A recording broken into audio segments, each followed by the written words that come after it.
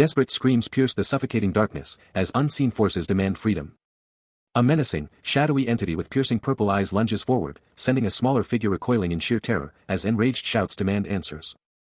The chaos intensifies. More figures emerge from the shadows, their terrified pleas for "Mommy, Daddy," adding to the deafening roar, while the shadowy aggressor looms, an unmoving harbinger of dread. Then, a sudden shift. Jaeyoung's crimson eyes snap open, wide with pure shock and utter confusion, as he's thrust into a completely bewildering new reality. He spins around, his gaze fixed on a multitude of shadowy figures in the distance, a silent, urgent question burning in his mind: who are all these people? But then, his focus shifts. A hand instinctively reaches out as an eerie, ethereal purple light begins to burst from cracks in the very ground beneath him. Jaeyoung clutches his head, the sheer disorientation threatening to consume him as he screams internally, "Where is this place?" The purple light explodes, transforming into a blinding, golden-white radiance that engulfs everything, shimmering with raw, unbridled energy. Jaeyoung is instantly disoriented, engulfed by a blinding, glowing energy as reality itself seems to shatter around him. Then, a terrifying, shadowy monster with blazing red eyes erupts into view, its razor claws ripping through an unknown victim in a burst of pure chaos and deafening roars. Jaeyoung can only stare in absolute horror as the victim is thrown back, the nightmare unfolding before his eyes feeling terrifyingly real, a sickening thump punctuating a desperate plea from another terrified soul. Next to him, Park Deok-goo's eyes are wide with pure terror, both of them trapped in the same horrifying question: is this some sick joke, a nightmare, or has reality itself just shattered? Jaeyoung's face twists in a desperate attempt to make sense of the madness, demanding to know who would pull such a twisted stunt, his brain screaming that he was literally just chilling in his own house moments before. Suddenly, he's back in his own quiet apartment, Jaeyoung sitting at his table, lost in thought, a cup clutched in his hand as the insane chaos he just witnessed echoes like a terrifying, hyperreal dream. But his intense thoughts are shattered by the sudden, insistent ring of his phone, ripping him back to the normal world he just barely escaped. A sudden beep cuts through the silence, and Jaeyoung's phone flashes with a mysterious game app, practically begging him to dive in. His eyes narrow at the screen, a single thought burning: is this some kind of new game? Pulled by an irresistible urge, his hand moves as if on its own. His brow furrows in confusion, a chilling realization dawning: he never installed this. In a blink, he's plunged into a chaotic crowd, the air thick with whispers of fear and bewilderment as everyone asks, what is going on? His jaw drops as a voice cuts through the noise, demanding to know if he has any answers to this madness. A hand clamps onto his arm, and he can only stammer that he's completely clueless, just like them. As Park Deok-goo yanks him forward, Jaeyoung's mind races: this isn't a game, it's real. He can actually interact with people. Suddenly, a radiant figure with flowing white hair and glowing golden eyes appears above the crowd, her voice echoing with divine authority: everyone, welcome to the other world. As a fiery aura erupts around her, she declares, a fire. A monstrous growl rips through the air, a terrifying beast with glowing red eyes appearing as if summoned by her words. The divine figure continues, her golden aura intensifying: everyone, please pay attention to what I will say from now on. Among the bewildered faces, Park Deok-goo stares up, his mind reeling at the declaration: first of all, I am thankful for you all accepting our invitation. Invitation? What the hell are you talking about? The ethereal being's voice cuts through the confusion, her words a chilling promise: and you will all die here. But if you manage to survive, you can go to the next stage. This is a game. Call the game. It is directly related to your survival. Jaeyoung's crimson eyes widen in disbelief, the full weight of the situation crashing down on him as the entity adds: not all of you can go to the next stage. What? The goddess's voice booms, dropping a bombshell: only a select few have crushed the test and made it to the continent. This isn't just a journey anymore, it's a full-blown game, and she's making it crystal clear: only a handful will ever see the next stage. And as that brutal truth hits, Park Deok-goo's head drops, a crushing silence between him and Jaeyoung, who's still locked onto the goddess, absorbing every word. Meanwhile, Young Hyen's eyes are already brimming, her face a picture of pure heartbreak as the terrifying truth of being just a small number crushes her.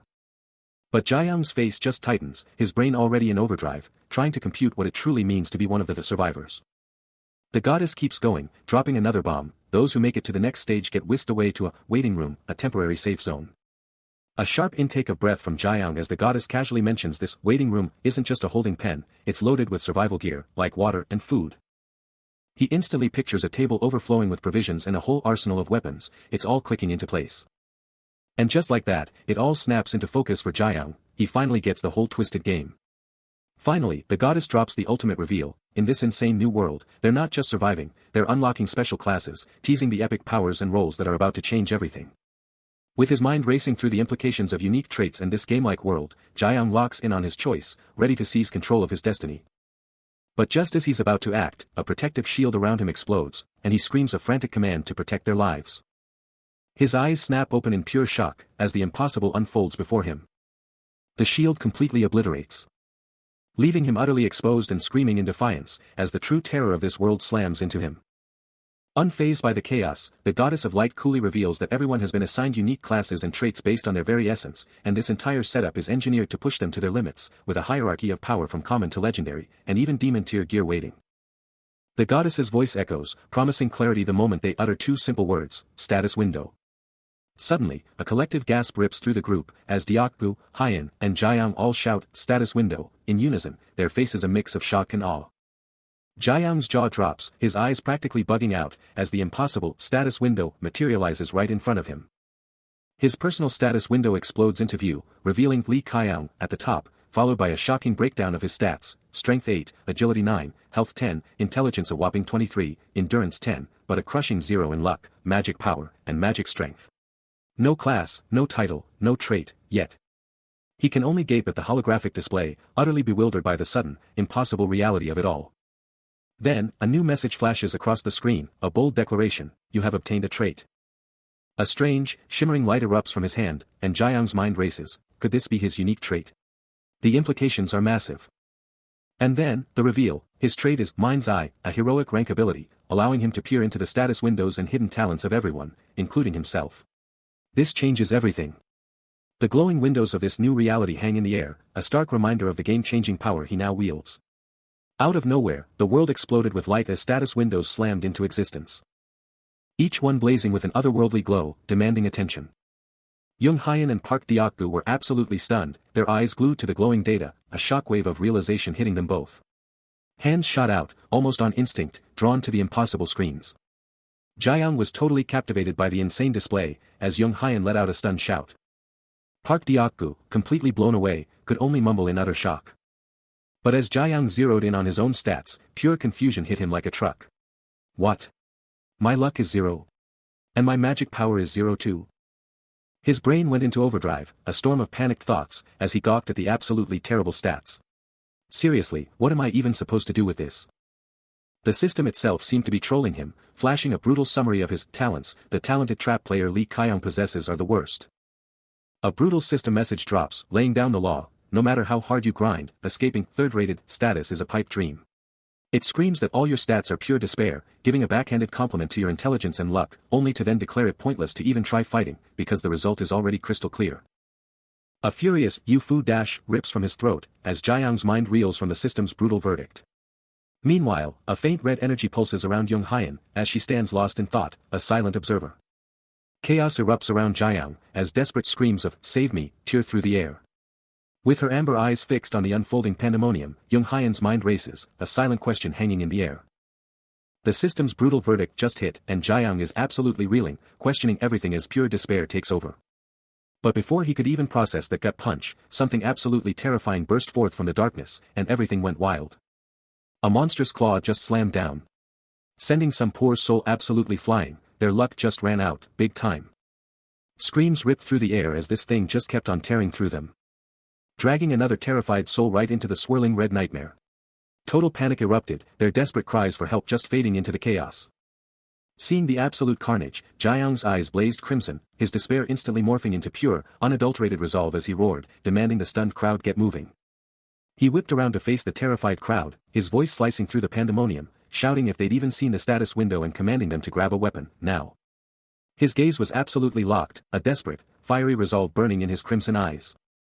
He screams, his voice raw with disbelief and pure rage, demanding to know if this nightmare is some kind of sick joke. Crimson eyes flash, a cold, calculating glint replacing the panic. Then, a system window explodes into view, displaying Park Deokgu's stats, talent, growth limit and his core attributes like strength, agility, and stamina. The data scrolls, revealing his wisdom, dexterity, and magic. Jiang's gaze locks onto the abysmal dexterity and magic scores, a chilling smile spreading across his face as he whispers, "I found one." His eyes gleam with a dark, predatory intelligence, his face twisting into a chilling smirk. With a blood-splattered grin, a truly terrifying smile, he coldly announces his plan to use the poor soul as "my meat shield." Suddenly, a monstrous, clawed limb explodes onto the scene, tearing through the air with a violent surge of reddish-orange energy. A guttural roar rips through the air as the creature's limb continues its relentless, aggressive advance. And with terrifying speed, that claw snatches a human arm, drawing out a piercing, desperate scream. It's Young Hyen, trapped. Her face contorted in pure terror, she screams out, "Someone." Her desperate plea rips through the chaotic air, "Save me." Jaeyoung and Park Deokgu witness the horrifying abduction, and Deokgu, in a panic, yells, "Ah. Please, quickly." But Jaeyoung, his expression hardening with resolve, turns to his companion and calmly, strategically commands, "Please take the lead. I'll help you." He hears Deokgu's frantic query about fighting, but Jaeyoung's gaze is locked, his resolve unyielding, refusing to back down as a blood-curdling shriek rips through the air. He knows deep down, there's a hidden truth behind this chaos. But Deokgu, ever the pragmatist, urges them to get out of there, fast. Suddenly, the focus snaps to Young Hyen, her eyes blown wide with pure, unadulterated terror, a silent scream trapped in her throat. A monstrous, glowing maw, crackling with raw reddish-orange power, lunges with an unholy gulp. It slams into her with devastating impact, sending her flying. Her desperate, ear-splitting shriek echoes, and both Jaeyoung and Deokgu roar her name in a desperate plea. A colossal, shadowy claw snatches her, dragging her into the abyss as her cries reach a fever pitch. Her face twists into a mask of absolute horror, consumed by the encroaching void. Jaeyoung's got that look in his eye, a smirk playing on his lips as he takes in the chaos. Red blade glowing, he's already decided, this monster. It's his new meat shield. The monster lets out a piercing shriek, reeling back from a hit it didn't see coming. As Jaeyoung's weapon flashes red, slamming into it with brutal efficiency. But the beast isn't done, its claw lunging at him with shocking speed, catching him completely off guard. But just as it's about to hit, Park Deokgu bursts in, his glowing red shield slamming into place to block the attack. A wide, almost mischievous grin spreads across Jaeyoung's face as he watches his buddy in action. He casually remarks on Deokgu's usefulness, who, standing over the monster's defeated remains, is already hyped to grab the loot. Deokgu plants his shield again, deflecting another desperate lunge from the monster. "Hyung, that thing." Deokgu's urgent shout snaps Jaeyoung's focus to the shimmering exit portal. Jaeyoung, looking slightly annoyed, turns to his partner as Deokgu reminds him they're still in escape mode. But then, a blood-curdling scream rips through the silence, "Save me." A man, already covered in gore, crashes to the floor, a horrifying screech signaling his impending doom. He desperately begs, "Save me, please," his hands clasped in a futile prayer. Yet, his pleas are met only by a horde of monstrous, red-skinned creatures, their claws and fangs closing in for the kill. Deokgu, witnessing the brutal spectacle, turns to Jaeyoung, his voice a worried whisper, "Hyung." The monsters tear into their prey, a sickening rip accompanying the sight of a bloodied hand reaching out. The victim's face is a mask of pure terror and pain. The unnamed victim is still getting absolutely pummeled by those grotesque red-skinned monsters, a chaotic blur of pure violence. When one of the beasts drags him deeper into the chaos, his face twisted in a silent, gut-wrenching scream of agony. Blood gushes from his mouth, his eyes wide with sheer terror as the relentless assault just keeps coming. But from a distance, Jaeyoung observes the unfolding horror with chilling calm, a single thought echoing in his mind, this was exactly what he wanted all along. The monsters swarm, their bodies crushing the victim under their sheer weight, a sickening symphony of squelching and crunching filling the air. Next to Jaeyoung, Park Deokgu's eyes go wide with absolute horror, a desperate, choked cry of "Hyung" tearing from his throat. His jaw clenches, a fierce, unyielding resolve hardening his features as he tightens his fist. Without a single word, Park Deokgu explodes forward, a determined blur against the fiery backdrop, charging headfirst into that monstrous horde. The victim's final gasps are devoured by the gnashing teeth of the creatures, his bloodied face a last, desperate image as they rip him apart. Sein Gesicht vor Verzweiflung verzerrt, waren Schattenhaft gestalten Narkoman. His face contorts in sheer despair as shadowy figures close in, tearing at him. In a final, desperate plea, he screams, "Kill me, please." And then, just like that, silence falls. Jaeyoung watches the horror unfold, his fist clenching tight, a fleeting moment of regret flashing across his face as he grinds out, "Damn it. I'm sorry." But that regret vanishes, his crimson eyes hardening with cold, calculating resolve. No. His fist tightens even more, the decision now absolute. I should be thankful to him. He acknowledges the brutal truth, because I'm able to survive thanks to him. Then, with unwavering resolve, his hand plunges into the swirling, dark void. He demands to know their next move, but the other guy just sighs, retorting that if he knew, they wouldn't be in this mess. A frustrated "ugh" slips out, as he mentally scoffs at the other's pathetic weakness, especially for a guy his size. He declares their top priority is finding a safe zone, then probes if the other has any gaming experience, hoping someone who's played before might actually be useful. Suddenly, a status window pops up, showing his own stats as a voice taunts his sluggishness. He scans his name, Lee Jiang, and his pitiful base stats: no class, no title, 0 magic power. Then, another window screams, level up, revealing Park Deokgu's stats: a bit stronger, a bit tougher, but still no class, no magic. Deokgu's desperate thoughts scream that he's going to die. But even with that bleak reality, Park Deokgu steels himself, declaring it'll be hard, but they have to get stronger first. Worry lines his face, but a spark of resolve ignites behind his sweaty gaze. He then pulls out 2 sacks, announcing their luck: they've got a sword, a shield, and some potions. He ponders his own standing compared to everyone else. After their crucial finds, Park Deokgu declares they're actually in a slightly better position than they were moments ago. But a sudden, intense realization hits him, his face contorting with a surge of raw emotion. Meanwhile, Jiang lets out a low hum, his sharp, crimson gaze locked onto something, already calculating the next move. He's staring down a grotesque monster, its mouth a cavern of razor-sharp teeth, and the burning question is, why isn't it moving in for the kill? Jiang's mind's eye snaps into action, instantly profiling the beast, revealing it as a 5-year-old voracious demon. The system window flashes, detailing its instinctual traits: a low-rank monster with abysmal eyesight and intelligence. The critical piece of the puzzle falls into place: this thing can barely see them. Jiang points ahead, a brilliant strategy already forming, and Deokgu is locked on, ready for action. With a surge of determination, Deokgu tightens his grip on the rough wooden club, bracing himself for the impending fight.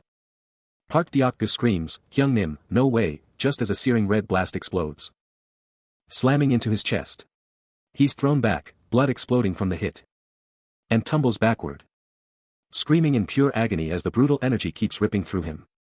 He's down, buried in rubble, but his eyes blaze with furious red light, roaring at his attacker, "Damn you! Die! Die already!" A bloodied hand reaches out, then falls, his body finally still. Suddenly, a system message pops up, declaring a strength point gained. He processes the data, confirming his hypothesis: taking down opponents means gaining experience, exactly as he'd calculated. A sly grin spreads across his face, while the other guy is totally caught off guard, looking completely flustered. He holds his intense stare, watching the other guy squirm in awkwardness. Then, he drops a bombshell of encouragement, telling him, "If I can pull it off, you can too. In fact, you can probably do even better." He grabs the other guy's hand, and bam. A system message pops up, showing a whopping 30 endurance stat points. Still reeling from everything, the other guy finally manages to ask, "Hyungnim, what's your name?" Flashing a killer smile, Lee Kyung makes his grand introduction. Park Deokgu quickly follows suit, then nervously asks, can I call you Hyungnim?" Lee Kyung gives the nod, but his look hints at something more complex brewing beneath the surface. A chilling metallic scrape cuts through the air as a blade is unsheathed, ready for action. Park Deokgu freaks out, yelling, "What are you doing? Hold on a sec." But then, a system notification pops up, shocking him as his endurance skyrockets. He just got a stat boost. Jiang grabs Park Deokgu's face, dead serious, declaring, "My shield better be tough, right?" Totally blown away, Park Deokgu drops to his knees, shouting, "Thank you, Hyungnim. Use me for anything." Jiang, ever the pragmatist, just says, "Okay, let's bounce from here first."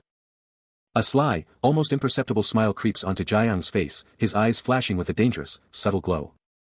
Out of nowhere, a blood-curdling scream rips through the dungeon, and it's Young Hyan, freaking out in the background. Her screams just keep coming, sending shivers down everyone's spine. Her face is twisted in absolute horror, and her eyes are blazing with an eerie glow, showing just how terrifying whatever she's seeing really is. A blood-curdling scream echoes, and Young Hyan's eyes blaze with a terrifying, unnatural red. The ground shakes with thunderous thuds, unleashing a monstrous, hulking beast with blazing red eyes and razor-sharp fangs.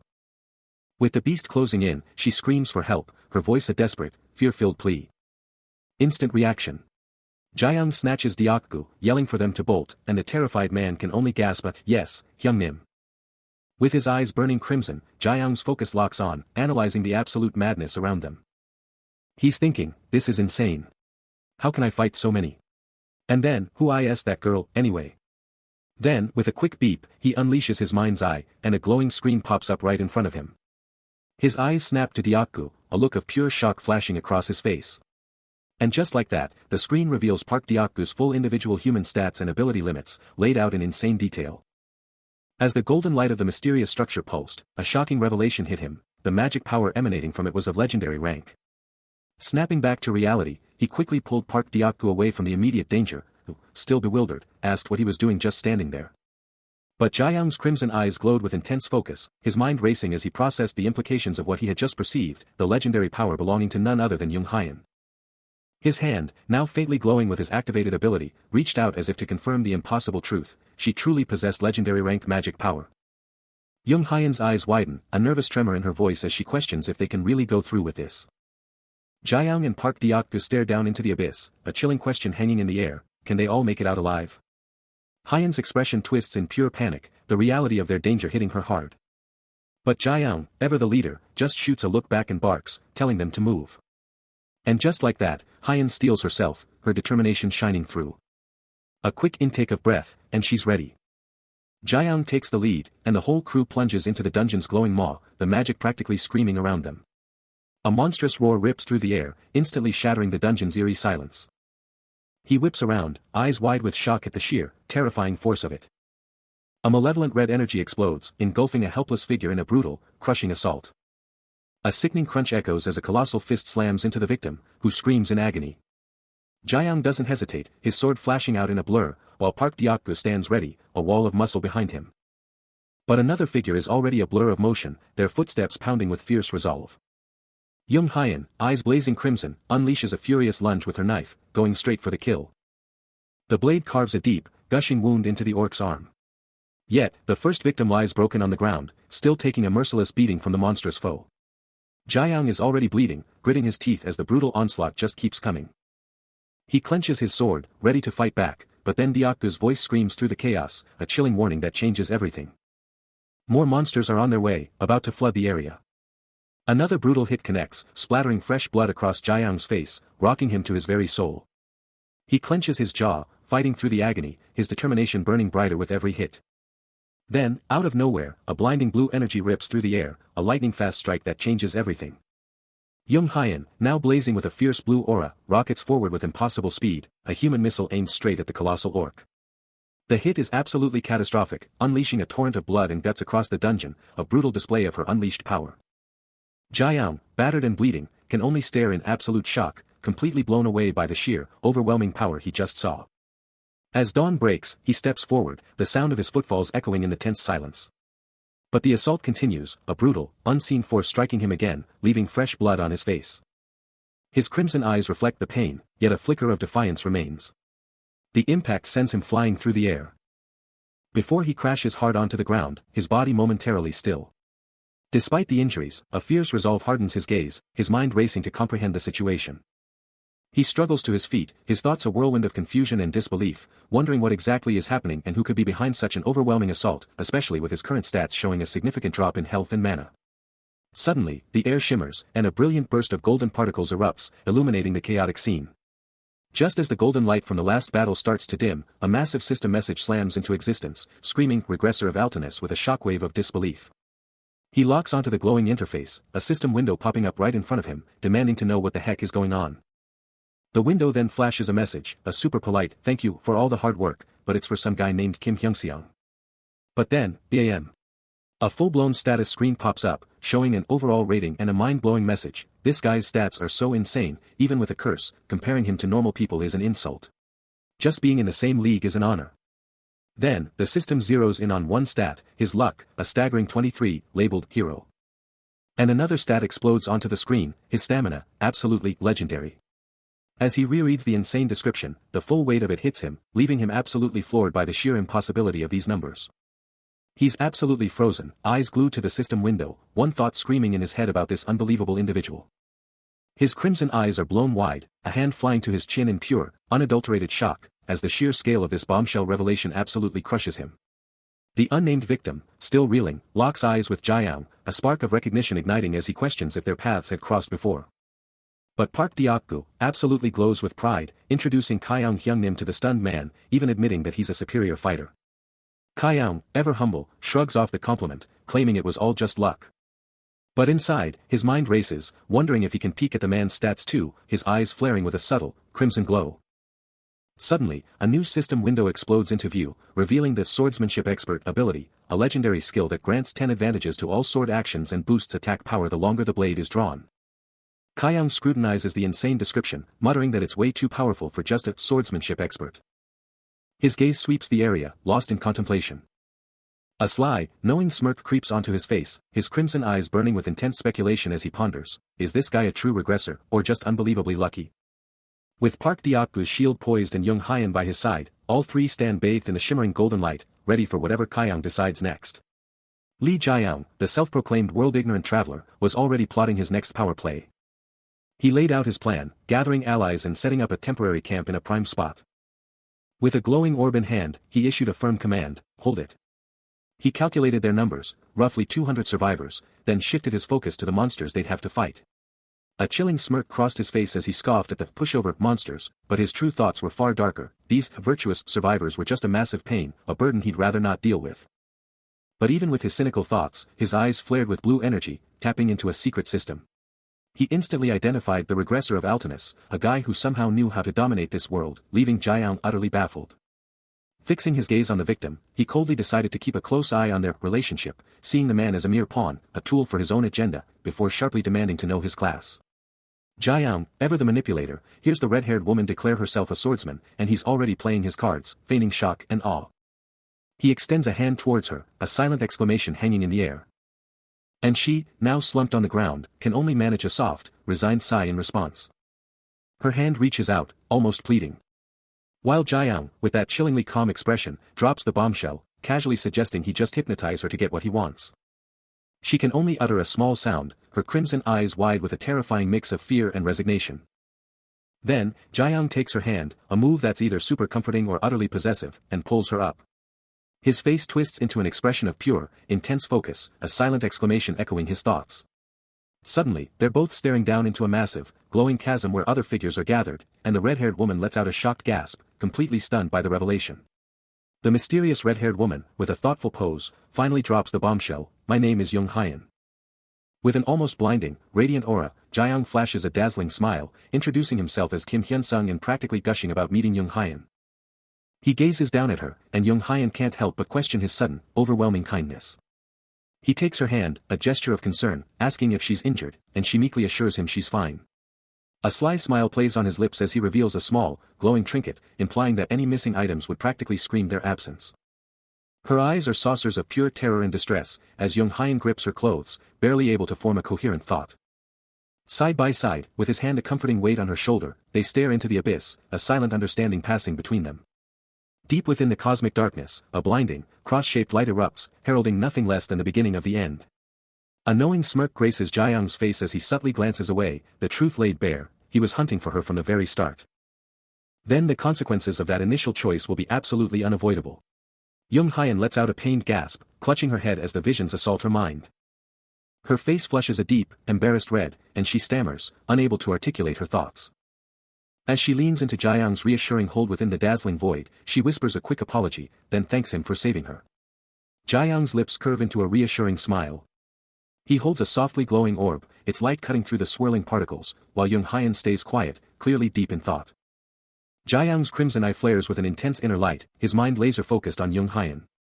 She stares, mesmerized, at a massive, glowing cross hanging in the dark expanse, a woman whose power defies all logic and common sense.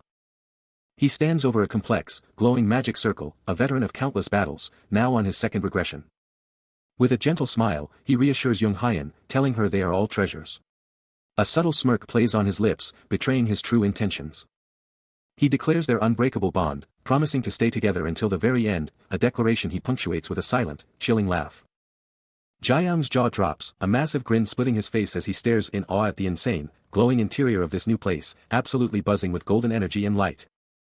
He lets out an astonished, drawn-out ooh, completely captivated by the incredible sight. Deokbu, Hyun, and the red-haired woman are right there with him, all of them totally blown away by the glowing, super-detailed architecture and the crazy, otherworldly light flooding the whole area. It's like they've just stumbled upon something truly epic. Jaeyoung whips his head towards the red-haired woman, his voice practically screaming disbelief, seriously, how did you even find this place? She just gives him this sly, knowing smile, her eyes practically glowing with mischief as she casually drops the bomb, accident. And just like that, she spins around and starts walking off, her confidence radiating as she throws back over her shoulder, "Oh, I'm totally sure. Absolutely." With a dazzling smile, the red-haired woman pops up, dropping a casual, "Welcome back," like it's no big deal, even as golden particles are still going wild around them. She just keeps going, "Oh, looks like you guys." But Jiang isn't even listening, his eyes locked on the new girl next to her, thinking, "Who is she?" Diakku, ever the worrier, chimes in, "Dude, I was actually worried you guys were late." He's totally checking out this new girl, Jai-hai, realizing there are two new faces with the red-haired woman, then his eyes drop, and he just lets out a confused, drawn-out sound. Suddenly, a status window pops up right in front of him, spilling all the tea on Lee Jai-hee, 22 years old, literally NO class, and her job. Commercial ambassador. He can only manage a stunned, huh? Meanwhile, the red-haired woman, totally clueless about his mental meltdown, just playfully calls him, Brother Hyun-sung, and someone's even thinking she's cute. Jiang, still reeling from the info dump, just mutters, Brother Hyun-sung. Then, another status window slams into view, revealing Jai-hee's absolutely terrible stats, Strength 15, Dexterity 10, Luck 1, Endurance 10, Intelligence 10, Magic Power 10, literally an overall worst rating. Jiang is absolutely floored, yelling, "Vibes. What good is this?" Ugh, he's totally freaking out, complaining that even the first person they met had some defense, but Jai-hee? She's somehow even worse. Jiang's brain was in overdrive, trying to figure out who these new players were, all while the narrator dropped a bombshell about the red-haired woman's sadistical mind freak vibe. But the red-haired woman just kept going, totally unaware of Jiang's mental meltdown, and casually introduced his crew, Park Deokgu and Young Hyun, with a cool, "Nice to meet you." Then, a super shy Young Hyun stepped up, barely whispering her own name back. Suddenly, Jiang's hand just snapped out, grabbing the red-haired woman's shoulder like it was nothing. She just gave him this weird HMM sound, her face totally blank. But Jiang was absolutely raging inside, like, how dare she try to figure me out. Then he checked out Park Deokgu, who was totally flexing his giant muscles and gear, a pure power display. But Jiang's mind was already somewhere else, thinking about the Lee Jai-hai he used to know, and the dude who had her back. Meanwhile, Deokgu, totally clueless about Jiang's deep thoughts, just blurted out, "Yo, are you like, a take brother? I bet you've already caught tons of monsters." The red-haired woman is totally taken aback, a shocked gasp escaping her.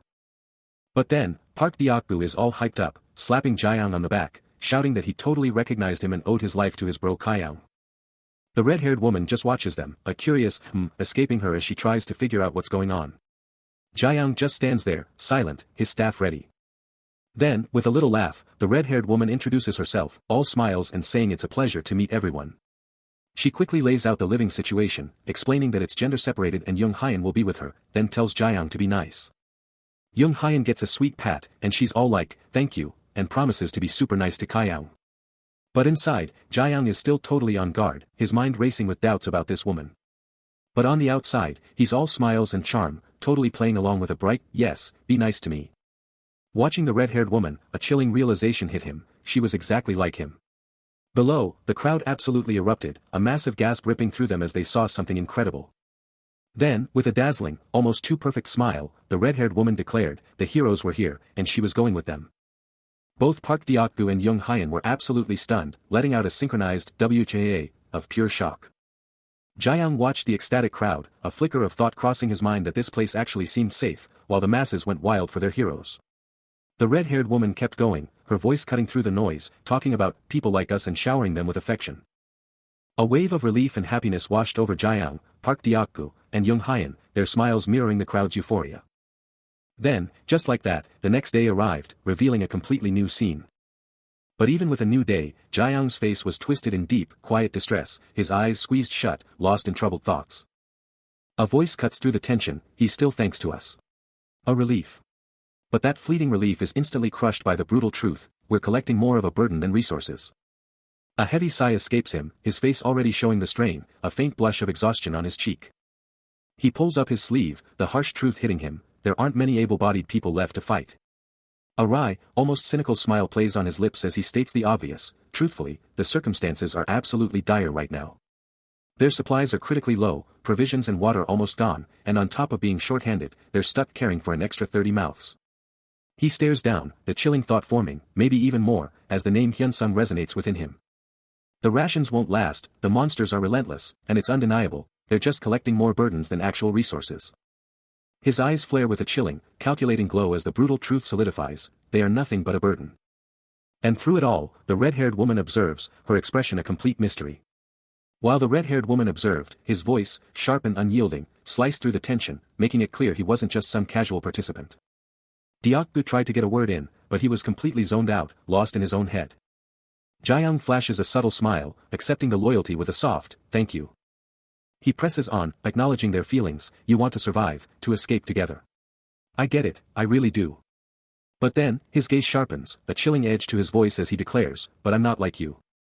He lays it bare, revealing his true colors, "My nature won't let me sacrifice myself or play nice in groups. Call me selfish, I don't care." While he talks, Jaeyoung's thoughts race, a silent counterpoint to the ideals of self-sacrifice. He remembers the greater good mantra, but he has no clue what's really going on in my head. Back in the moment, he gives a knowing smirk, "Totally get it. I bet you've got something you want too." His eyes narrow just a bit, "Ah." His mind wanders back to the greater good philosophy, a cynical smirk twisting his lips as he dissects the hidden agendas. He remembers the greater good speech, but he's totally clueless about my real thoughts. Then, with a firm resolve, he declares, "All right, then I'll tell you this." He barely turns, but Lee Jae-hee is already on him, her voice cutting through the dazzling, almost ethereal glow of the room. She's not backing down, demanding a piece of whatever epic gains he's about to pull off. But his mind is already made up, a silent, ironclad vow that there's no way he's letting anyone else snatch even a single crumb of his hard-earned loot. With Hyun-sung's master plan unfolding, Jaeyoung steps forward, making it clear they're not just spectators, they want in. Facing Deokgu, Jaeyoung's intense crimson gaze betrays his thoughts, flashing back to that initial, cryptic notification, the one that laid out 3 game-changing choices. He knew it then, and he knows it now, pick a rare item, and there's no going back, ever. He deems organizing them an impossible feat. Realizing the continent's resource monopoly would cripple efficiency if his guild didn't strike first. Because even escaping the monsters wouldn't save them. They'd just starve to death. He ponders if such a grim deduction is obvious to everyone. Deep in contemplation. Then, turning to his ally, he challenges, "You're trying to say." A powerful handshake seals their alliance, ready to conquer together. A smirk crosses his face as he mentally jabs, "At least you're better than that Hyun-sung, the ultimate businessman." And that applies here too. He scans the faces, a new kind of respect, a new kind of fear, now etched into their gazes. This guy, he thinks, the way he's looking at me. It's totally different now. But maybe, he wonders, the guy finally sees how useful he can be. Like, for example, he smirks, already plotting his next move. Suddenly, deep inside a massive, glowing blue dungeon, the real fight begins. A gnarly, green monster charges, screaming its battle cry. Deokgu grapples with the beast, its frantic shriek barely audible over the chaos as he fights to stay upright. Then, a giant blue monster with glowing eyes bursts in, roaring as someone screams for Hyung. Deokgu throws up a barrier, gritting his teeth, shouting back, "I know, Deokgu," as the impact hits.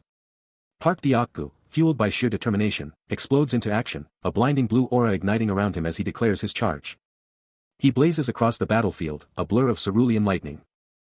His supercharged fist slams home with devastating force. A massive wave of pure blue energy rips through everything in its path.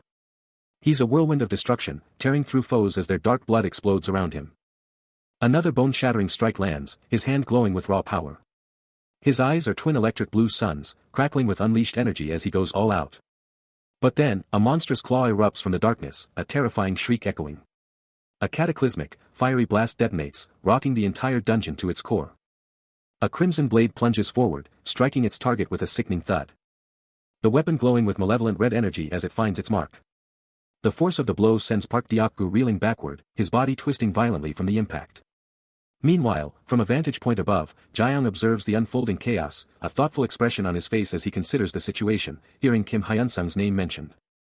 He muses that something significant lies ahead, and that he might never truly be rid of the other man. Kim Hyun-sung confirms his understanding, noting that at least the number of monsters is less than anticipated, which is a small comfort.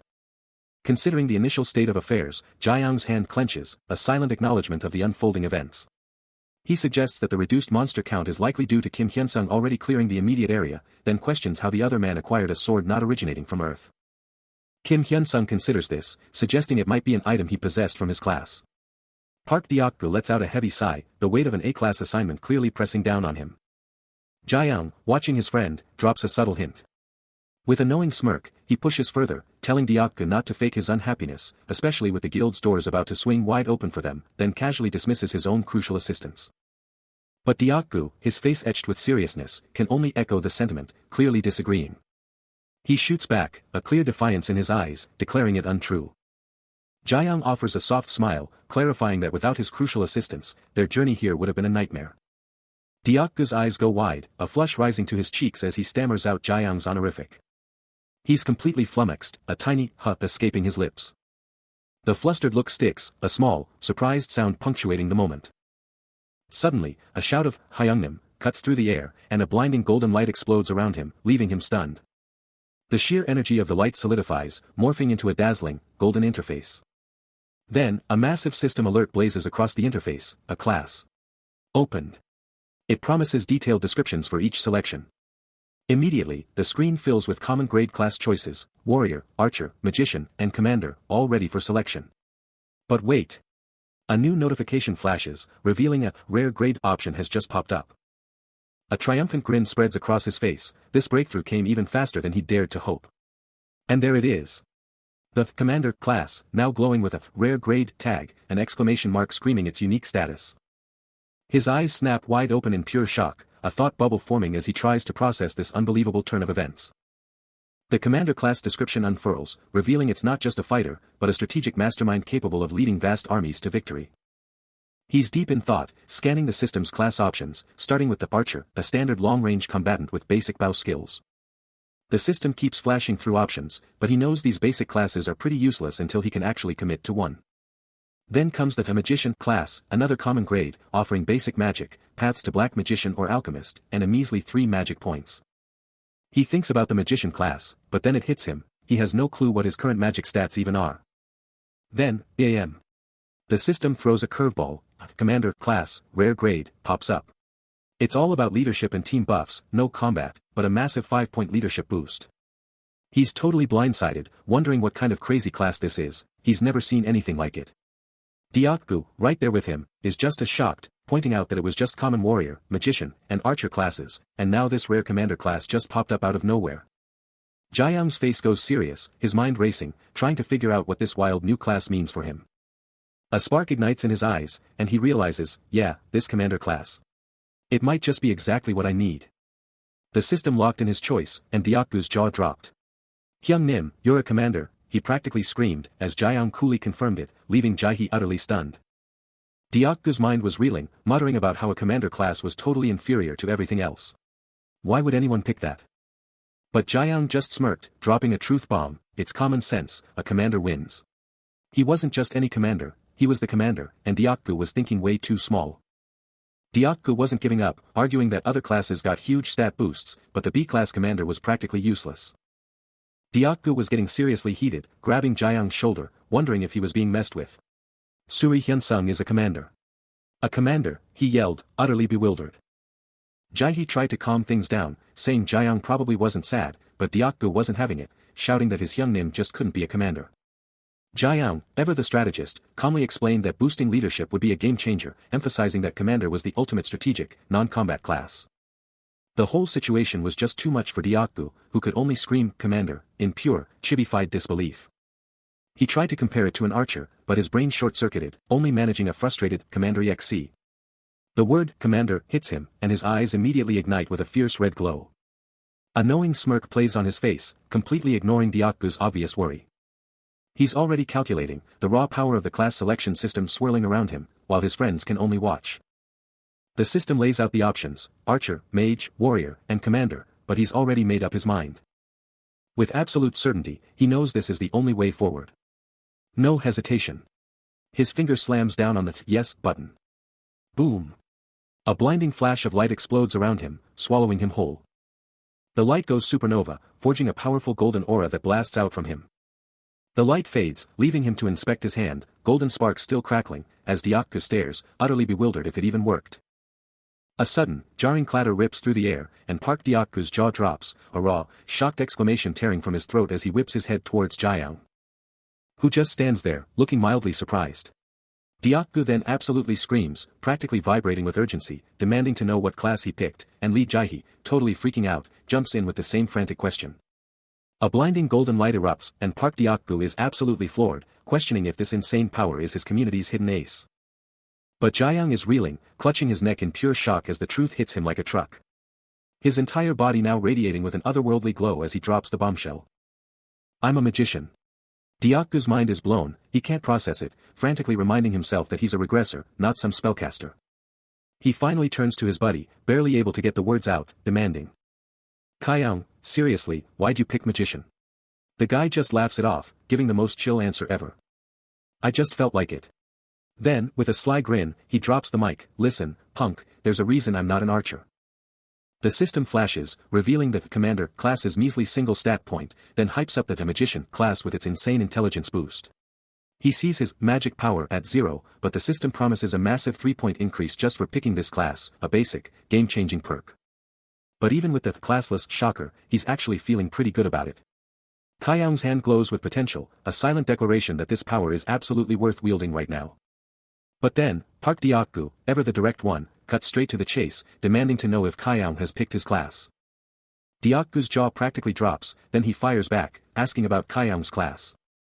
With a sly grin, Kaiyang drops the bombshell, Shield Warrior, for Diaku. Diaku's mind is blown, completely stumped by Kaiyang's wild suggestion. But then, bam. A blinding light engulfs him, a massive shield materializes, and just like that, he's the Shield Warrior Kaiyang envisioned. Kaiyang, cool as ever, simply asks if he's made up his mind.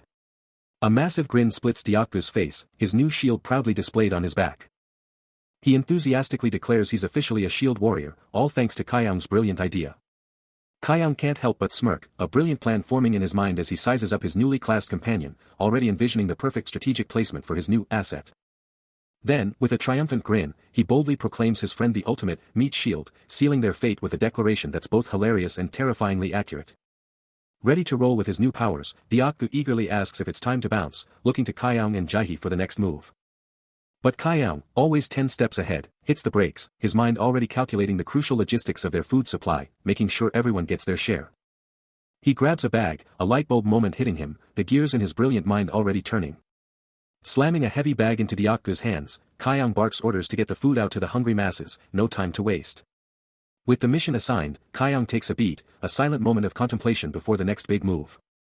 Diaku, always the loyal one, gives a heartfelt bow, thanking Kaiyang for his generosity and leadership. Kaiyang watches his friend depart, a silent leader overseeing his team, ready for whatever comes next. The survivor camp, a grim testament to their new reality, hums with a tense, subdued energy. Jaihe, her gaze unwavering, cuts through another woman's desperate pleas, asserting their imminent return to the shelter. She then pivots to the assembled survivors, offering sustenance, as one man, perhaps wary, quickly assures her he's only taken a single portion, ready to obey her every command. Jaihe's eyes scan the scene, a silent, calculating thought playing across her face. Her sharp gaze locks onto a gaunt, grimy figure, and with a directness that brooks no argument, she offers a piece of bread, demanding to know if they'll take it. A resigned sigh escapes her lips. This situation, she realizes, is beyond her control. The bread is thrust into Hayoung's waiting hands, who snatches it with a desperate, whispered thank you. But her voice hardens, a cutting reminder that this meager offering is only for those who refuse to work and simply beg. A hand reaches out, offering a measly portion of food, a brutal reminder of the desperate times. The image of a monstrous creature, wreathed in a crimson glow, flashes through her mind, a brutal symbol of the constant threat lurking just beyond their fragile sanctuary. Meanwhile, Hayoung, her face still smudged with grime, bows deeply, expressing profound gratitude for the sustenance. Lee Jaihe, observing the scene, registers a flicker of surprise, her expression softening almost imperceptibly. Her attention is then drawn to the arrival of Jiang and Park Diaku, who approach the gathering with a sense of purpose. A wide smile spreads across Jaihe's face as she greets Jiang, her demeanor shifting to one of genuine warmth. She then turns to Park Diaku, instructing him to handle the bags they've brought. Jiang, acknowledging her, expresses his thanks, before stating his need to depart for other duties. As he leaves, Jaihe's thoughts drift to his capabilities, pondering if he is a commander or an archer, reflecting on his potential role in their survival. Jiang and Park Diaku start to leave, but Jaihe isn't having it, reaching out and shouting. Hey, she yells, demanding they stop. Jiang spins around, a mischievous grin spreading across his face, and challenges her, seriously, you're not gonna share any of that? His eyes lock onto hers, a silent challenge in their depths. Then he just turns and keeps walking with Park Diaku. You want to eat? Go get it yourself, he declares, then adds, yeah, but seriously, it's not a good look for you. A moment of introspection, a flicker of doubt in his eyes. Maybe that's why I'm even here, he ponders. I just figured he wanted me for my skills.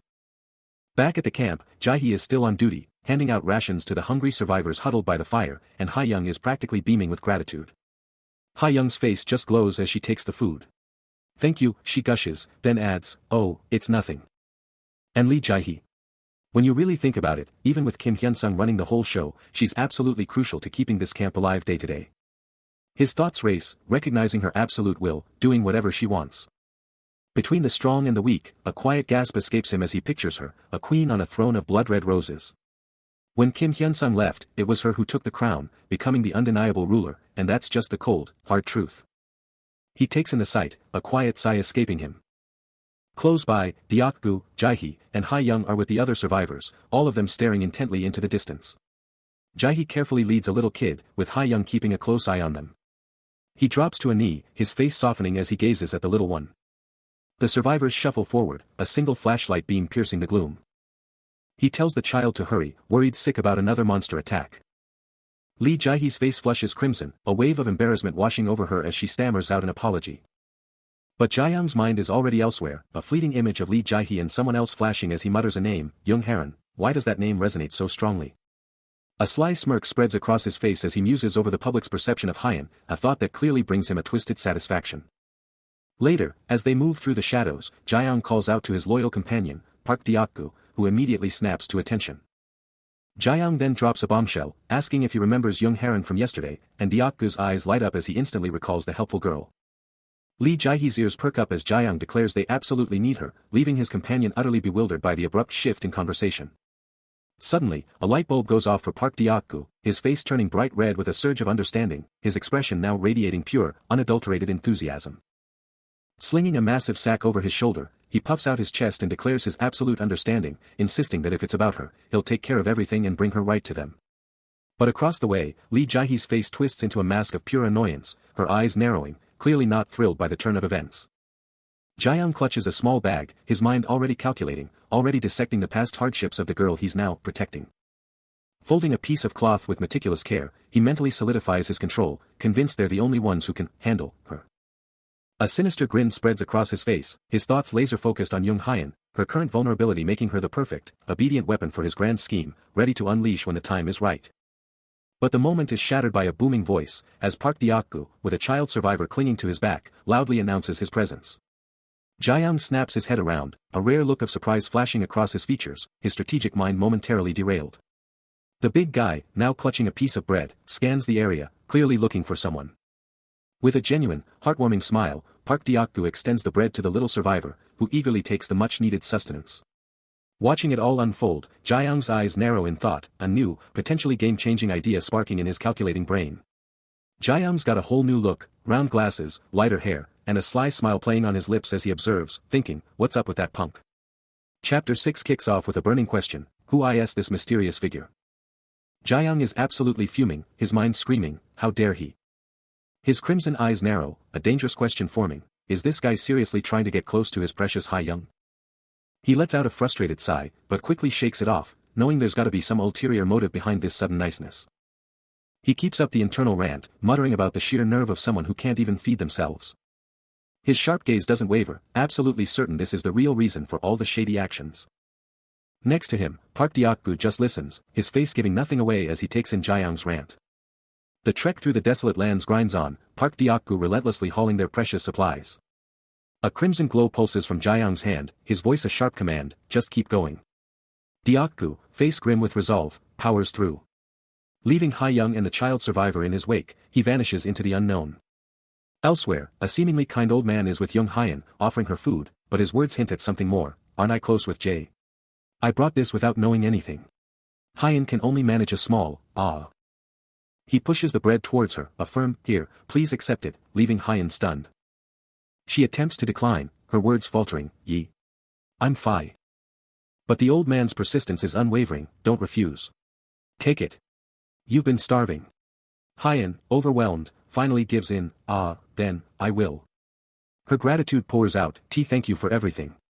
The old man just laughs it off, no, this is nothing, hee. Ha-young's mind races, fixating on the one person who truly has her gratitude.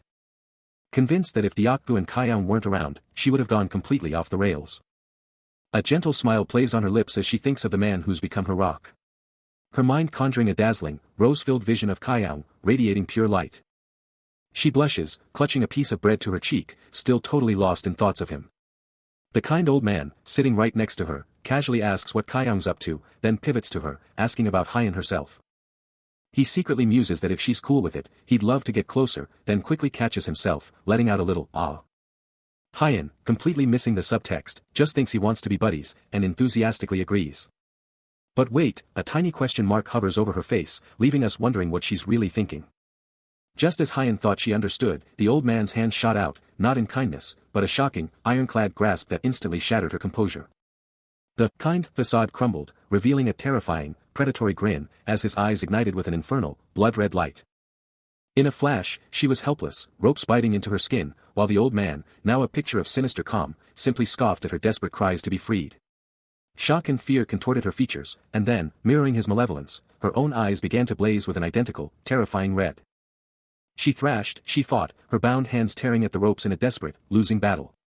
He just watched, a sinister, glowing trinket clutched in his palm, his voice dripping with pure contempt as he mocked her innocence. His face, bathed in the hellish red light of his own eyes, was a terrifying portrait of pure, unadulterated evil. He loomed over her, his voice a chilling, venomous hiss.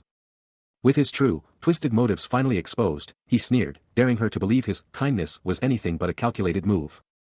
Young Haiyan, eyes blazing crimson, could only muster a terrified, choked, yes. The kind old man, a sinister grin spreading across his face, made it clear, if I give you something, you expect something in return. You want to live?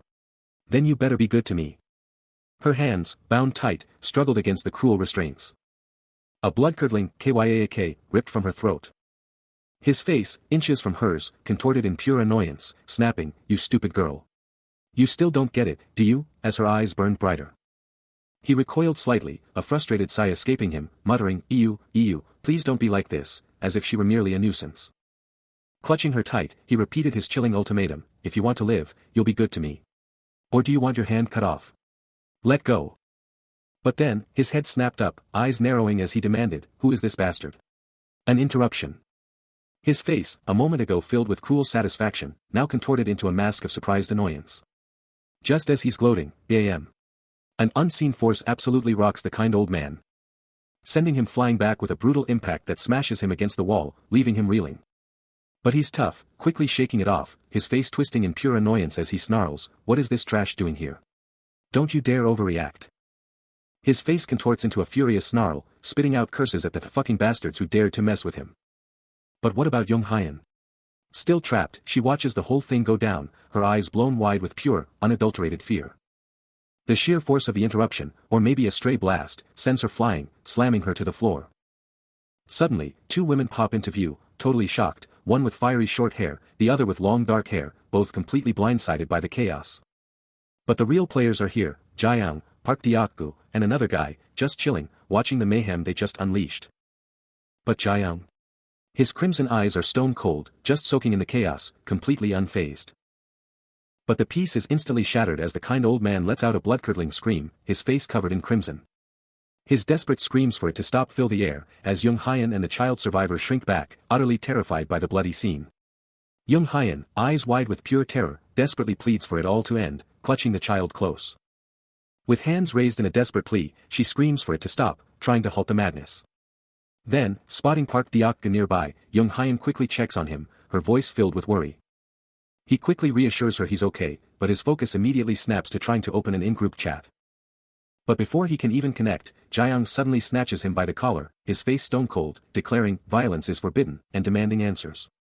With an intense glare, Jaeyoung lays down the law, revealing he only stopped Park Deok-gu's hand because he saw him trying to send a message.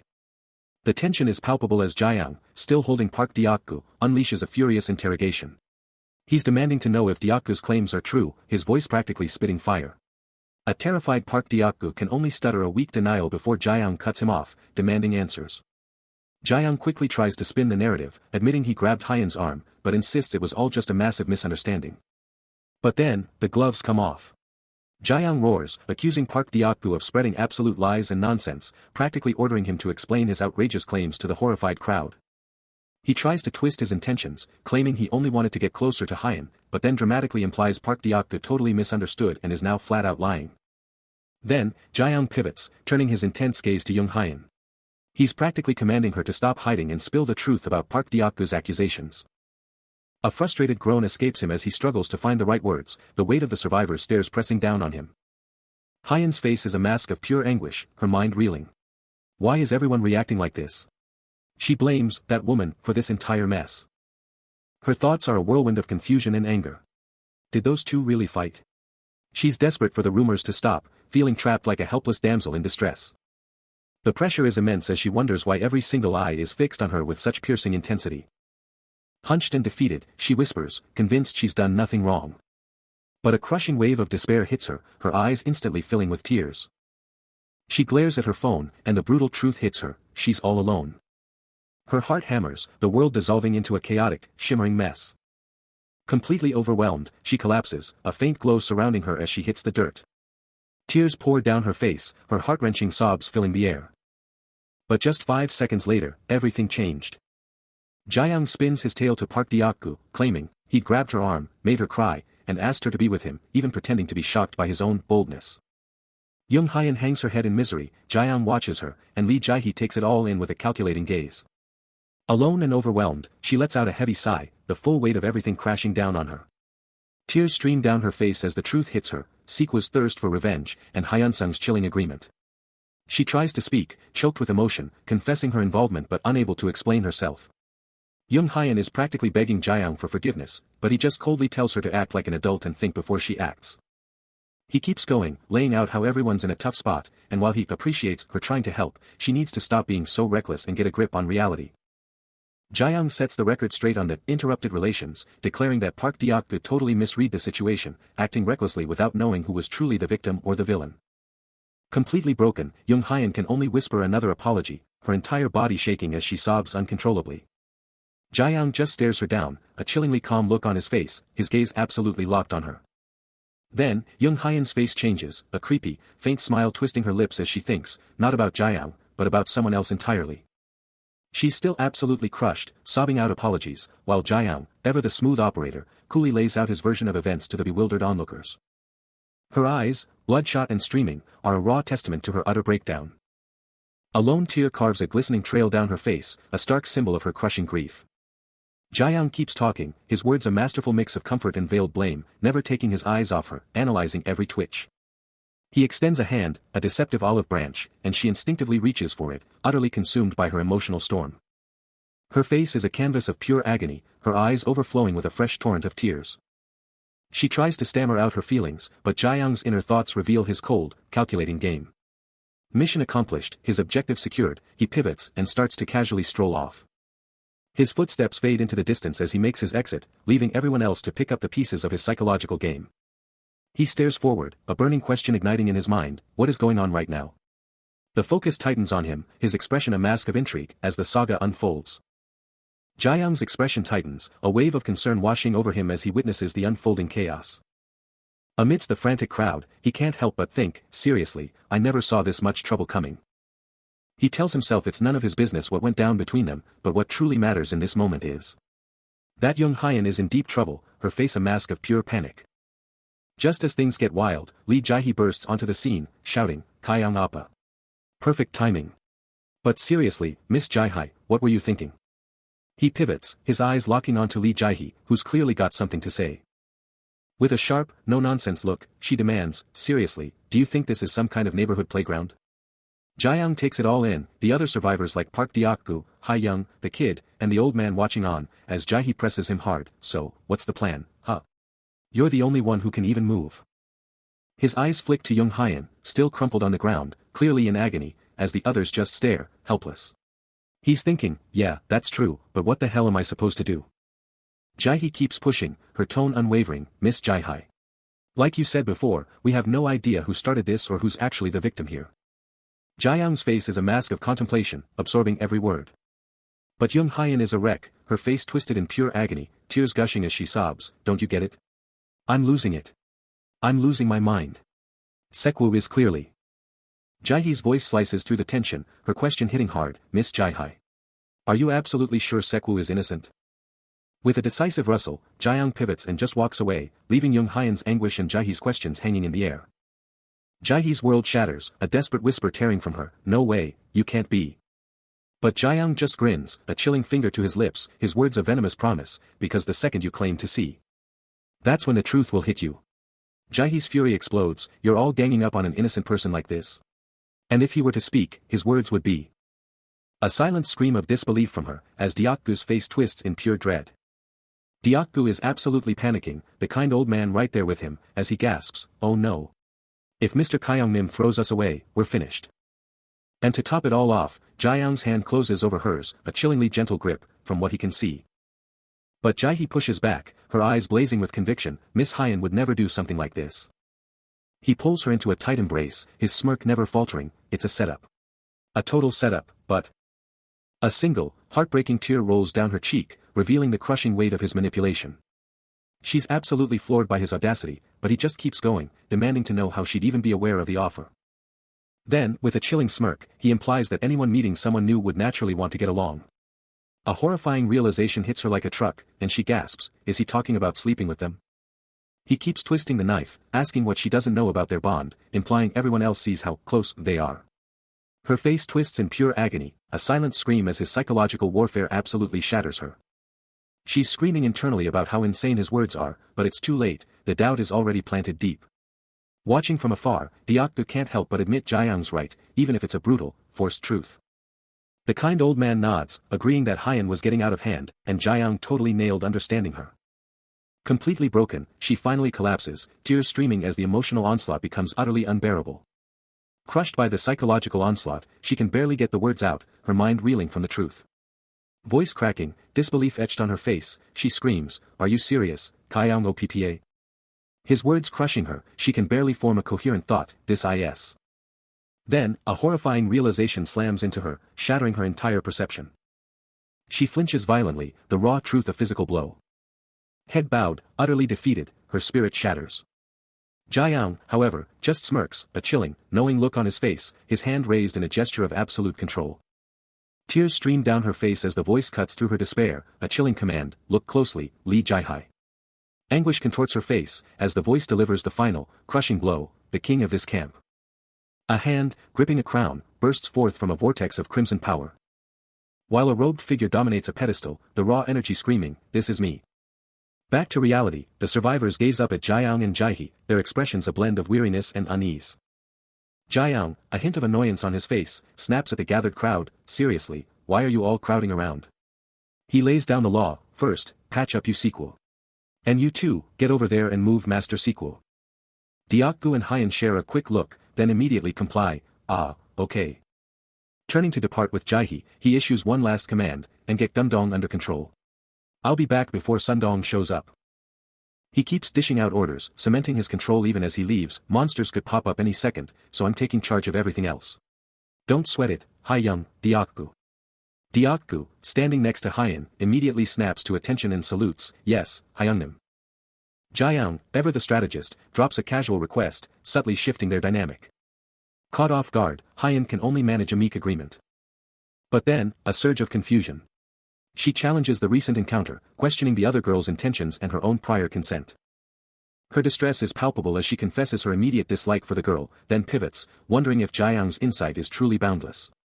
With an intense gaze, he lays down the cold truth, what truly matters is her strategic positioning and influence. Hyan absorbs the weight of his words, her expression a mix of contemplation and unease. The tension hangs between them as they sit, a silent understanding passing between the two. He breaks the quiet, a soft sound preceding his next crucial words. Hyan, burdened by guilt, tries to apologize, but Jaeyoung cuts her off, delivering a powerful reassurance that she is blameless. He coolly tells her to chill, demanding the full story of what went down. Hyan, still reeling, starts to spill, her voice a mere squeak.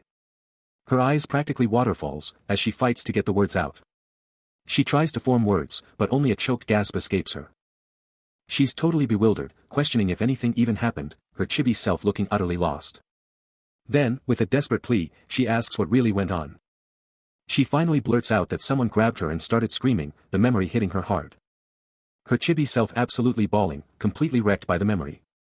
Jaeyoung, watching her meltdown, lets out a weary sigh, knowing this is going to be a long one.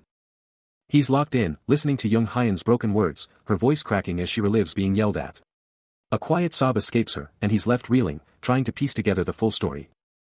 He thinks about her insane energetic ability, realizing she's got nothing to fear, then quickly tells her, "It's okay now."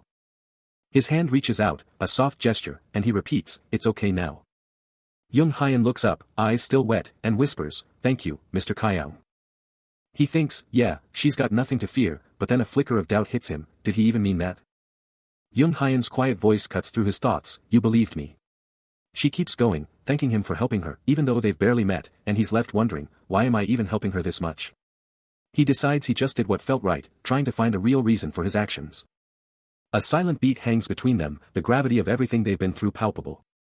Still seated, he playfully shuts down the idea of an older sister, cracking a joke about being a younger brother, but deep down, he's struck by how much she reminds him of his own little sister.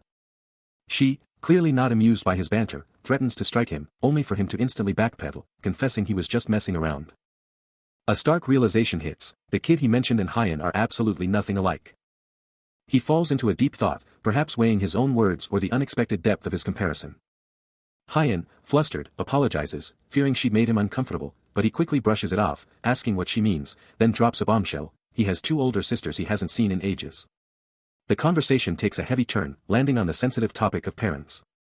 Her gaze drops, and she quietly admits she has none, a shared void connecting them, then, in a raw moment of vulnerability, she calls him, sister.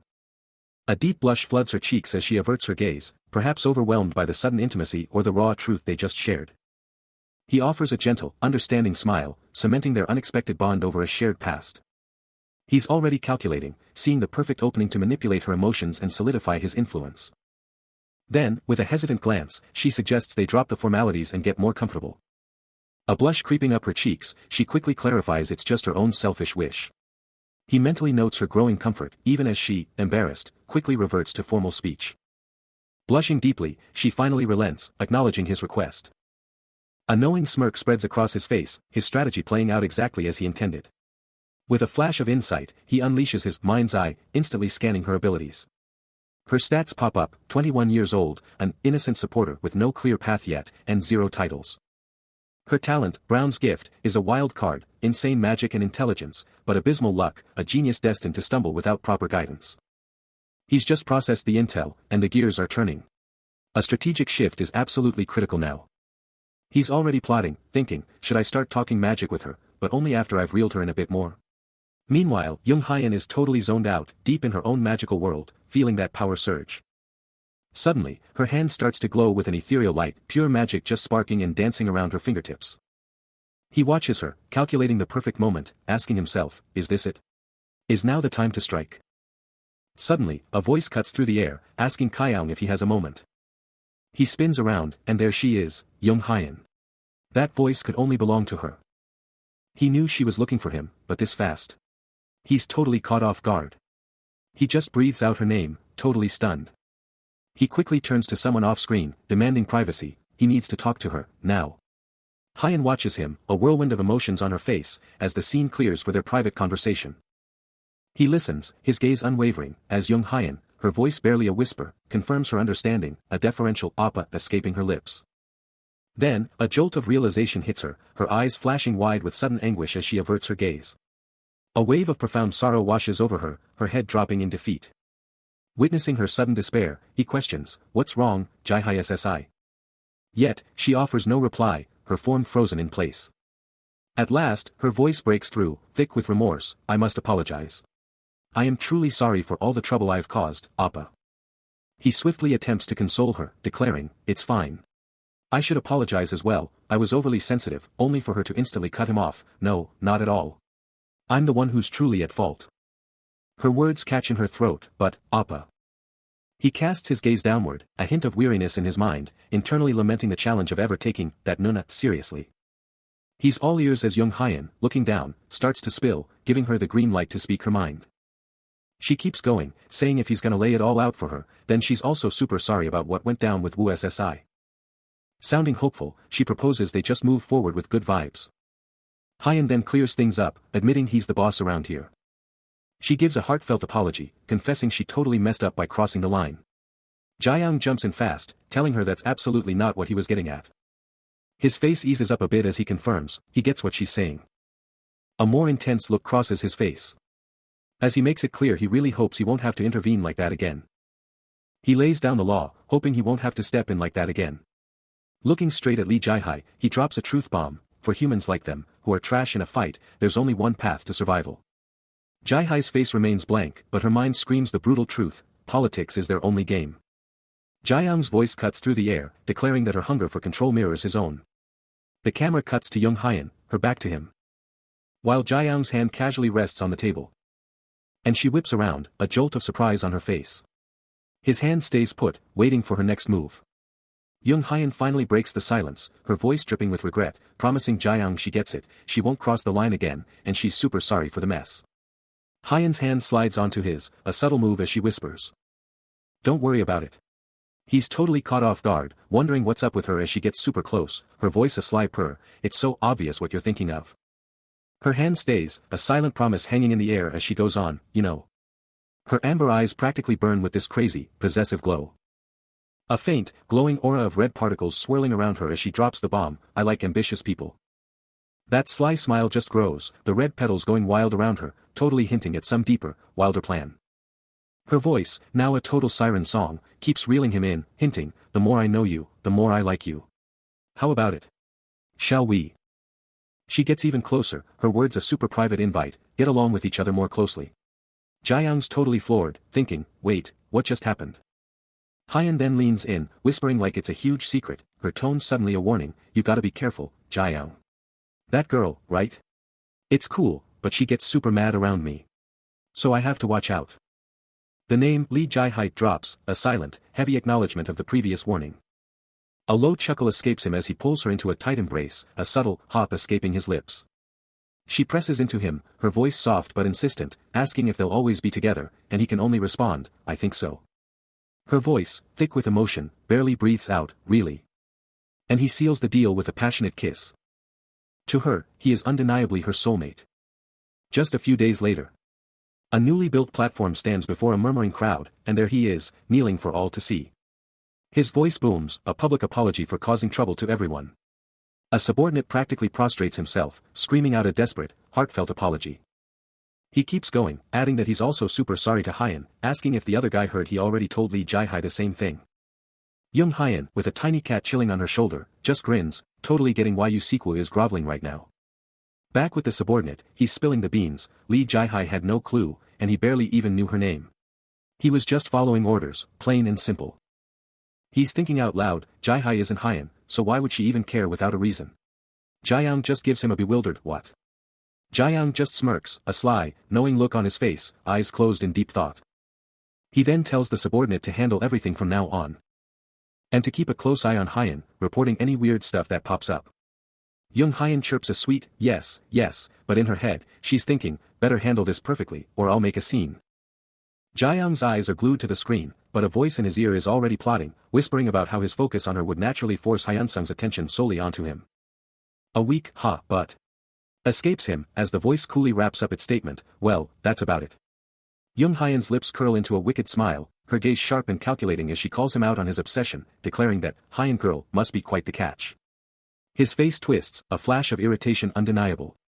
His hand tightens into a white-knuckled fist, his mind screaming, boom. This is bad. He whips his head around, a silent, what, screaming from his face, utterly bewildered. He splutters, why you, then demands to know if she just randomly called him, Hyun girl, or if she was actually trying to, Hyun him. Young Hyun just reaches out, her fingers brushing his arm, a silent, knowing look on her face, her thoughts a mystery. A wry, almost defeated smile plays on his lips as he glances away, confessing he's actually relieved to hear it, and because of her, he can finally. Chaos erupts as a frantic voice screams, are you a commander? Are you an archer? After days of listening to Hyun pour out her heart, Jae-young leans in, a simple, yet impactful, good, escaping his lips. Tears welling, Hyun confesses, I'm really glad that I have you. And from that moment on, he began teaching her the secrets of magic. He realizes the ultimate truth, the fastest way to forge a bond is to learn something together. But the real question looms, can she wield basic magic yet? Hyun hesitates, and not yet. I'm not sure. A flicker of determination crosses her face as she whispers, is that? Then, a single finger ignites, a brilliant spark of raw magical power. A powerful incantation rings out, react to my voice, flame. And just like that, she conjures it. A small, vibrant flame dances in her palm, a clear sign of her raw magical power. A soft gasp escapes her lips, her eyes sparkling with pure, unadulterated joy at her own incredible feat. Jiang watches her, a thought crossing his mind. Young Hyan isn't the only one he's been pouring his energy into lately. Holding up a training shield, Li Jaihe questions his Kanchikacha method, a unique training style he's been using with allies like Diangu to master their shield wizard and magician roles. He lays down the law, it's all about the image. You gotta picture that flame, then unleash the incantation. Hyan's eyes light up with realization, a tiny flame now perfectly balanced on her fingertip. Jiang thinks to himself, she's gonna be a magic powerhouse once she officially joins the magic class. With a hunt with him and Hyan Sungshi on the horizon, he proposes they keep practicing until they're ready.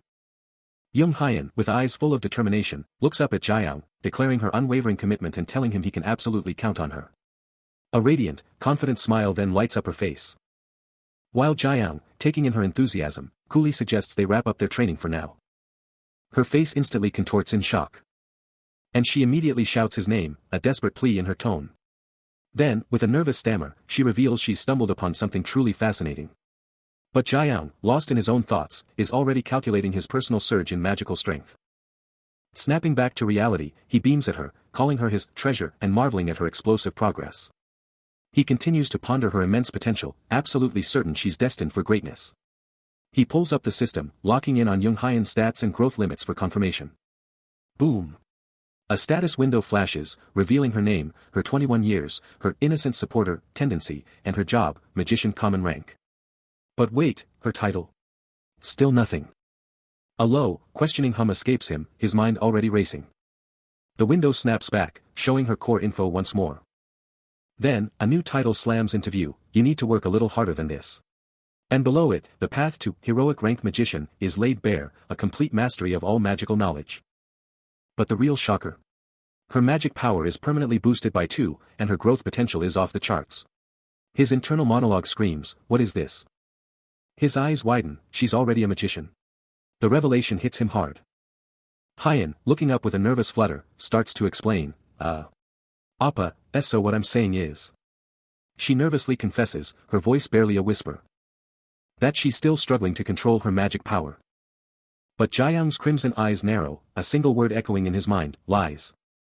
He ponders the impossible question, when did she truly become a magician? Jiang starts, calling out to Hyan. And she immediately hits him with the big question, have you been lying to me this whole time? But then she softens, calling him Appa, and he quickly brushes it off with a casual apology, saying his mind was just wandering. He smoothly changes the subject, asking about her progress with magic power manipulation. Hyan admits it's still super tough, even with his guidance, a small smile on her face. But Jiang, deep down, thinks there's no way it should be that hard. Wanna hit heroic rank as a magician? You gotta master all the magic fundamentals and power basics, because that's how you supercharge your growth potential. But even with that knowledge, Hyan's still hitting a wall, confessing, yeah, it's tough. I'm trying to picture it, but it's just not clicking. Jiang, cool as ever, pushes her, what's going on in that head, Hyan? Just try to conjure a little flame, like I showed you. You got this, right? Taking a deep breath, she focuses, her hands shaking as she tries to spark that magic. Then, bam. A tiny, flickering flame bursts to life in her hand, she actually did it. Her eye flares with a soft, pink glow, a clear sign of the raw power she just unleashed. But just like that, the flame fizzles out, leaving her looking totally bummed as Jiang watches, a hint of shock on his face. Inside, Jiang's thinking, is this really all she's got? He's wondering if all his hard work was for nothing, if her mana pool is just too small. A sly grin creeps onto his face as he realizes, or maybe she just faked it.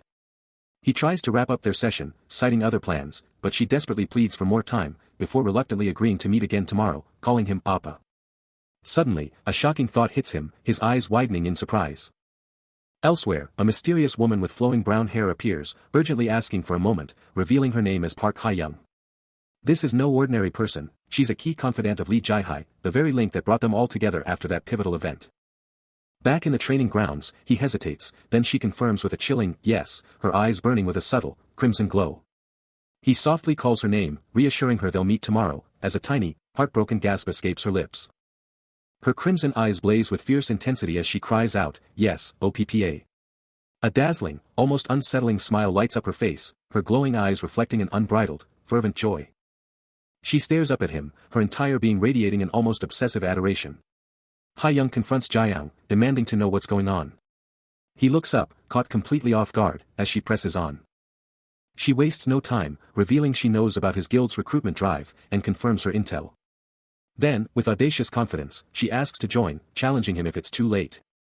Jiang activates his mind's eye, scanning her stats, a mysterious unknown, age 21, with a hilarious, call 911 for help warning. He shrugs it off, deciding it's probably fine. But he pushes back, questioning why she's even asking, especially when he's already got Young Hyan in mind, and emphasizing his need for high-tier mages. Ha-young fires back, her eyes gleaming, aren't I way better than that little kid? Jiang can only internally scoff at her nerve, calling her a future great magician, even if her support stats are surprisingly decent. Jiang weighs his options, opting to consult Hyun-sung before making a move, cautioning Ha-young not to get ahead of herself. But Ha-young, unfazed, feels her hopes ignite, fueled by his simple acknowledgement. Soon after, a radiant energy surrounds them as the guild assembles, ready for their next move. He then passes the torch to Hyun-sung, who readily accepts the mission to rally the scattered guild members. Hyun-sung, ever the pragmatist, makes it clear he'll only work with those who pull their weight. Elsewhere, Jae-hee whispers that Young Hyan is probably off hunting, chuckling at her unwavering devotion to Kyoung. Ha-young, watching it all unfold, ponders Kyoung's strange preferences, questioning his fascination with Hyan, and regretting her own path. Across the way, Hyan whispers Kyoung's name, a delicate flush spreading across her face.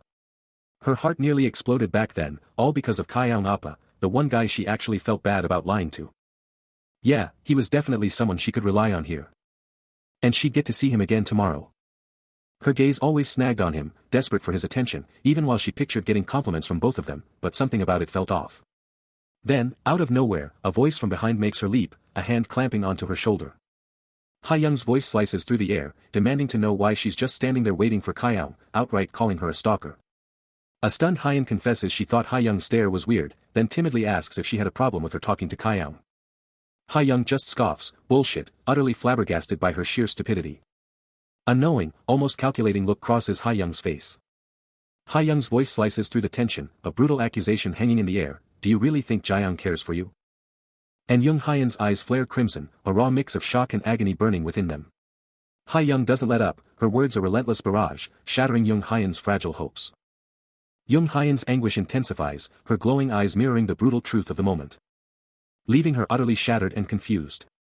Ha-young takes control, gripping Young Hyan's chin and coldly stating that her presence near Jiang was pure luck, and any thought of his affection is a total delusion. You only got to party with Kyoung SSI because you got lucky, but it's a total misunderstanding if you think he actually likes you.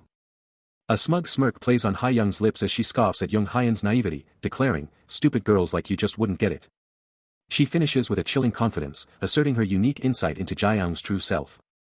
Ha-young's words hit hard, dropping a truth bomb, Lee Kyoung. He trusts No1. She keeps going, dropping another bombshell, he gets bored fast and ditches people without a second thought. And there's more. Tears well up in Young Hyan's eyes as she hears the brutal truth, someone as weak and whiny as her Appa will totally abandon her. Her face twists in pure agony, the words tearing her apart, especially the part about how fast people like her get clingy. But a desperate No screams in her mind, a fierce denial, because Kyoung Appa would never do that. A childhood memory flashes, she believed her Appa was special, unlike anyone else, he'd never abandon her. But a dark voice whispers, hard times are coming, Hyan. Young Hyan gasps, utterly floored by Ha-young's next attack, questioning if Lee Kyoung even picked her, then dropping the bomb, she's just easy to use and toss aside. Ha-young's dirty fingers gently caress Young Hyan's cheek, her voice dripping poison as she explains Young Hyan only clings to him for a tiny bit of affection, totally forgetting everyone she just ditched. Young Hyan's face crumbles, tears pouring down as she screams for her to stop, but Ha-young's brutal attack keeps coming, demanding that she fix her own mess and asking how long she's gonna keep leeching off everyone else. The psychological warfare rages on, Ha-young's voice a venomous whisper, telling her to take everything from Jiang before he inevitably bails. Ha-young's eyes gleam with malice, vowing to snatch it all away herself. Young Hyan's mind shatters, a raw cry tearing from her throat, pleading for it to stop, because the idea of Jiang SSI leaving her is just too much. Ha-young's smirk widens, a chilling question of, do you get it now, idiot, hanging in the air. Young Hyan crumbles, her mind desperately fleeing into a childhood memory, a time when Jiang and Ha-young were still by her side, and she could just tell them to stop. But Ha-young's cruel voice rips through the memory, taunting her for ever thinking Jae-young would actually show up for her. In the fading memory, a child young Hyeon gazes up at Jae-young, who casually tells her he'll catch her later, if she can make it. The memory twists, revealing both Jae-young and Ha-young laughing as a child young Hyeon lies helpless on the ground, a brutal mirror to her present agony. The crushing truth hits her, a silent, agonizing revelation. Tears stream down her face, a raw, emotional outburst after Ha-young's brutal attack, but a desperate cry still escapes her. As she desperately reaches for the only one who can save her. Ka-young Appa, she screams internally, his comforting smile flashing before her eyes. In her mind, in her heart, she knows, he would never do something so cruel. He'd never leave her, never break her heart, because he'd even proposed they team up, to conquer the world together. He thought he'd laid it all out, but he was wrong, she needed more, she needed his unwavering support. His hand gently caresses her hair, a powerful reassurance that everything will be okay. She gazes up, and his voice rings out, a beacon of truth, from what I can see, Hyeon SSI wouldn't do something like that. His words are a healing balm, a fortress against the cruel world, even if the dents end. Idiotic me can finally grasp it. Young Hyeon's mind retreats to a perfect memory, a vision of Jae-young, her rock, her protector, the one who truly cares. But even in this safe haven, the venomous whispers of that person creep in, telling her wicked lies. She clutches at him, begging him to ignore the slander. A desperate plea not to be abandoned, not by him. Then, the dream twists into a nightmare. A chilling thought echoes, honestly, that stupid young Hyeon is just annoying. Jae-young's face contorts, a cruel smirk replacing his kindness as his eyes blaze with an icy blue, his grip on her face terrifying. Her very being warps, engulfed in a sickening, vibrant blue energy. He holds her, his glowing eyes piercing, the thought of her clinging after his kindness utterly infuriating him. The verbal assault intensifies, a torrent of abuse. Get away. I'm bored. You're just a tool, easy to use and throw away. You're already abandoned, you stupid bitch. Know your place. She's clutching her head, eyes blazing with an unholy glow, desperately trying to shut down the relentless torment. But the voice just won't quit, telling her to ignore the agony, to just shut everything out. A broken whisper escapes her lips, a desperate plea for it all to just end.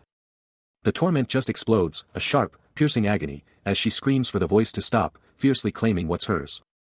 Her eyes, now blazing crimson, mirror the crushing weight of the words, the brutal truth that she's only needed for Jae-young.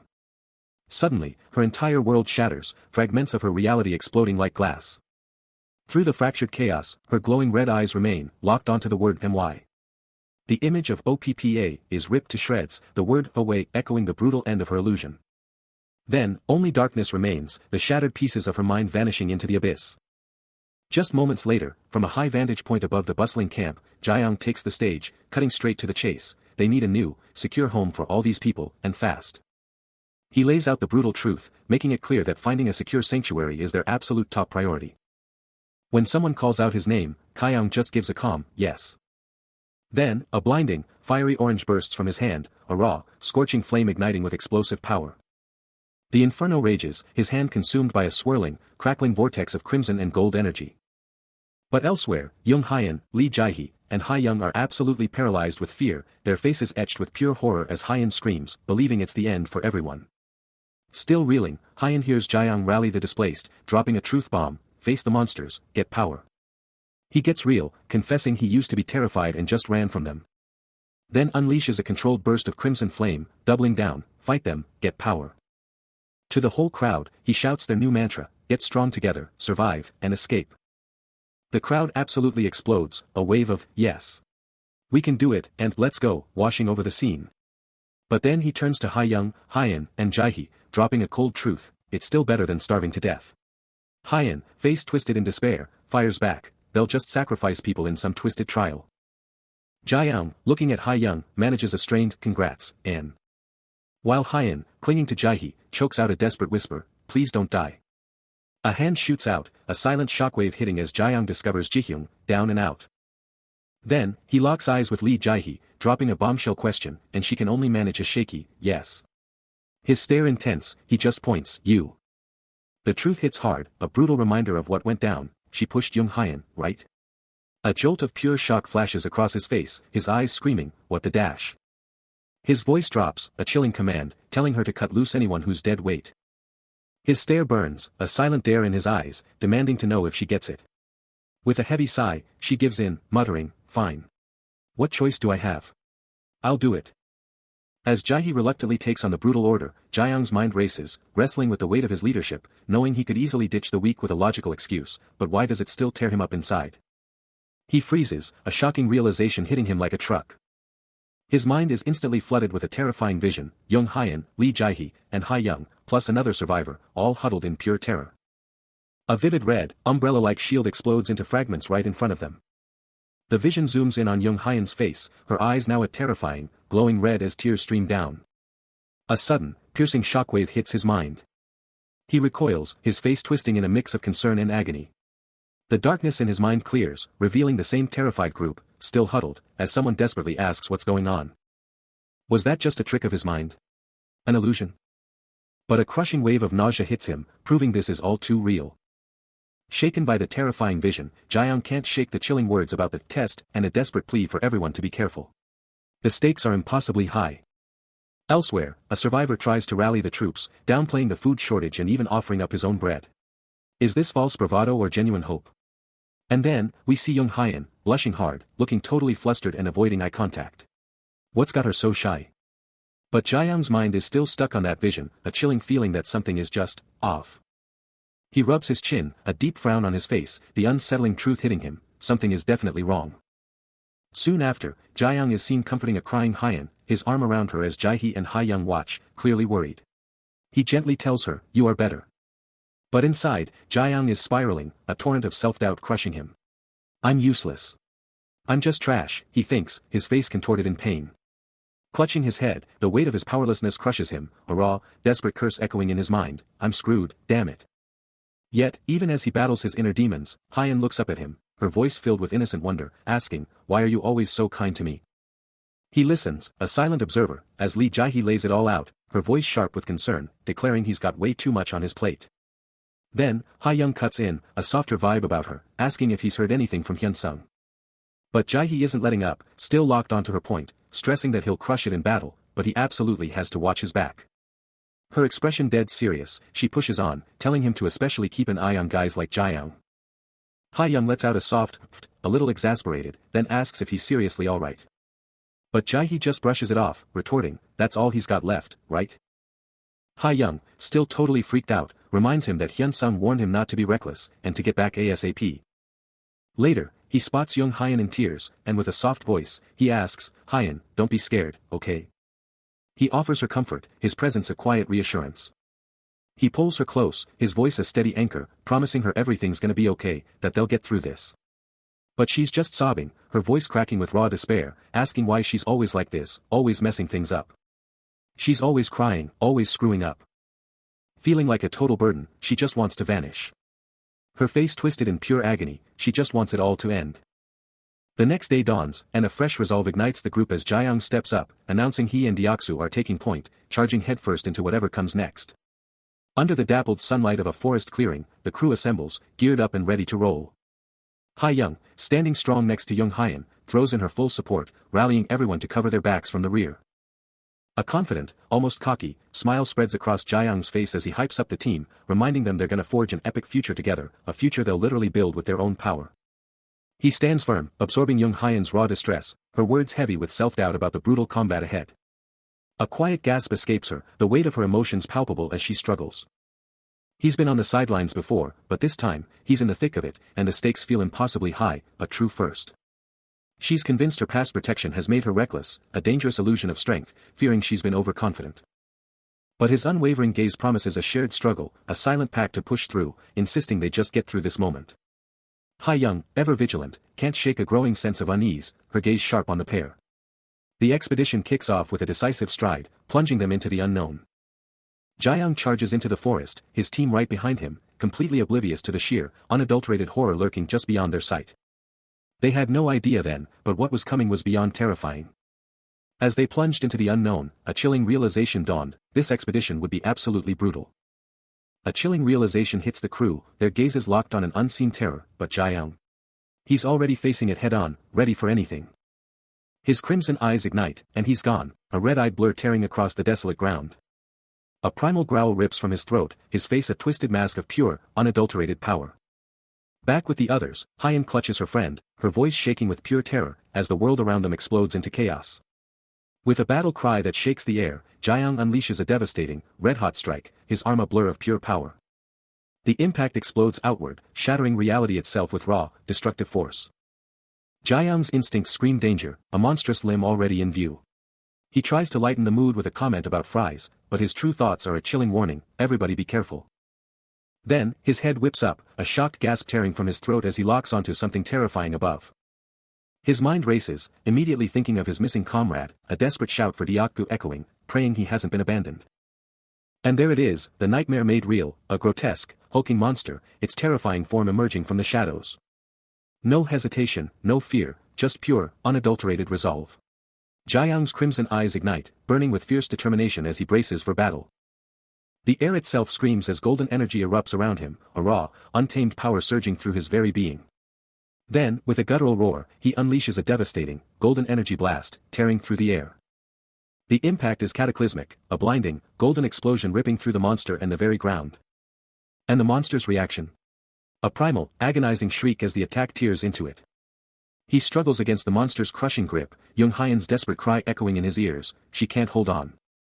A quick glance reveals her own desperate struggle, as she screams for him to unleash the power he's been holding back. A raw, pained gasp rips from her throat, demanding he strike faster, to just stab it. But even as the monster's power overwhelms her, a fierce resolve hardens her gaze, she won't let him face this alone, declaring this monster her responsibility. With a silent, almost dismissive thought, a blinding torrent of golden energy explodes from his palm, blasting the encroaching beast. Meanwhile, a blur of motion. Young, cloaked and lethal, plunges her blade into another monstrous foe. Her eye blazes with an infernal crimson, a pure reflection of her unyielding fury. But the tide shifts. Another beast snatches her, its crushing hold eliciting a furious scoff from the warrior. And through the chaos, Li Jaihe desperately supports a limp, unconscious Young Hyan, the battle's roar still deafening. Her grip tightens, a desperate anchor in the chaos. As Jiang, clutching Young Hyan, snarls, do that again, and you're dead. Even unconscious, a silent scream rips through Young Hyan, her eyes wide with terror. While Jaihe screams, Kaiang. You good? Hold on tight. A crimson streak of energy flashes, slamming into Jiang. While a grotesque monster with glowing eyes pounces on Young, pinning her down. Jaihe's voice cuts through the chaos, it's still alive. Don't let go. Jiang grunts in agony as blood explodes from his face, the impact rocking him. Still reeling, he fights to hold on, as Jaihe, seeing his struggle, curses, just think of it as next. Ugh. Crazy bastard. A terrifying, ear-splitting roar erupts, shaking the very foundations of the dungeon. The beast's massive jaws open wide, spewing forth a deadly stream of glowing energy, ready to obliterate everything in its path. The force slams him down, but he still clutches Young Hyan close, a human shield. Jaihe gasps in horror, as Young battles fiercely in the background, the chaos escalating. He's down, but not out. Jiang fights to hold on to Hyan, agony twisting his features, while Jaihe screams his name, her voice filled with dread. His face contorts in a mask of raw pain, every muscle screaming as he refuses to let go. Jaihe's eyes widen in desperate concern, her heart pounding, a silent scream for him to hold on. A grotesque limb slams down, crushing him further, but Jiang's eyes blaze with defiance. He will not break. With a defiant snarl, he vows, that was the first and the last time you'll be kicking my help. His gaze burning with resolve, he finishes, in here, you won't expect someone else's help. Jiang, staff ready, stares down at her, a subtle smirk hinting at his words, you're lucky we've got a ton of adaptation today. His crimson gaze sharpens, a silent dare in his voice as he presses, understand? A brutal flashback hits, Young Hyan, once seen as a rampaging monster, her power uncontrollable. Young had fought for her, screaming, how can you say that? She's just a kid. But Li Jaihe's chilling words cut through, she's a monster. She's a monster. Tied up and powerless, her past self was branded, not human, but a terrifying force. Snap back to reality, Jiang looms over Young Hyan, a soft smile on his face as she gazes up, her thoughts a mystery. A tiny, almost shy smile flickers across her face as she replies, good work. But the calm shatters. Her eyes ignite with a furious crimson glow as she snarls, fuck. A blazing red aura erupts around Young Hyan, her raw power exploding into existence as Jiang observes, completely unfazed. Her eye, now a blazing inferno, pulses with unleashed energy, the monster within fully awakened. The fire crackles, a small beacon in the darkness of their makeshift shelter. A quiet thought echoes, was Diakku SSI up next for watch?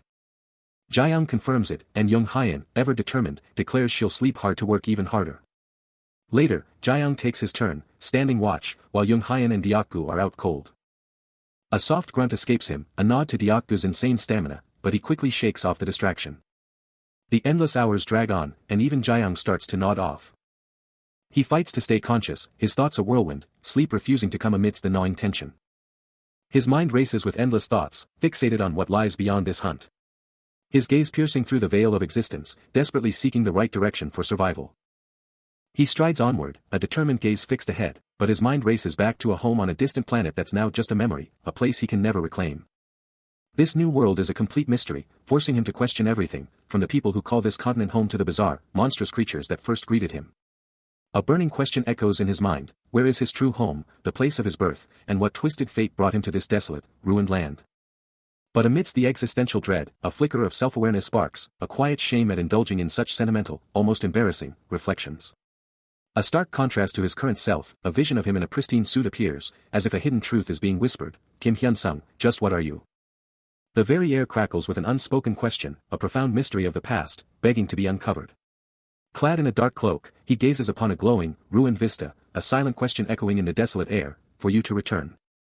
He stirs, a sudden jolt of awareness hitting him as his eyes snap open. Into the suffocating darkness. Still disoriented, he lies prone, a low groan escaping his lips. His eyes flutter open again, a single thought piercing through the haze: is it me? He slowly lifts his head, his gaze sweeping across the unfamiliar surroundings. A flickering torch on a stone wall is the first clear detail he registers. A sudden realization dawns on him, his expression shifting to one of surprise. His gaze falls upon Young Hyan, her eyes blazing with an ominous red glow, her face contorted in pure distress. He snaps awake, but his vision is a nightmare of glowing red eyes and a twisted face. Young Hyan, he gasps, barely believing his own eyes. Her face is a mask of pure anguish, tears mixing with the ominous red glow of her gaze. What in the world is she doing? He screams internally, terror gripping him. He forces his eyes shut, desperately trying to convince himself it's just a bad dream. No way. I'm still half asleep, seeing things. He tries to brush it off, to deny the horrifying sight.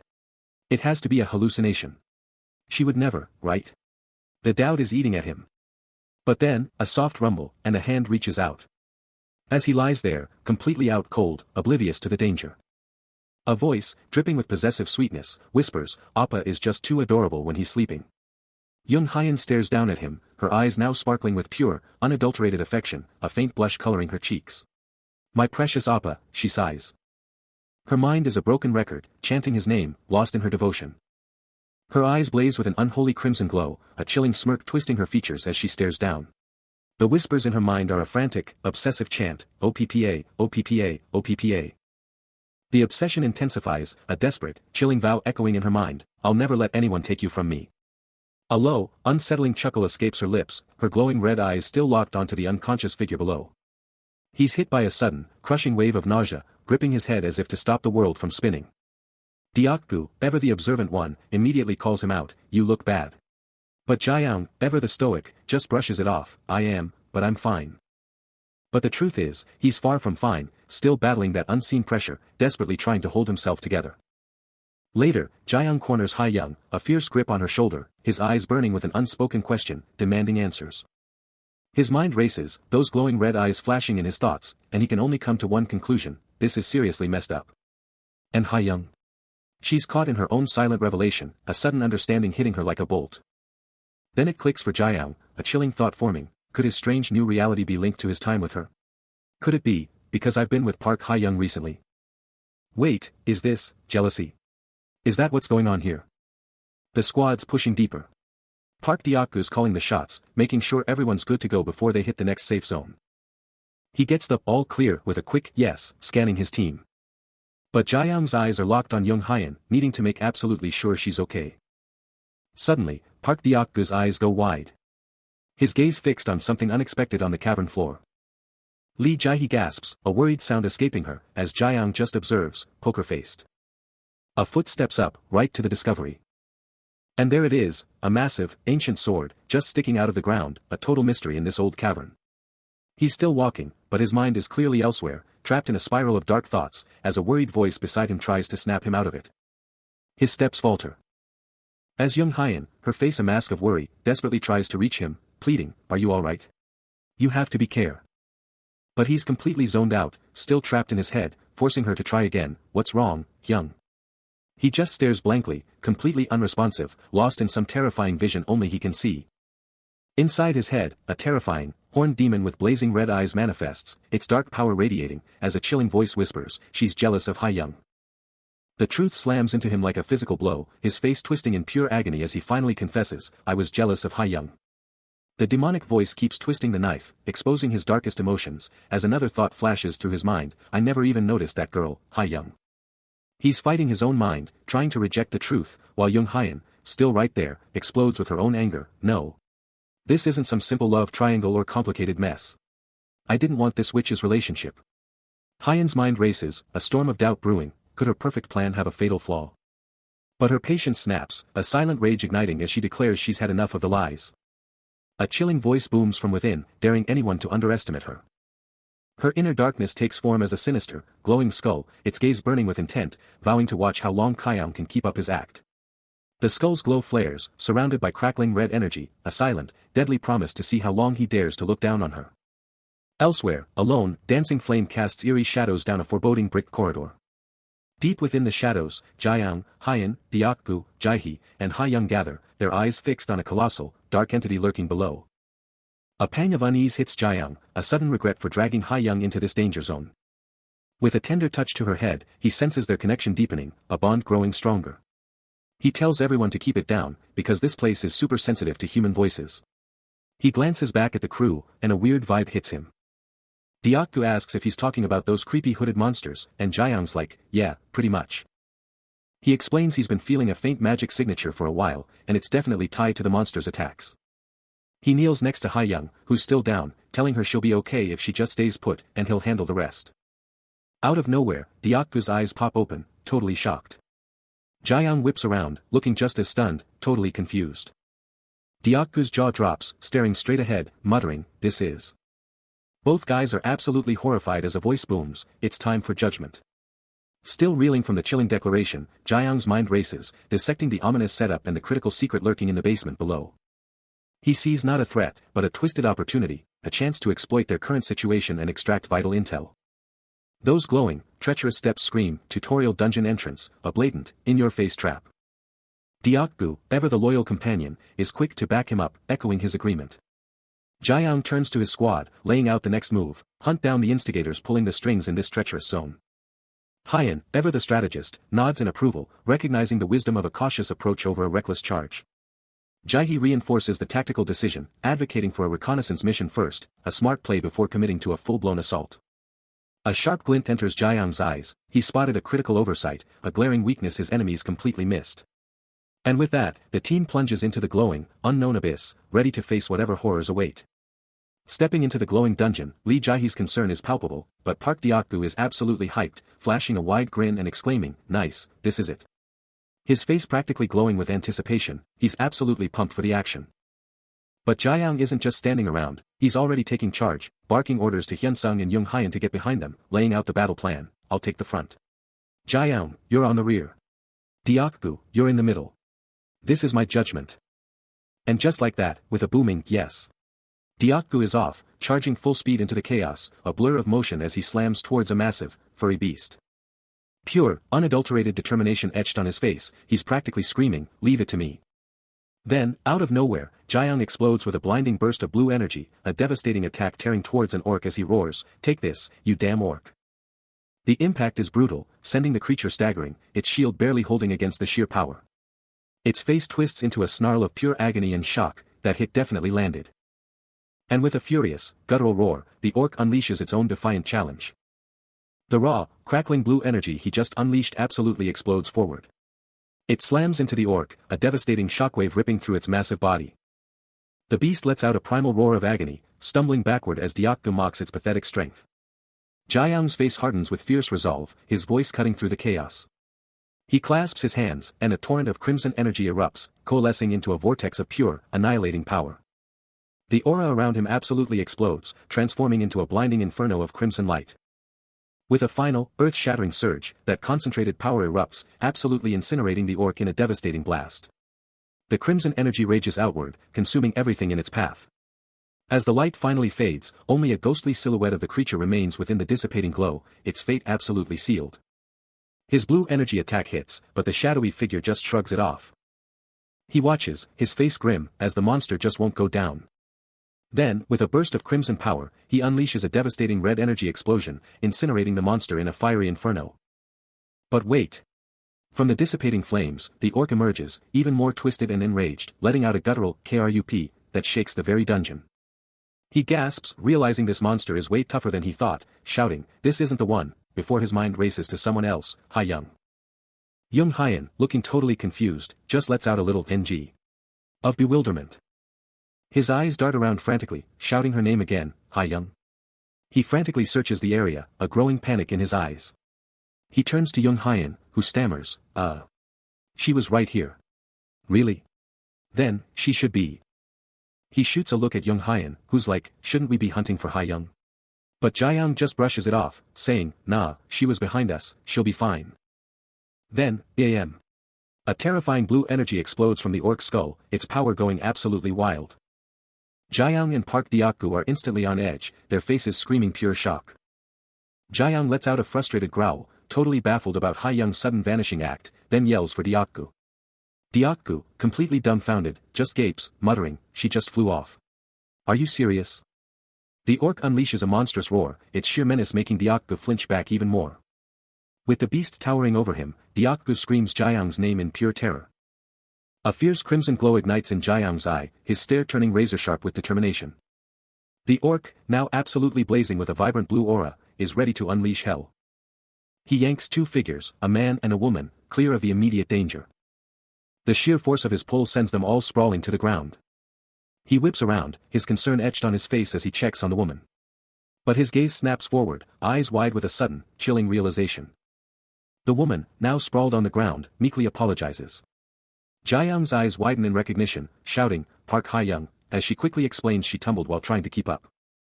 Still reeling on the ground, Ha-young confesses her utter surprise. Jae-young's gaze remains locked on the unseen danger, as Ha-young continues her explanation. She quickly clarifies, insisting she was only trying to lend a hand. Ha-young stares down, pure frustration hitting her like a truck as she realizes her big move totally flopped. Her eyes snap wide open, the sound of her epic fail screaming in her head. She lets out a furious scream, her face twisting in pure rage at the crazy bitch who ruined everything. She's thinking, no way, this is impossible, and decides it's time to bail, at least for now. Then, her face just goes full-on terror mode, a single word ripping out as she feels pure danger closing in.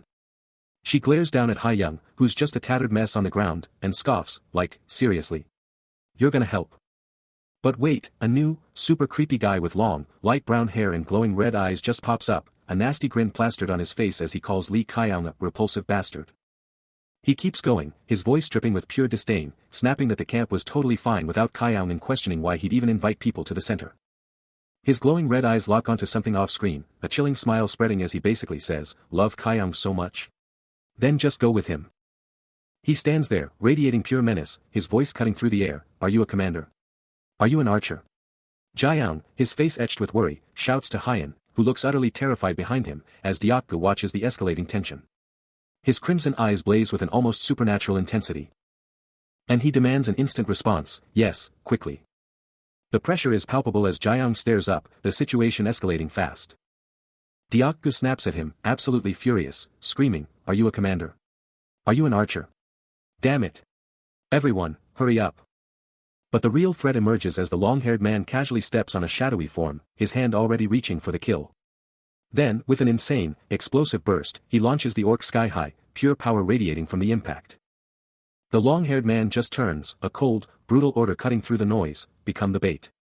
Hyan's eyes widen in horror, a silent damn it escaping her, as the antagonist's brutal display continues without mercy.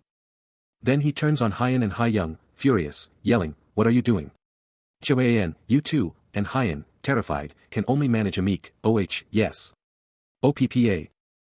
Young Hyan stands, her crimson eyes glowing faintly, lost in a silent, unsettling contemplation. Meanwhile, Park Ha-young, with a dismissive flick of her hand, lets out a short, sharp scoff. Around them, the very air shimmers with chaotic energy, as glowing debris rains down from above, a testament to the ongoing destruction. The unnamed antagonist, his expression tight with annoyance, questions the necessity of Ha-young's presence, yet acknowledges that Young Hyun and Park Deok-gu are still under his influence, a fact Jae-young observes with growing unease. He tries to reassure himself, muttering about their high chances of survival, even as he glances towards Deok-gu, a silent plea for strength. With a decisive nod, the antagonist declares his intent to proceed, and Hyun, her eyes still glowing, responds with an obedient call to her lord. He grips her arm, his voice a low command, demanding a response from her. Witnessing this, Jae-young's composure shatters, a desperate, crimson aura flaring around him as his eyes glow with rage, pleading for the power to burn his enemies and protect his friends. With a guttural roar, he channels his fury, preparing to unleash a devastating fireball. The volatile magic crackling with destructive potential, ready to unleash its fury. With a desperate, guttural cry, he unleashes the spell, a blinding inferno erupting from his grasp, the sheer force of it momentarily overwhelming him. A pained grimace crosses his features, yet his gaze remains locked on the distant chaos, as a small, distressed figure is glimpsed amidst the destruction.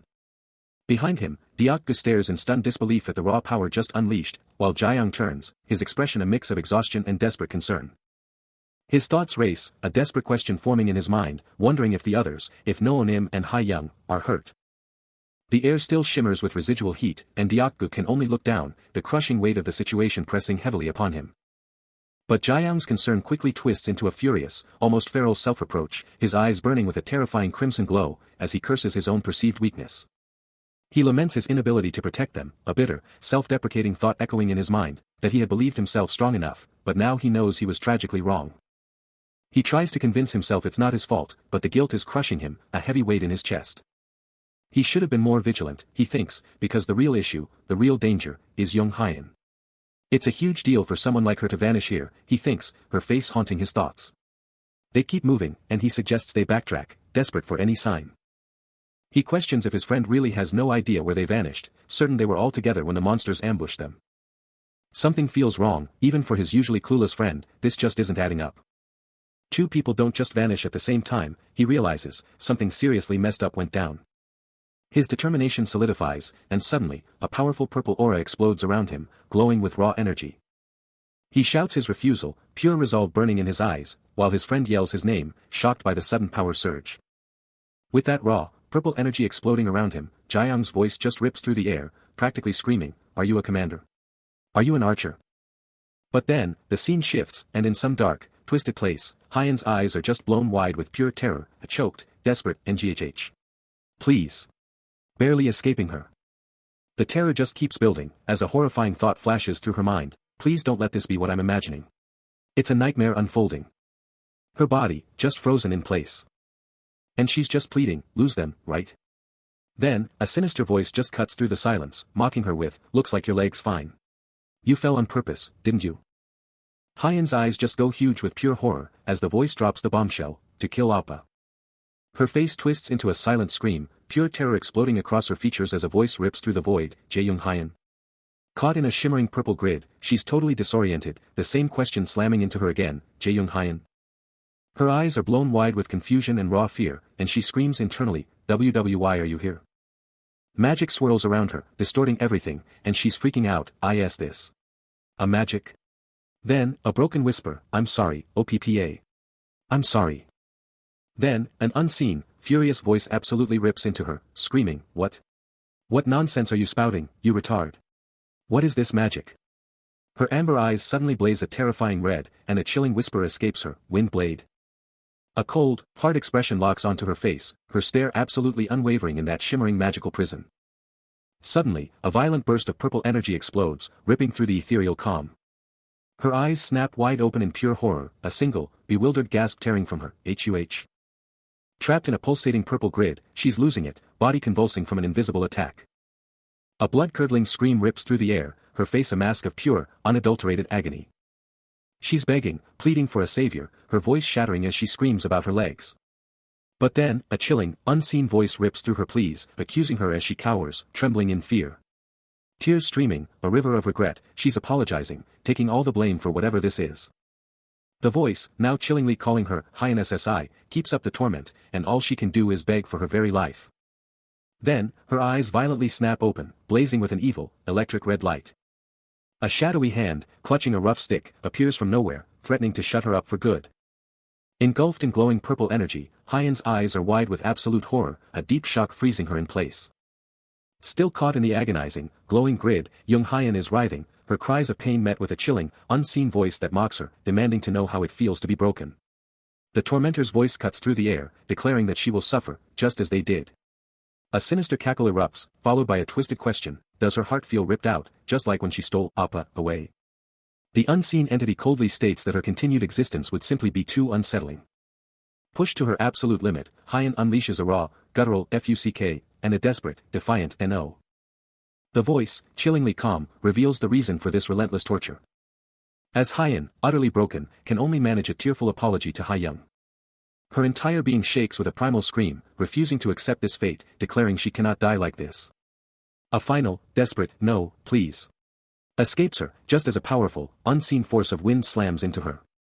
Still trapped, still suffering, still screaming, Hyen is pushed to her absolute limit, a raw, desperate cry for help tearing from her throat. Tears streaming, her voice raw, she screams about a blade, the torment relentless. Suddenly, with a brutal, tearing rrgth, a massive burst of raw, pink-purple power explodes.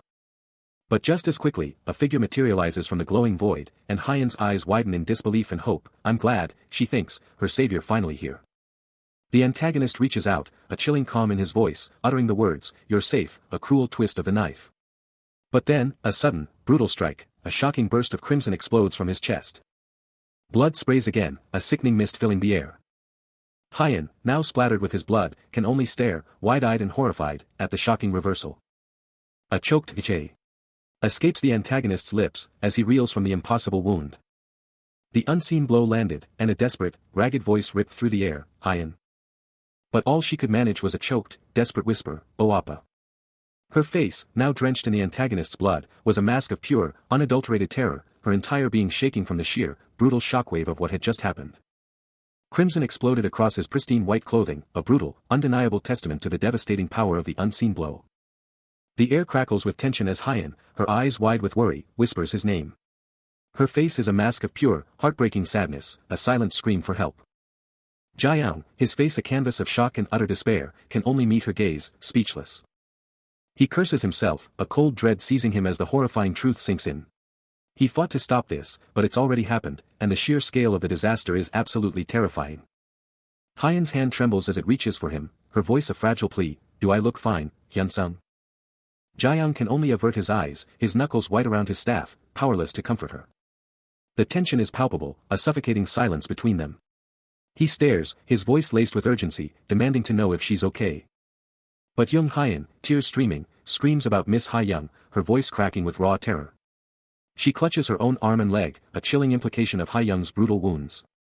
He starts to question the impossible.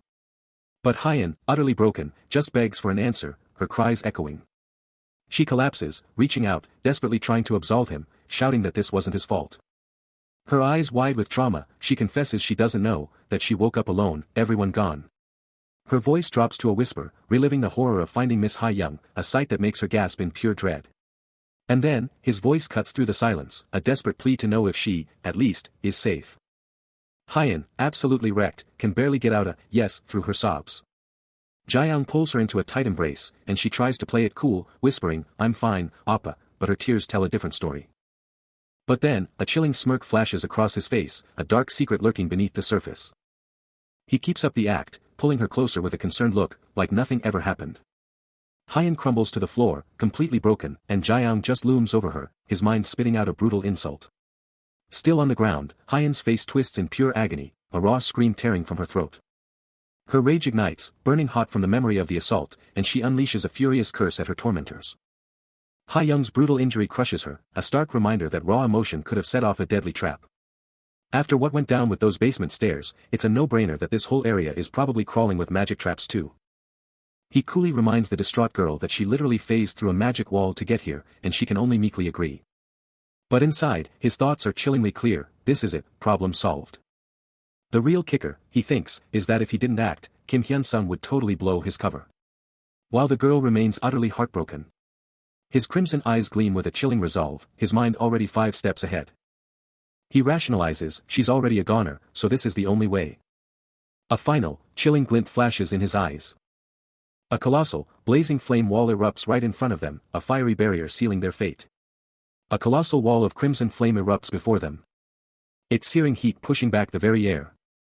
Young Hyan, her voice trembling with concern, pleads, "Oh Appa, I know we want to save her, but this could put us all in serious danger." But Jiang, unyielding, declares, "Even with the risks, we can't just abandon people in need." He stands firm against the raging inferno, his resolve unshaken. With a determined glance, he affirms, "Yes, this is the only path forward." Hyan's face flushes crimson, her eyes sparkling with adoration for his unwavering conviction. A shy giggle escapes her, a quiet thought echoing, "Hee hee. Don't let my hopes turn into something monstrous." Yet, Jiang's gaze remains sharp and calculating, his crimson eyes holding a chilling resolve that contrasts sharply with Hyan's affection. He's locked in, absolutely certain of his resolve, declaring internally, "I'm definitely the same." Then, out of nowhere, a new figure bursts onto the scene with a shout, instantly grabbing Jiang and Young Hyan's focus. The sword-wielding warrior charges forward, his voice practically screaming with worry, "Hyungnim. Hyungnim. Are you safe?" Jiang barely turns, acknowledging the guy, then with a quick look at Young Hyan, he just says, "Miss." The anxious warrior stands ready, sword still out, waiting for their next move. Still totally stressed, he can't take his eyes off Jiang. Scanning the empty ruins, the warrior gives his intel, "Where are the monsters? Maybe they're just avoiding this place, so there aren't many around." No hesitation from Jiang, he just drops the order, then, "Let's go and find them." Young Hyan's eyes practically pop out at his bold move, a stunned "oh." Slipping out. As he speaks, Young Hyan's eyes widen in pure shock, her voice barely a whisper as she calls out to him. He sees her shock, but his gaze is unyielding, declaring that survival demands immediate action, no matter the risk. He understands that stagnation is death for humanity, their very essence demanding relentless evolution. Tears well in Hyan's eyes, the sheer gravity of his declaration and their past trauma crashing down on her, leaving her reeling from the emotional impact. A tiny, almost inaudible, "yes" escapes her lips, her eyes still fixed on the ground. He presses on, emphasizing that inaction is a luxury they can't afford, not after the brutal lessons of recent losses. He hammers home the brutal reality, it's kill or be killed. His crimson eyes burn with an unshakable resolve, a fierce, silent vow of his iron will. Hyan's eyes widen, still reeling from his bold declaration, as the other guy beside them lets out a shocked gasp. He scratches his head, a slight smirk playing on his lips, admitting that strategy would totally work for him too. But Hyan still deep in her own head, a cute blush spreading across her face. Jiang then tells her to check out their surroundings, and she quickly apologizes for being spaced out, admitting she's just not used to this crazy mana vibe. He quickly apologizes back, but Hyan cuts him off, confidently stating that he can totally rely on Dyaku. He nods, accepting her words, while Hyan eagerly offers to scout the immediate area. Just like that, they're deeper in some creepy, dark cave, their footsteps the only sound breaking the silence. Then, Jiang whips out a mysterious object, and it starts pulsing with a soft, otherworldly glow, totally mesmerizing Hyan. It's a super intricate magical diagram, vibrating with raw, untapped power. He's checking his overall rating, and the system is laying it all out, massive growth in intelligence, but his raw stats? Still weaker than Monster Goo. But then, a shocker. A brand new, mystery attribute, just popped up. Hyan, still reeling from everything, wonders if this means things aren't so dire, her voice a soft call to him.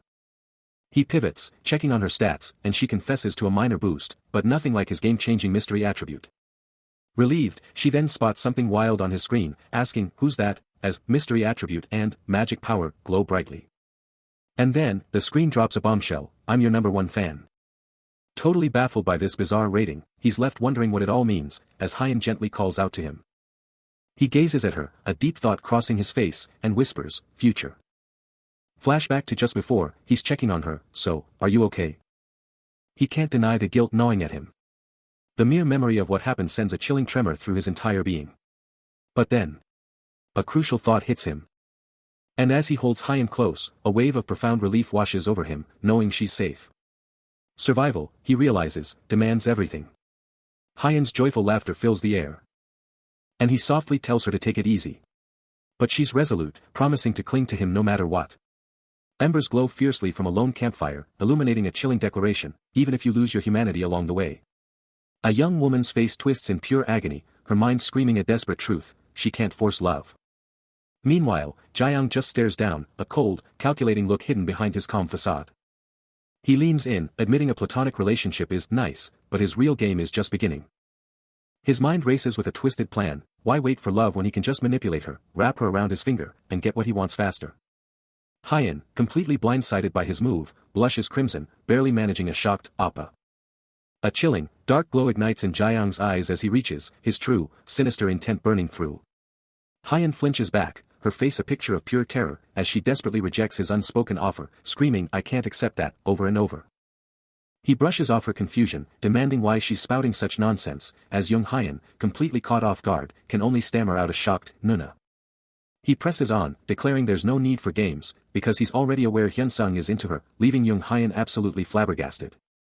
Her mind races, trying to decipher his words, but then he hits her with another curveball, asking why she keeps using that nickname for Hyen. He points out Hyen's younger, then drops the bombshell. What kind of guy would he be if he treated his younger sister like, well, a younger sister?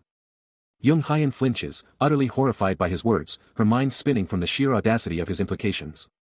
While she's still reeling, Jae-young's face twists into a chilling smirk, his crimson eyes flaring with an ominous, violet glow. Young Hyen's mind races, a chilling realization dawning on her. When it came to her, his behavior was always just off. His relentless favoritism, his constant attention, it was all just too weird, too out of place. Her thoughts culminate in a terrifying question, as Jae-young's glowing eyes pierce the darkness. Was this guy playing her the entire time? He'd been hyping her up this whole time, but what was his endgame? A fake cough, then he spills it. Look, I didn't say it, but Hyung told me to watch out for her, so I've been trying to set you two up. He plays it off, a smirk creeping in. What are you talking about? Actually, I. But in a twisted flashback, a loudmouth shouts, I'm the commander. The expedition leader. You seriously haven't heard of the legendary commander Dyaku? Hyen, glowing with a determined, rainbow energy, makes a silent vow, hee. I'll totally do that. I can absolutely do that to the best of my ability. Jae-young's smirk is back, a hand coolly near his face as he thinks, no need to thank me, seriously. But his cool facade cracks, a furious red aura exploding around him as he clenches his fist, absolutely enraged. Park Dyaku. That damn pig. He flashes back to a scene with Hyen and Dyaku, a bitter thought forming, so Hyen and I were supposed to be the original cast. As the leads of the romance story. But that Dyaku punk somehow stole the spotlight, and Jae-young is absolutely fuming about it. He lets out a furious shout, a direct challenge to his rival, declaring he'll watch how this all plays out. Suddenly, a deep, ominous rumble shakes the air from a dark, glowing pit, its embers burning with an eerie intensity. Jae-young groans, still seething about the one who just doesn't get it, his gaze falling on the slumbering girl. He nudges her, asking if it's finally time to wake up, but Hyen, barely conscious, tells him to get off her head, a claim he immediately refutes. But Hyen is still totally out cold, her gentle snores filling the air as she drifts in the water. He keeps patting her head, whispering to her as she whines, desperate for more sleep. His hand moves to her neck, a more insistent touch, as he demands she get up immediately. Then, a terrifying growl rips from Hyen, her eyes blazing open, burning with an intense, furious red. Enveloped in a terrifying crimson aura, she snarls with absolute fury that she's going to sleep even longer. With her eyes still blazing crimson, young Hyen finally stirs, a cute blush spreading across her face as she whispers his name, but that intense glow is still there. Jae-young lets out a frustrated click of his tongue, his face a mask of worry and a hint of, here we go again. There's no escaping her now, that piercing stare locking him in. Even with all the red flags, he's inexplicably drawn to her, a magnetic force he just can't fight. He reaches out, giving her a gentle head pat, trying to coax her awake. Just like that, her terrifying aura vanishes, replaced by pure, adorable affection, her eyes practically sparkling with devotion as she chirps her agreement. They're heading to the shelter, but Jae-young's still on edge, her clinginess is seriously starting to freak him out. He just silently begs for things to stay chill, a desperate plea for peace written all over his face. With a heavy sigh, he just hopes nothing else goes wrong, because who knows what's next. She lets out a little giggle, wondering if this is good enough, if she's doing it right. Taking a sip from her mug, a subtle sound punctuates the calm.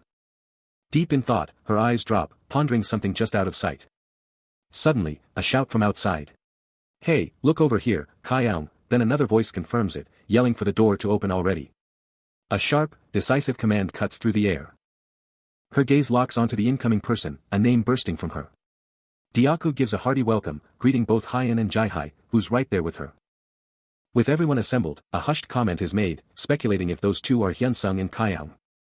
He's there, but young Hyen is absolutely floored, gasping, What? What just went down? She's reeling, thinking it's a crazy long story, but how could it have even happened from that distance? Is she really all alone for him now? Suddenly, Dyaku's got his sword out, Jaeyoung's ready with his bow, and Jae-hai is just stunned, letting out a shocked gasp. The whole crew, Deoku, Jaeyoung, Jae-hai, and Young Hyun, are all staring down, totally locked onto something off-screen. Then, someone smoothly asks Young Hyun to step outside, hinting that some serious business is about to go down right here. She blushes hard, a total fluster, and agrees with a sweet, "Ah, okay, appa." And just like that, the squad, Deoku, Jae-hai, Young Hyun, and Jaeyoung, are on the move, heading out of the building. But Young Hyun's mind is racing, remembering how a death was brushed off like it was just a failed project, and she puts two and two together, realizing Park Kyoung had to be behind it all. She knew it was inevitable, the screams of the fallen haunting her, but a deep part of her soul still fought against the brutal reality. The official story, that they barely made it out alive, was a total fabrication. How could anyone expect her to buy that, when she could already figure out the whole twisted truth? Jaeyoung thinks it's a good thing she can't recall the nightmare, but Lee Jae-hee pushes, asking why her memory is wiped, only for Jaeyoung to shut her down with a sharp, "Don't even ask." But a chilling memory flashes back to yesterday morning, mere hours ago, when a bunch of heroes just bailed on the shelter. The sheer mention of Yusequel, and the raw injustice, makes Jaeyoung scream out in pure rage and disbelief. Young Hyun, even with her foresight, can't shake the unease, remembering how they hyped up a rescue team heading out to save someone, a total lie. The flashback intensifies, showing Yusequel being hauled off, yelling, "A rescue team, my ass." The brutal reality, Yusequel was the sole survivor, and those heroes just used the rescue as a cover to save their own skins. As the brutal truth sinks in, Jaeyoung's eyes blaze with an intense, crimson glow, his face set in grim determination. Flashback to the horror. Yusequel, trapped in the chaos, questions why his memories are so messed up. Back in the present, Hyun is freaking out, asking Jaeyoung if they're really gonna die with everyone else, while he just chillingly points out the incoming threat. The flashback gets wild. That long-haired jerk, the unnamed antagonist, is yelling at Yusequel to get lost, calling him a total coward. Everyone's bailing, and someone's screaming, "Who's getting left behind?" The sound of feet pounding the ground is deafening. Jaeyoung just sighs, and then the bombshell drops, someone was left for dead, but the guy who did it? He's supposedly dead too. But wait, the long-haired antagonist, the real villain, is still alive and grinning like a maniac. What the heck? Jaeyoung is absolutely floored by the truth, his eyes popping wide open in pure shock. A single tear rolls down his face, a mix of pain and pure frustration. Then, his crimson eyes absolutely explode with a fierce, glowing aura, Jaeyoung's resolve now burning hotter than a supernova. Jaeyoung's rage absolutely explodes, a raw, crimson aura radiating from him as he seethes, that creepy fucker is. A single crimson eye, blown wide with pure shock, mirrors an unseen horror. Red particles drift through the air. As Jaeyoung stares, a single tear cutting a path down his cheek, demanding to know, who the hell is that? A shiver rips through him, the sheer, terrifying presence of the unknown entity giving him full-body goosebumps. Turning to Young Hyun, Jaeyoung's voice is raw with disbelief, "I've never seen him before. Are people left, or are they all gone?" Young Hyun, standing beside Lee Jae-hee, delivers the grim news, 7. It looks like 6 of them didn't make it. The grim truth hits, everyone else is gone. Only Yusequel made it out alive, thanks to some unknown help. Just look at them. The narrator's convinced these survivors are way above average, probably super strong. Suddenly, a new player with dark hair and blazing red eyes, Young Jinho, snaps at the others, frantically asking if they're a commander or an archer. What's his deal? A quick glance at his stats reveals the chilling truth, Young Jinho, 29, a calculative murderer with the Magic Swordsman, Page, class. He can't help but question his own nature, am I a murderer? He then turns to Jaeyoung and Young Hyun, giving a curt nod, a chilling, "G got it," escaping his lips. His red eyes practically burn with an eerie glow as he adds, confessing he's not usually hostile, but he's gotta be super careful now. A sly grin spreads across his face as he asks, "So, did I do something amazing or what?" Jaeyoung manages a slight smile, but his gaze is locked in deep thought, processing everything. Young Jinho, cool as ever, just drops his name, then casually mentions he's heard a ton about Jaeyoung. That throws Jaeyoung off, his smile twitching, a flash of worry in his eyes as he tries to read the situation. He presses Jinho, "Are you a commander? Are you an archer?" remembering Sequel had dropped Jinho's name before. Jinho, completely unfazed, just says he's been dying to meet Jaeyoung, while Sequel watches the whole exchange with a nervous look. Jinho lets out a low chuckle, telling them to chill, there's no reason to be scared. But Sequel isn't buying it, muttering under his breath about how much Jinho seems to know. His eyes drop, deep in thought. The crew keeps moving, trekking across a massive, open field, their forms shrinking into the distance. The journey takes an unexpected turn as Kyung spots a familiar, unsettling face, calling out to Jinho with a mix of shock and suspicion. But Jinho, ever the enigma, just coolly asks how they've been, a chilling smile playing on his lips. He then casually observes the eerie silence of the area, a flicker of doubt in his eyes about the absence of other survivors. A cold shiver runs down Kyung's spine, the unsettling thought of Jinho's true intentions sending a jolt of fear through him. Jinho, ever the smooth talker, explains his own path and feigns interest in their adventures, his words dripping with hidden meaning. Then, with a dismissive wave, he introduces his crew as mere newcomers. Hyen, caught in Jinho's piercing stare, clutches her chest, her terror radiating outwards. Jinho, a predatory glint in his eye, smirks, admitting he's a bit surprised by her fear, expecting more from this crew. A chilling thought crosses his mind, was he too obvious? He flashes a chillingly calm smile, offering a fake apology for the tension, for the circumstances that have everyone on edge, and for any upset he might have caused. Think nothing of it, Kyung SSI, he smoothly adds, his eyes dropping, but his mind already plotting. Inside, he scoffs, thinking Jiang is just like him, but then instantly rejects it, convinced no one has ever seen the real him. His thoughts then spiral to past encounters, remembering the bad people he'd faced, and the one who always had a sword at their side. A terrifying grin stretches across his face, his eyes flaring crimson as he drops the loaded question, so, you'll meet anyone bad, huh? But inside, a storm of rage explodes, you absolute bastard. Is he seriously telling me he's one of them? Jiang, picking up on the sudden shift in atmosphere, quickly shuts it down, no, I haven't. But in his mind, the words are twisted, a dark conclusion forming, so, he wants to fight. His predatory gaze then locks onto the terrified Hyen, as the long-haired man behind her watches his every move. Jiang's eyes snap open, a shocked gasp tearing from his throat. His brain goes into overdrive, trying to process the chaos, demanding to know what's going on. The full picture snaps into view, Jiang and his crew are out in the open, staring down another menacing group. Then, a frantic shout of Hyunsung echoes from his allies, and Jiang can't help but think, thank goodness they showed up before I got my butt kicked. He clicks his tongue in irritation, but quickly brushes it off, telling himself he wasn't actually about to die. Young Jinho, sizing up the new arrivals, mutters to his buddy that these are Jiang's people, then turns to Jiang with a pointed question, Kyung SSI, you're with these people? A sly grin creeps onto young Jinho's face as he whispers to himself, a chilling thought about not forgetting something crucial. He confirms to his ally, yep, these are Jiang's crew, then locks eyes with Jiang, a knowing smirk spreading across his face, ah, so you're the one I've heard about. Young Jinho's eye flares with an unsettling blue glow, his thoughts a chilling echo of his sinister interest in Jiang, glad he hadn't forgotten him. Young Jinho drops a bombshell, his voice dripping with false pleasantries, my name is Young Jinho. It's nice to meet you, Hyunsung SSI. He leans in, his eye glowing with an eerie blue light, a chilling detail that sends shivers down Jiang's spine, his greeting a thinly veiled threat.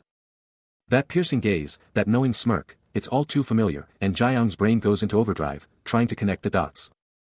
He studies the man's unnerving composure, a thought screaming in his head, I've never seen him like this. Is he holding back, pure rage? The name reverberates in his skull, Young Jinho. Then, a chilling realization hits him like a truck, connecting the present to a dark past, he's already met Hyunsung in the meeting room. This can only mean one thing. The puzzle snaps together, revealing a critical piece of his past life, before the regression, he was. The shocking truth slams into him, Kim Hyunsung's ultimate enemy from his first life. The revelation leaves him frozen, the implications of this encounter now terrifyingly clear. The tension is palpable. Two figures are practically yelling at Jiang, desperate to know if he's a commander or an archer. But then, a sudden shift. Jiang is shaking hands with a man who greets him with utmost respect, calling him Mr. Hyunsung. The handshake is firm, a silent understanding passing between the two. Suddenly, Jiang's eyes blaze crimson as he mentally dissects young Jinho's status, realizing the guy is a total murderer, and that insight gives him two critical deductions. Back in the conversation, the man is still gushing, admitting he's heard the rumors about Hyunsung running the camp and how honored he is to finally meet him. Then, with a look of pure awe, he declares Jiang is even stronger than he thought, and boldly asks for his stats. He's in deep trouble, and the company he's keeping? Totally unknown, a massive wild card. A dry laugh escapes him, thinking about young Jinho's insane ability, seriously, how did this guy even find all these people? His eyes flash red as the pieces click into place, Hyunsung's reaction just now means young Jinho met him way back during his first regression. And that means... The name rings in his head, that young Jinho is a total villain, the kind who's already killed Hyunsung or everyone he cared about. He even considers the grim possibility that he might have wiped out both. He shakes off the dark thoughts, a smirk playing on his lips, and casually asks a question. Now with Yusequel, Young Hyan, and another guy, he smoothly asks if he can just join their crew too. He shakes his head, a quiet denial escaping him as the question hangs in the air, confirming he is neither a commander nor an archer. A man with a kind smile and a short beard steps forward, his voice warm and inviting, assuring them that survivors are always welcome. His words catch Jiang off guard, a flicker of surprise crossing his features. Regaining his composure, Jiang offers a polite thank you to the man, who he addresses as Mr. Hyun-sung, before introducing himself as Kayang, and stating his intention to join their group. The man, Deokgu, looks at him with a thoughtful expression, muttering about the familiarity of his name. Without further hesitation, Deokgu turns to someone off-panel, instructing them to guide the newcomers with Miss Jai-hai. He then addresses Jiang again, his tone suggesting a swift resolution, telling him to let things be for now and to call him immediately if anything happens. Deokgu concludes with a pragmatic assessment, remarking that the group isn't bad and it's better than being abandoned in the wilderness. Jiang looks down, a profound sense of confusion washing over him, uttering a bewildered question at the unexpected turn of events. Deokgu, beaming, practically drags him in, thanking them profusely for their consideration. But Jiang's mind is racing, wondering if this guy keeps his enemies closer than friends. It's logical, sure, but totally unexpected. It's official, Jiang, Yusequel, and Young Hyan are now part of Park Deokgu's crew. But Jiang's inner voice is screaming a dark prophecy, this guy is absolutely doomed. A chilling realization hits him, Deokgu has to be a psychopathic murderer. He can only sarcastically agree with Deokgu's earlier words, thinking, oh, if we have something in common, I'm totally fine. The sheer irony isn't lost on him, he's genuinely grateful to have shown up at the perfect moment. He can't help but question his insane luck, asking himself, seriously, Lee Kayang, how are you this lucky? Your luck stat is no joke. Just as Deokgu starts to walk off, he suddenly calls back to Jiang, telling him to hold on a second. He leans in, his voice buzzing with an almost childlike curiosity, demanding to know if Jiang was some kind of commander or an archer. Then, with a beat, he speculates Jiang must have known one of them, only to instantly backtrack, figuring Jiang's gotta be a total stranger. Jiang confirms he barely knows them, though he admits they'd had a super brief encounter ages ago. Deokgu just nods, like, yeah, everyone's got those kinds of connections, right? He then clarifies it's not exactly a relationship and then, with a sly look, asks if Jiang knows something. With a cheeky wink, Deokgu promises he won't spill the beans to anyone. A subtle smirk plays on Jiang's lips, his crimson eyes burning with deep, calculating skepticism. As Deokgu, Young Hyan, and Yusequel start to walk off, Jiang's inner voice screams, luck? No way. He's convinced Deokgu's tutorial survival was anything but accidental. Suddenly, Deokgu spins back around, asking if Jiang had any issues, then drops the bombshell that he's got more to say. Suddenly, a haunting image of Young Hyan's terrified face rips through his thoughts. And he's back there, holding her, the chilling words, "is dead," screaming in his head. His dark hair whips around as his mind goes into overdrive. A terrifying purple aura explodes around him, his eyes blazing with one burning question, how? A chilling resolve hardens his face, an internal challenge, alright, let's do this. He replays the scene, his fist clenching, look, she was taken down by something I couldn't identify. The memory snaps to her distraught face, his voice demanding, you sure, and her terrified reply, yeah. I'm positive. She was just a beginner, so I have no idea what went down. His mind keeps churning, but I definitely felt some kind of magic power. A beat, huh? Then, am. He's back in the present, gripping Park Deokgu by the collar, who just casually drops, after we split up, Hyun-sung. The flashback intensifies, taking us back to the grim journey home. He was powerless, unable to fight, watching her suffer horrific injuries, her limbs gone. He couldn't save her, couldn't even grasp the horror of it all. His eyes flared crimson, reliving the horrific words, with her limbs cut off, and a gut-wrenching certainty that it was a dungeon trap. Even in the flashback, Hyan's face mirrored the sheer terror of that trap. Jinho, ever the observer, just hummed, deep in thought. He admitted he wanted to bring Hyun-sung's corpse back, but then trailed off, unable to finish. Then, Jinho dropped the bombshell, it would be better to burn her body. He admitted even thinking about it was tough, recognizing the hell Jiang went through, which made Hyan ask if her appa was okay. Jiang's eyes burned crimson again as Jinho's words cut through him, honesty was best, especially now that everything had changed. Hyan's tear-streaked face screams through the memory, her cries echoing as a new suspect emerges from the chaos, the leader of a mysterious group of psychopaths. The bitter memory continues, a voice dripping with sarcasm acknowledging Jinho as one far better than the Gen dash dot. Young Jinho stands, a crimson flame flickering in his hand, his class revealed as a magic swordsman. The memory distorts, figures appearing as mere psychopaths, their eyes burning red in the darkness. A name is screamed through the haze of blood and trauma, Young Jinho. The scene is awash in crimson, a torn document scattered amidst the carnage. Jinho clutches his head, his eyes burning with a furious red glow as the accusation rings out, "The killer is you." More blood splatters, a final, visceral punctuation to the traumatic memory. With a furious roar, Jiang unleashes a barrage of questions at the man, his voice echoing with disbelief and rage. Is he a commander? An archer? Park Deokgu can only watch, completely shell-shocked by the intensity of the confrontation. Jiang's mind drifts to the late Park Ha-young, a name he hasn't heard in ages. It's clear, he thinks, but after everything went down, he kept his mouth shut about Young Jinho's suspicious behavior. The brutal truth hits him, Young Jinho is the one who murdered Park Ha-young. Not him, but that monster. Just as he predicted, Kim Hyun-sung has been messing with Young Jinho and his crew, forcing him to play it even safer. And the outcome? Kim Hyun-sung is now convinced that Young Jinho is Park Ha-young's killer, at least for now. He's still reeling from the truth about the monster who murdered Park Ha-young, and the chilling realization that no regressor should ever shield such a fiend. But the real, bloody problem, is figuring out how to take him down.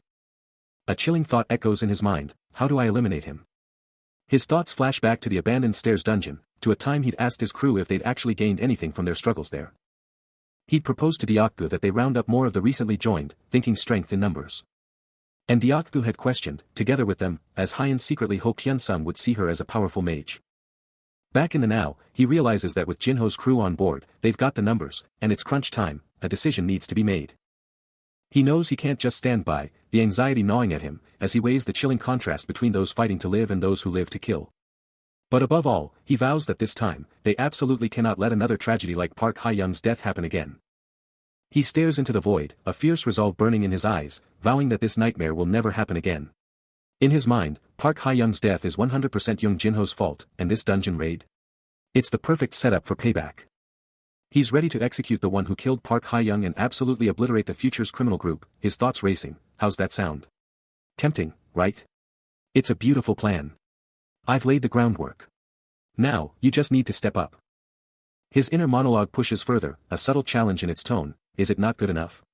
Fine, if it's not, then. I think that's a good idea. Later, chilling with Park Deokgu and Young Hyen, he's still plotting, thinking, nah, that's too soon. We need more. But I'm hoping for a killer outcome. He's already thinking steps ahead, a sly grin hinting at the depth of his strategic mind as he processes their target's history. His mind is made up, aligning perfectly with his crew's, a steely gaze confirming he's not about to trust a killer with his back. Decision locked in, he's ready to take it straight to Young Jinho, no holding back. Later, with Deokgu and Hyen by his side, Jiang shuts down any underestimation of their enemy, showing he's got the real intel. He hands Deokgu a crucial mission, getting an instant understood in return. Jiang's pumped, hyping up Kim Hyun-sung and Deokgu, promising full support and a guaranteed win for their strategy. But then, out of nowhere, Deokgu drops a bombshell, gushing about how cool Young Jinho is, leaving Jiang completely blindsided. A cold sweat breaks out on his forehead as he tries to compute that wild comment, with Hyen and Deokgu watching, totally worried. Lee Jae-hee and Yusikwa link up with the crew, and Jiang, back in control, flashes a confident smile, reminding everyone they're an unstoppable force when they stick together. The squad was chilling, grabbing a bite, and Hyen was all about that team bonding, suggesting they all eat and chill. But Deokgu, ever the instigator, was already poking at Jiang, wondering if he was stressing out. He brushed it off instantly, claiming he wasn't sweating it, even if the next mission was gonna be brutal. A booming laugh erupted from him. And the whole crew burst out laughing, the good vibes spreading like wildfire. But a shadow crossed Jiang's face as he thought, he had no idea why, but this whole thing felt terrifying. He knew his endgame was their lives, and he was absolutely loving every second of this twisted game. A dark thought flashed through his mind, questioning what the hell he was even doing. Yet, a sly grin crept onto his face, a silent head shake revealing his disturbing enjoyment. Later, chilling with Deokgu, Jiang kept his cool, poker face firmly in place. Jiang's mind is still racing, judging everyone around him. He can't believe how helpless they are, questioning why they don't just fight their way out, even if they're getting trashed. He's literally calling himself the apostle of justice, the one saving them from some crazy murderer bastard. Shaking off his dark thoughts, he pivots to Young Hyen, who's right there, mumbling, fine, it's not like I'm escaping this anyway. A deep blush hits her face as he casually throws an arm around her, and she just melts into a shy, happy smile. She gazes up at him, totally smitten, gushing about how nice he is, even mentioning her own healing spells and her role as a healer. With a cute, shy giggle, Hyen gives him all the credit for everything good happening. A sudden thought hits Jiang as he remembers her healing power was actually broken not long ago. Totally oblivious to his scheming, Hyan keeps going, because of that, everyone's just humiliating me. We're like, a thing. A sly, calculating grin spreads across Jiang's face as he thinks, should I seriously go for it and become a couple with Hyan? Yeah, I'll even commit. Right? He's chilling with young Hyan, but Diaku's all like, yo, what did you even say to her? Did you talk about you guys? Jiang just smirks, brushing it off like he just told her to, snap out of it, and Hyan's just like, ah. Then he casually drops a bomb, revealing they're about to raid some underground dungeon with young Jinho's crew. But a shadow crosses his expression, he's got a bad feeling about this whole thing. He doubles down on his gut feeling, but says the dungeon's top priority, so they'll just keep their distance from that party. Diaku's on board, but Hyan's quick to jump in, telling him not to sweat it over her. She's all, yeah, I'll totally talk to you, and he just gives her a soft, it's okay to be with you, Hyan. Then, with a charming smile, he drops the real kicker, just ignore Yusikwa as much as you can, got it? Pure manipulation, wrapped in a pretty bow. Hyan, totally bought in, beams and declares she's completely over people like him. He keeps the conversation going, a sly grin hinting at his satisfaction with the unfolding situation. Later, the trio, Jiang, Diaku, and a still-hooded Hyan, hunkers down in a secluded spot, diving deeper into their strategy. Eventually, they stand, eyes locked on something unseen, their collective attention razor-sharp. Jiang's face hardens as he processes the intel, a silent storm brewing behind his eyes. His crimson eye, etched with a battle scar, burns with fierce intensity, a testament to his unwavering will. A sharp rap echoes from a sturdy wooden door, then a voice shouts for Hyunsung. As they close in, Diaku whips his head back, startled, a sudden shock hitting him. Bursting through the entrance, Diaku shouts their arrival with pure hype, as Jiang lets out a quiet, ah, of recognition. They'd made it. He checked in, asking if everyone was here, and Diaku just let out a surprised, oh. Diaku immediately got suspicious, demanding to know if he was hoarding snacks. But Hyan, ever the observant one, was worried, asking if he was okay, looking like he was about to burst with cash, though he just brushed it off. Then, she pulled out a surprise, telling him she had something for him, and he just smirked, thinking, I knew it. He stared down at the mysterious object, starting to whisper, it's. And then, boom. A blinding light exploded from his hand, revealing a powerful, glowing artifact. Diaku and Hyan were absolutely stunned, gasping, "Udhich." A triumphant grin spread across his face as he declared, hey, hey. I knew I could trust you. Jiang's got a surprise for the crew. With a confident smirk, he declares, I have something to give you guys. And what a haul it is. Laid out before them is a dazzling spread of loot, coins, scrolls, a wicked sword, and a mysterious bracelet. Jaws drop. What did you get all this? Someone gasps. Jiang just grins, this isn't your average loot. I found a treasure chest. Found M in the cave, he clarifies, while another teammate can't help but shout, a treasure chest. This is insane. Jiang's already thinking big, this is huge for my guildmaster rep. Then, he pushes them, come on, check out these reactions. A closer look at the goods, the bracelet, a scroll, and that epic sword all gleaming with power. Jiang's got a sly grin, looks like the bracelet picked its person. Hyan watches as Diaku tries to thank Jiang for the bracelet, but Jiang just brushes it off, saying Diaku's appreciation is all the thanks he needs. A subtle smirk plays on his face, clearly thrilled that the item landed exactly where he wanted it. Then, his eyes lock onto Hyan, a knowing look in his gaze. He then pulls out a dazzling golden ring with a shimmering blue gem, revealing it can cast a magic shield twice daily after one charge, but he's quick to point out it's not a stat booster.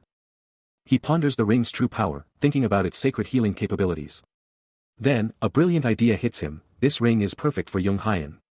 He turns to her, starting to speak, catching her slightly sad look. He extends the ring, and as her hand reaches for it, he dramatically announces that Hyan has made her choice. A radiant smile lights up her face as she takes the ring, absolutely thrilled with her new treasure. She's still holding back, questioning if she can really take these incredible items, as he silently weighs the impact of his actions. He quickly puts her at ease, revealing he's already got his own gear, and drops a crucial intel bomb. Special ability users can usually only rock one power at a time. Then, he casually floats the idea of giving her even more of his own stuff, a move that visibly washes a massive wave of relief over her. She pours out her thanks, calling him Hyungnim, but he brushes it off, telling her not to worry, because now, they are comrades. A gentle, almost knowing smile graces his face, as he instinctively places a hand over his heart. The powerful word, comrades, resonating deep within him. A profound, unwavering conviction burning in his eyes. He's no idiot, he thinks, not falling for some cheap goodwill, convinced Kim Hyun-sung is just trying to put them in his debt. A calculating glint enters his eyes. But who cares, he decides. The real game changer is that this regressor wants them on his team. He knows he's a wild card, a total question mark compared to the future's greatest mage or the unshakable tank. There's no other explanation for Kim Hyun-sung's insane generosity, his perfect plays, and the way he treats him better than anyone, especially when the continent is crawling with stronger players. But for Park Deok-gu and Young Hyun to truly level up, he has to be there. And just like that, Young Hyun beams, calling out to him with pure adoration, a testament to the unbreakable trust he's built. So, Kim Hyun-sung is stuck with him if he wants his crew, and Jae-young is absolutely going to keep grinding to lock down that spot. He confirms it, a silent nod to their shared destiny. This is good, he thinks, a strategic advantage. He's gotta protect Deok-gu and Hyun, solidifying his own position and power. Even if it's tough to keep up, he's gonna push his limits, extracting every advantage he can, bit by bit. But Deok-gu, ever the straightforward one, just wants to know when they're finally heading out. Jae-young shuts down the idea of leaving right away, a gut feeling telling him something's off about these new guys, who, let's be real, aren't really their allies. The chilling question hangs in the air, are these allies actually enemies waiting to strike? Jae-young keeps his cool, but the warning is clear, stay ready, because even if it looks good now, things can change fast. His mind is already 5 steps ahead, calculating the risks of being trapped underground with these wild cards. Oblivious to the strategic mind games, Young Hyun beams, ready to rally the troops and get everyone on the same page. He's hyping up the squad, shouting for everyone to get pumped and cheer together. The squad is hyped, their voices exploding as they count down, the energy is off the charts. Let's do this, he screams, the hype is real, a powerful wave of determination just hit. A sly smirk creeps onto his face as he looks down, thinking of young Jiho, he's already playing 4D chess. He closes his eyes, a chill smile on his face, already seeing the regressor's judgment day. His eyes flash open, a terrifying crimson glow revealing a sinister plan for payback. He turns to Young Hyun, promising to set the stage for her, but she's totally clueless, thinking this dungeon dive is just a chill picnic. Then he hits Yusequa with a quiet question, asking if this whole mess isn't actually a win for them. A sinister grin splits Yusequa's face, his mind screaming a deadly plan, take him out now, while he's vulnerable. Cutting through the room's quiet, Jae-young smoothly apologizes for the interruption, then beams, welcoming everyone and expressing his satisfaction at their presence. With a charming smile, he thanks them for accepting their proposal, the words dripping with hidden intent. Still smiling, but with a glint in his eye, he lays out his vision, optimal results, he insists, demand they conquer the dungeon as one. A mischievous wink follows, as he singles out Hyun-sung, promising their combined efforts will guarantee victory. But beneath the charming facade, a cold, silent calculation sparks to life. His eyes blaze with a chilling red, as the chilling mantra of calculative murder echoes in his thoughts. Moments later, deep within a foreboding, rocky dungeon, Jae-young remarks on their apparent familiarity with the area, feigning surprise at the dungeon's very existence. Turning to Young Hyun, he warns her against going too far into the depths. But his thoughts are a whirlwind of chance and the regressor, obsessing over the survivor system and the absolute imperative of clearing this dungeon for everyone's sake, a twisted piece of his grand, deadly scheme. Leaning back, he lets Deok-gu ramble, but his brain is already in overdrive, plotting every single move. Still, he thinks, they can't just sit around waiting for others to act, especially with Jinho's crew around, it's the perfect dungeon clearing opportunity. Deok-gu is absolutely blown away by his genius, shouting that he'd never even thought of that, but then he's like, wait, it's just a guess. And what's with this earth talk? He just shrugs it off, saying he'd rather not spill the beans, which totally annoys Deok-gu, who calls it unfair. They plunge into the dungeon's shadowy depths, and he's already thinking, time for these guys to drop their guard a little. Then Deok-gu suddenly realizes, hey, you and Hyun seem pretty tight, don't you? He's holding a knife, staring at Hyun, and then he just blurts out, are you two, like, a thing? Deok-gu's eyes go wide, letting out a shocked, ah. That's. And Hyun's inner monologue is just pure rage, thinking, seriously, is this idiot for real? Is her bond with Jae-young too intense? Too weird? Or is it the only way she can stay close to him, no matter what? If that's the case, then her thoughts are probably spot on. A sly grin spreads across her face, leaving Jae-young and Deok-gu utterly stunned. A searing pain rips through young Jinho, wrenching a guttural cry from him. He strikes back with furious speed, a crimson blade blazing towards Hyun, who is engulfed in a protective glow. But the counterattack lands with brutal force, making him scream in agony. Even with the pain, young Jinho pushes forward, with Yusequa and Lee Jae-hee right behind him, closing in on their objective. The foreboding structure looms ahead. He's pushing deeper, descending a treacherous spiral staircase, the air thick with an ancient chill, when a voice cuts through the silence. "Hyen, be careful." A chilling, unsettling laugh echoes through the darkness, as the squad plunges deeper into the abyss. The stone steps abruptly end at a grated platform, revealing a massive, shadowy chamber below. Suddenly, a critical system message blazes across young Jinho's vision, stopping him dead in his tracks, his face a mask of shock. The message confirms their entry into a safe zone quest and the underground dungeon, but the real kicker. The complexity just skyrocketed, and the main quest is about to drop.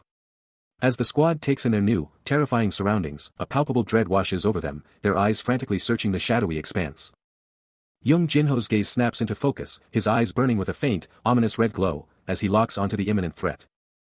From the deepest, darkest corners of the dungeon, a terrifying horde of grotesque, gray-skinned monsters with burning red eyes begins to swarm out. Their forms are barely visible in the oppressive gloom, but their sheer numbers and malevolent aura scream an epic, brutal confrontation. Out of the inky blackness, a nightmare takes form. A hideous, multi-eyed beast with grayish-purple skin and a gaping maw claws its way into view. Its glowing red eyes burning with malice, a monstrous, segmented tongue lashing from its fanged maw.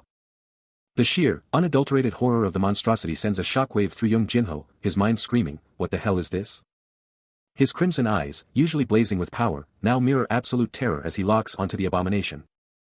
A single, chilling realization piercing through his panic, "Aren't we fucked?" A terrifying growl rips through the silence, and then, a monstrous maw, all jagged teeth, just appears. Then the whole thing just bursts into view, a multi-headed, purple-skinned nightmare with glowing yellow eyes, its body twisting like it's about to explode. Another earth-shattering roar rips through the air, a sound that screams pure, unadulterated hunger. Those multiple eyes, burning with pure evil, lock onto their target, and those razor-sharp fangs. They're just waiting to strike. That gaping maw just stretches impossibly wide, a literal black hole of destruction ready to swallow everything. Jiang just stares, crimson eyes blown wide with pure disbelief, and all he can manage is, "What are these?"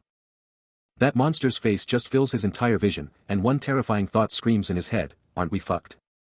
A guttural shriek rips through the air as the monstrous horde closes in. He knows they have to get out, and fast. The terrifying cries of the creatures just keep coming. Then a deafening crash rocks the entire cavern, revealing an insane number of enemies. The barrier is gone. But even with the odds stacked against them, he rallies his team, screaming that they can win this.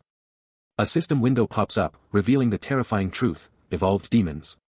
Rare grade, dark attribute, with dark magic, evolved bodies, and instinctive attacks. These things are smart, with insane strength and vision, even if their willpower is low. He curses, realizing these aren't just any demons, they're evolved, stronger, and there are just too many of them. He's questioning everything, wondering if just one meat shield can even stand a chance against this insane horde.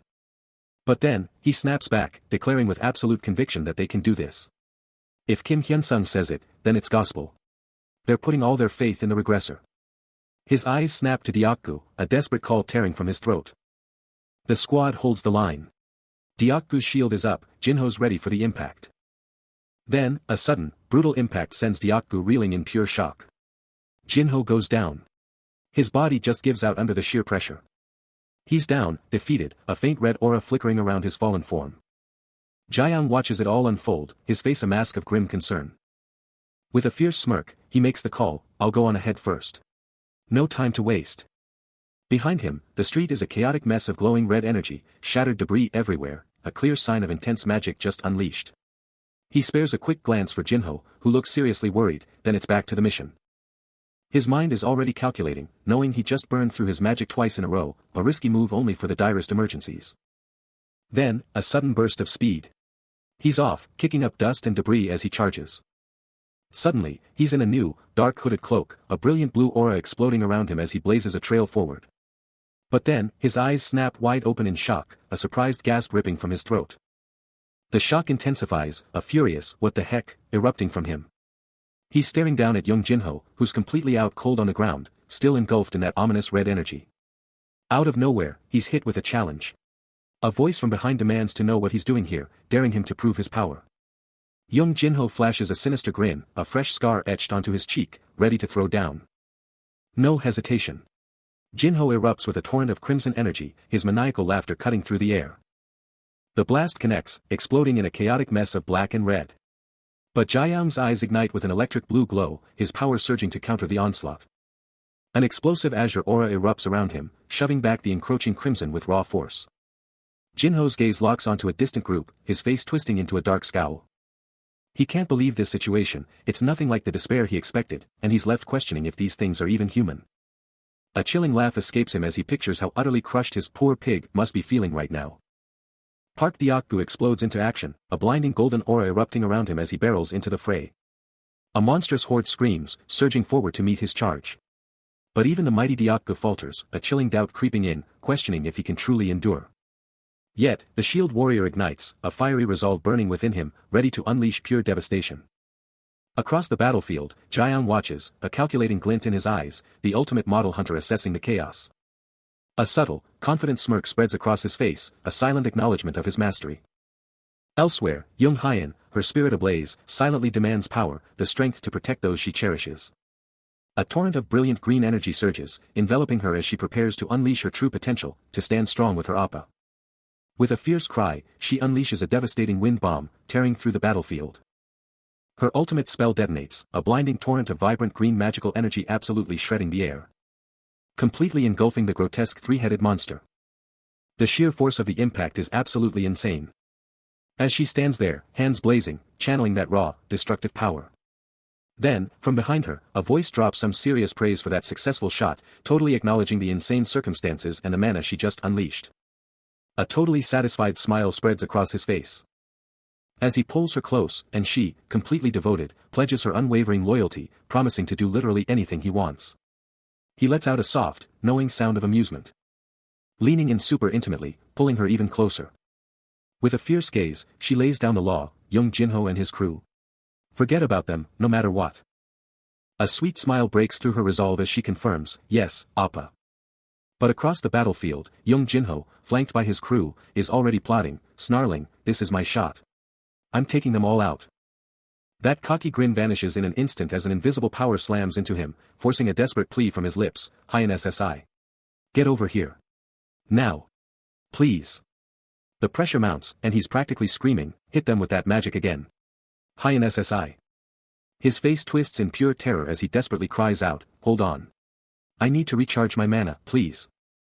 But the magic is relentless, smashing into him and his entire crew, ripping screams from their throats. Argha. The impact just keeps coming. Leaving young Jinho screaming in pure, unadulterated pain. Kargha. Blasted by an unseen force, young Jinho screams in pure disbelief. How could this be happening?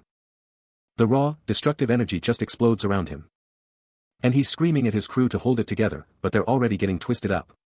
He's yelling, stay focused. Don't give up, but it's no use, the pain is just too much. Blasted backward by the sheer power, he's begging for backup, his voice cracking from the pain. Yet, he's still trying to hype them up, shouting for them to hold on, to survive this nightmare. But this magic just keeps ripping through them, and he's just screaming for them to hold on, to somehow survive this impossible attack. His body is just getting shredded by the pain, and he lets out a primal scream, the agony pushing him to his limits. His face is a twisted mask of pure torment, and all he can do is let out a desperate, drawn-out scream. As the destructive magic just keeps on raging, it's brutally clear that for some, survival isn't even on the table, 1 out of 5 humans is just destined to be trash. Even as agony rips through him, young Jinho's eyes blaze with fierce determination, one word echoing in his mind. Mana erupts from him, and he conjures a devastating fireball, a blazing sphere of destruction manifesting in his palm. The inferno hurtles forward. Straight for the grotesque horde, who flinch back in sheer terror. Their monstrous eyes, dilated with pure dread, mirror the impending explosion. Boom! The fireball erupts in a cataclysmic blast, swallowing the monsters whole in a fiery inferno. Jinho watches the chaos subside, thinking it's all over, but a frantic scream shatters the silence. The creatures are still burning, but one is already moving, a terrifying silhouette in the inferno. Jaihe's face contorts in pure horror, her voice raw as she shrieks, "Hey! They're gonna get over to us." The monstrous horde is absolutely incinerated, engulfed in a blazing inferno as young Jinho's fireball unleashes pure devastation.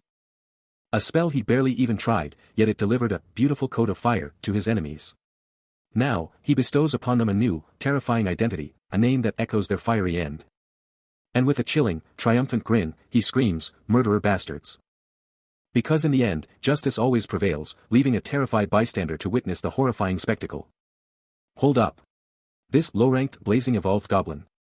It's got sentient intelligence, even with bad eyesight. That's a game changer, and everyone's freaking out. And get this, its stamina is dropping fast. But honestly, this whole thing was just a massive gamble, and someone's regretting it big time. And that gamble? It totally blew up in their faces. Park Deok-gu is absolutely bugging out, and Young Jinho is just screaming in pure, unadulterated frustration, realizing how bad things have gotten. Jinho completely lost it, screaming in terror and declaring he was out. He even tried to call out to Hyunsung SSI, ready to abandon everyone. He was totally losing his mind, yelling at himself to get it together, but then begging for just a little more time, a desperate mess.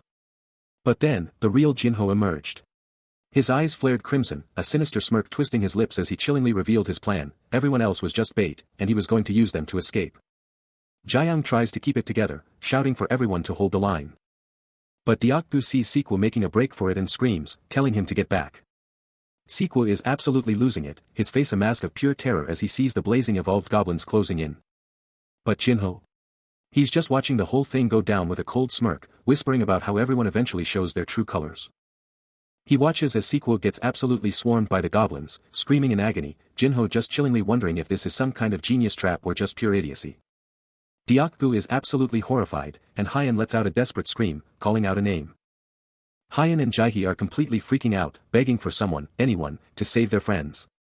Jinho then locks eyes with Jaeyoung and Hyun, calling out to them with a truly chilling vibe. Without a second thought, Jaeyoung moves, throwing himself in front of Hyun as she screams his name, desperate for his protection. With a determined gaze, he insists, no matter what happens, I won't get involved. I'll try to do something for him, but you must protect yourself and what's in front of you. His hand tightens around the hilt of his sword as he adds, that's a lie. All of us are fine. But before he can act, a torrent of blazing magic erupts, engulfing Sequel in a searing inferno. Leaving him screaming and collapsing to the ground, his hand outstretched in a desperate plea for help. Save me. The blazing evolved goblins swarm him, their fiery attacks consuming him entirely. Young Hyun lets out a piercing scream of horror, and Jaeyoung instinctively pulls her close, shielding her from the gruesome sight. No. Kyeong. Meanwhile, Young Jinho watches the chaos unfold, a chilling indifference in his eyes as he mutters, "Chulellellellellellell." A cruel, satisfied smile spreads across his face, revealing his true, sinister nature. Amidst the absolute pandemonium, Jaeyoung desperately tried to calm Hyun, promising her protection and demanding her trust. But the blazing evolved goblins, absolutely engulfed in their fiery fury, just screamed, their chilling voices promising a feast in hell. As the monstrous horde swarmed them, Jaeyoung yanked Hyun behind him, a human shield against the onslaught. Then, a blinding blue light exploded from Hyun, her hands blazing with raw magic, as she unleashed a devastating spell. A concentrated orb of water materialized, the words, "Water Strike," flashing into existence, then she blasted it. The orb morphed into a colossal column of churning water, surging with unstoppable force. The devastating water strike absolutely annihilated one of the blazing evolved goblins, sending it flying with a brutal impact. Jaeyoung, absolutely floored by Hyun's raw magical power, could only gape in utter shock. Even with that epic strike, they were still encircled, more blazing evolved goblins swarming them, their fiery forms a relentless threat. Jaeyoung's face contorts in pure, unadulterated shock. While young Jinho, with eyes blazing crimson, flashes a terrifying grin and taunts, "Are we all alive right now?" The horrifying truth slams into Jaeyoung, his voice erupting in a furious scream, "You." Meanwhile, young Hyun's face twists in agony, tears gushing as pure despair overwhelms her, her terror radiating outwards. But before Jaeyoung can even flinch, young Jinho's fist explodes against his face in a brutal, blinding strike, knocking him flat. Young Hyun's piercing scream of "OPPA" echoes as Park Deok-gu struggles to restrain her. Young Jinho looms over the downed Jaeyoung, a sadistic smirk twisting his features, mocking, "Are you a commander? Are you an archer?" He thinks, given the circumstances, I had to hit him at least once. Gotta make him feel utterly pathetic. With Jaeyoung utterly incapacitated, young Hyun collapses beside him, her voice a broken sob as she gasps, "Young and I am." Still reeling from the brutal attack, Jaeyoung can't even process the betrayal, his voice exploding with disbelief as he screams, "You crazy bastard." But young Jinho? He's completely unfazed, just staring down at the defeated Jaeyoung with icy contempt, declaring himself superior, the only one who can get you out of here. His face hardens as he drops a bombshell about his plans, confessing everything went sideways after Minchul bit the dust. He keeps going, laying out his twisted new strategy. They'll play along for now and go after Young Jian first. Young Jinho's stare burns, making it crystal clear he doesn't care about Jaeyoung, only his raw power. Then, he casually mentions a friend who might not be on the same page, implying this friend lost his cool because someone died. With a bone-chilling calm, Young Jinho repeats his demand for understanding, while Hyan and Deokgu can only watch, utterly helpless and devastated. But then, his calm shatters. His face twists with pure fury as he roars, refusing to hear any excuses, screaming that he's here for one brutal purpose. His rage explodes, cursing Jiang's stupid friendship, while Hyan sobs uncontrollably over the fallen Jiang, and Deokgu desperately tries to console her. The disaster hits hard, and Jiang is absolutely crushed, drowning in self-blame and shame over everything that's gone wrong. But even as he's spiraling, Deokgu is there, holding him tight, while Hyan, completely distraught, cries out his name. All he can think is, if only he'd been stronger, if only he could have done more. But across the way, Young Jinho is absolutely fuming, his eyes glowing with pure malice as he mentally rips Jiang apart, calling him a worthless trash who should just die. Completely broken, Jiang is convinced his death will haunt him forever, whispering a final goodbye to everyone he knows. Suddenly, Young Jinho's voice slices through the tension, barking questions about Jiang's role, while a hysterical Hyan screams in pure terror, fighting against Deokgu's desperate attempts to hold her back. A twisted, cruel smile stretches across Young Jinho's face, a sinister red aura exploding around him as he coldly shrugs off the entire disaster with a chilling, "What a shame." His thoughts are pure evil, reveling in the fact that he survived, because he was the one who actually came back. With a menacing crew behind him, Young Jinho's face turns stone cold as he snaps at someone off-panel, his voice dripping with pure annoyance, demanding to know how many times he has to tell Jin-hoon the same thing. He keeps up the verbal assault, his voice dripping with poison, hammering Jiang with the truth. He was right, he should have stopped Jaejun Hyungnim, and Jiang is just a worthless piece of trash. The taunts just keep coming, he even blames Jiang for taking his Hyungnim away, then snaps at Jin-hoon, demanding to know what's taking so long. But Jiang's mind is a whirlwind, a frantic thought screaming that if they keep this up, they're all in danger, and they just need to let it go. Crushed by guilt, he confesses he was wrong, so wrong, and can't ever forgive himself for those empty words of comfort. He drops to his knees in total defeat, bowing his head and whispering a raw, "Truly, sorry," while Young Hyan and Park Deokgu look on, their faces a mask of worry. Young Jinho just lets out a chilling laugh, a mocking, deep sound that screams pure disdain, making Young Hyan and Park Deokgu visibly flinch. His smirk vanishes, replaced by pure annoyance as he grumbles, "Seriously, what is this? Am I being treated like some kid?" His face screamed it, he felt totally played. With one last, fed-up sigh, Young Jinho just spins around and walks off, leaving Jiang, Young Hyan, and Park Deokgu absolutely crushed by the whole ordeal. He's absolutely paralyzed as Young Jinho's venomous words rip through him, branding him a useless commander, a mere archer, a parasitic nobody. Then, with one last contemptuous look, Young Jinho just walks away, abandoning him in the oppressive shadows. A terrifying thought flashes through his mind, a chilling reminder of his past capabilities. His hand flies to his collar, the internal conflict absolutely tearing him apart. Young Jinho throws one final, mocking look over his shoulder, a cruel smirk on his face before vanishing into the darkness. Abandoned and utterly broken, his face contorts in pure despair, his eyes mirroring the crushing burden of his own self-hatred. But just as he's drowning in his own thoughts, Young Hyan and Park Deokgu rush to his side, their faces etched with worry. Young Hyan forces a comforting smile, trying to tell him that even massive screw-ups can be forgiven. His ally's words finally pierce his dark thoughts, snapping him back to reality with a sudden, shocked expression. He bolts, his allies desperately shouting for him to stop. His face contorts, a raw display of agony and self-hatred. A choked sound, then a hand shoots out, reaching for him. It hangs there, trembling, unsure whether to touch. He collapses to his knees, a concerned voice cutting through his despair, asking if he's okay. A comforting hand lands on his shoulder, and he confesses, his voice raw, that he feels like absolute hell. His gaze lifts, distant and calculating, lost in a silent contemplation. Then, a subtle, otherworldly glow begins to pulse from his hand. A chilling, manipulative smile spreads across his face, betraying his true, dark intentions for his caring companion. He faces a mysterious cloaked figure, whose hand extends with an unknown intent. A sudden, gentle grip on his shoulder makes him recoil, the cloaked figure now holding him in place. A pained gasp escapes him, his face contorted in raw agony. Suddenly, Young Hyan's eyes ignite with a terrifying crimson glow, a powerful purple aura exploding around her as she unleashes extreme fury. Her silent, murderous intent screams, "I'll kill you," and Jiang instantly knows, that's not good. This is getting out of hand. What is Hyan planning now? Her volatile power is a ticking time bomb. His hand tightens, his mind racing with self-deprecating thoughts, convinced he's a walking disaster, a bad luck charm for everyone he touches. But wait, amidst all this chaos, a bizarre question pops into his head, "Why are you taking my tooth?" Young Hyen struggles, a cough racking her body, clearly in distress. Then her head snaps up, a shocked "Appa" escaping her lips. Tears stream down her face as the horrifying truth hits her, her cries filled with anguish. But then, a chilling shift, her sorrow turns to icy fury, a vow to make the idiot pay. Her resolve absolute. And with a terrifying crimson glow igniting her eyes, she swears vengeance for him. Still, the tears stream down her face, her crimson eyes burning with an inner fire, as a voice tries to reassure her that everything will be alright, though it admits there's nothing it can do, having been the cause of her distress. The voice continues, acknowledging that it's becoming frightening again, and if Young Hyen were to act wrongly because of them, then all the suffering it endured would be for nothing.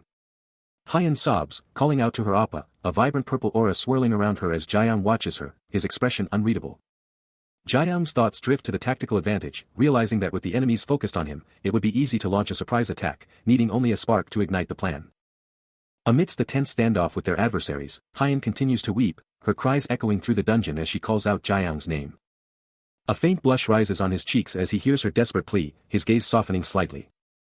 Hyen wishes aloud that her suffering wasn't so profound, while Jaeyoung, looking at her with a knowing expression, internally questions if she truly understands the depths of his own nature. His silent resolve hardens, a clear message forming in his mind, watch and learn. A sudden realization dawns on him, his eyes widening in surprise. A sharp cry of pain rips from him as Young Hyen, still radiating that ominous purple aura, violently shoves away from his grasp, her actions completely out of control.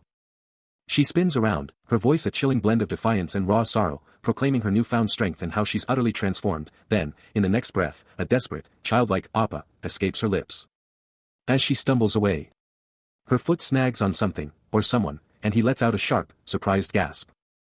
He stares down, his face a mask of pure bewilderment, a soft "oh," barely audible as he tries to grasp what just happened.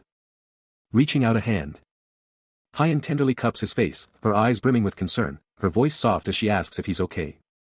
He gazes down at her, a worried, Hyen. Tumbling from his lips, his voice thick with concern for her fragile state.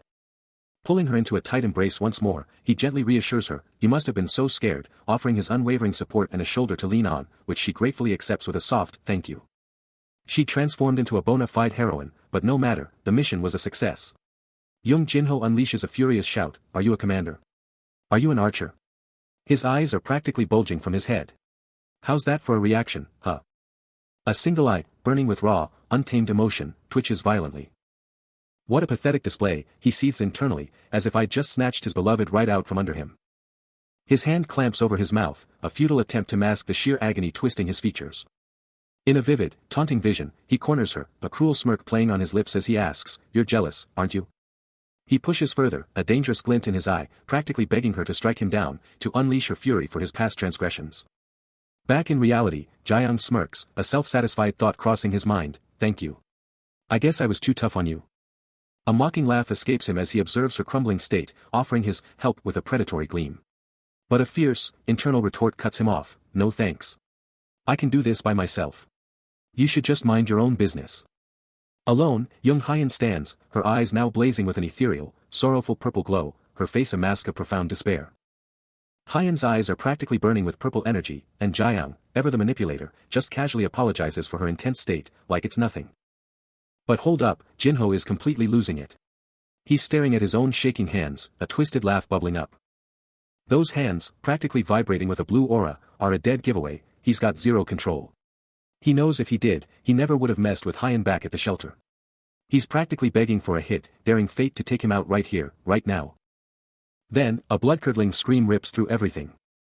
Meanwhile, Jaeyoung is already on the front lines, back to a terrifying monster horde, totally ready for the chaos about to drop. Hyen is still completely overwhelmed, clutching herself, lost in a storm of emotions. Jaeyoung, now fully geared up with armor and shield, barks orders for everyone to hold their positions, getting ready to throw down with Deokgu right by his side. He tells Hyen to go ahead with Deokgu and take on the monsters, saying he'll catch up, but she's barely able to speak, whispering that she's not feeling well at all. Despite her inner turmoil, Hyen forces out a reply, promising not to go overboard and to follow his lead. With a decisive rustle, he pivots and strides off, leaving her to unleash her power. But even as he moves, his mind is already calculating, Deokgu's 20 meters out, and if he can just bait sequel, he'll get the perfect opening. He eyes the incoming pig bastards, already mapping out their moves, knowing their clumsy attacks are no match for his speed. Crimson energy explodes around him as he tears into the horde, his mind screaming at Hyen to unleash her power, to cast her magic now.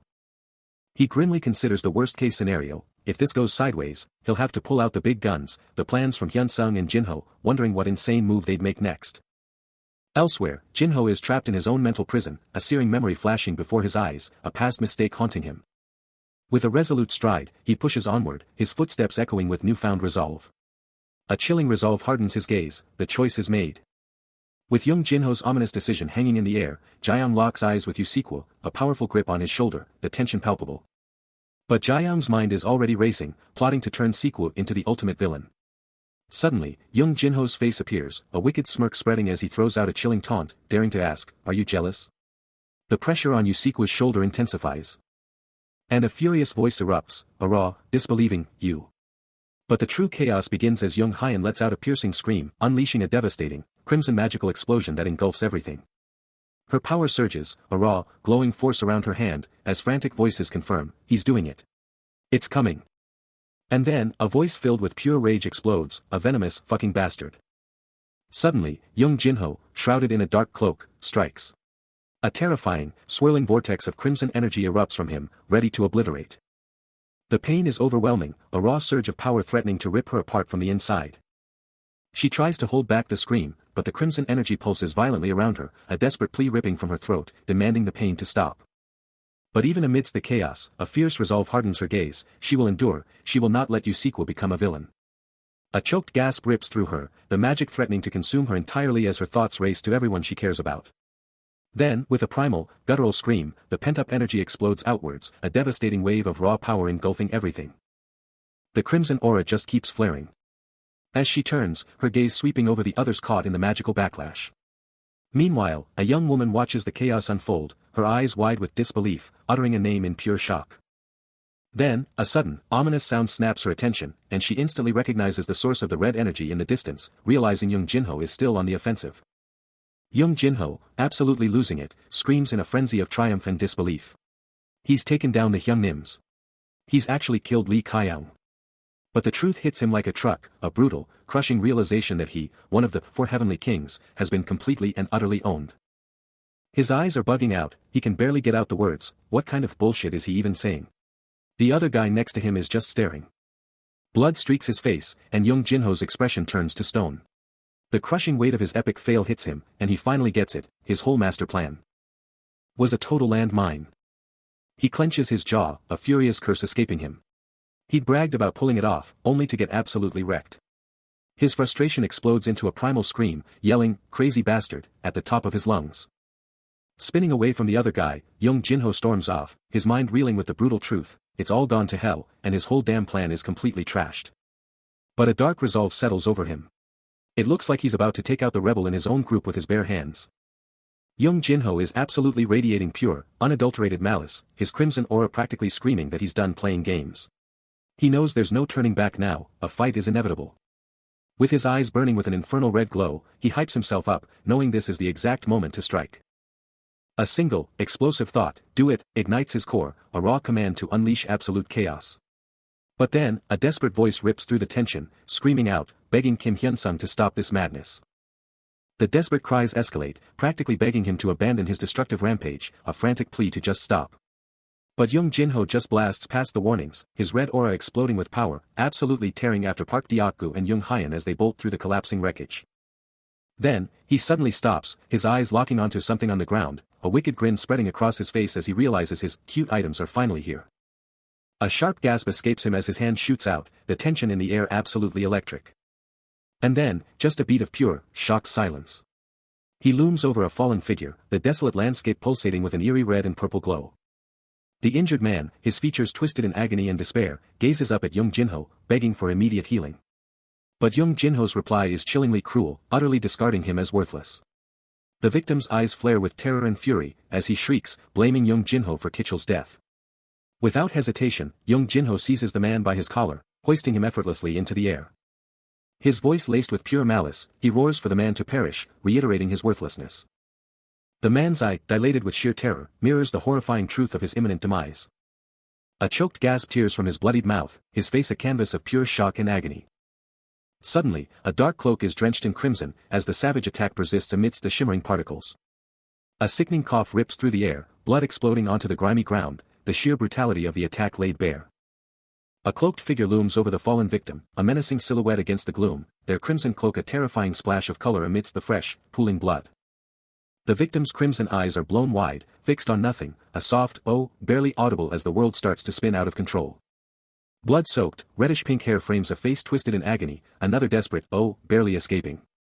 Their body finally gives out, tumbling backward with a gut-wrenching, drawn-out scream of "Apea," before the abyss claims them.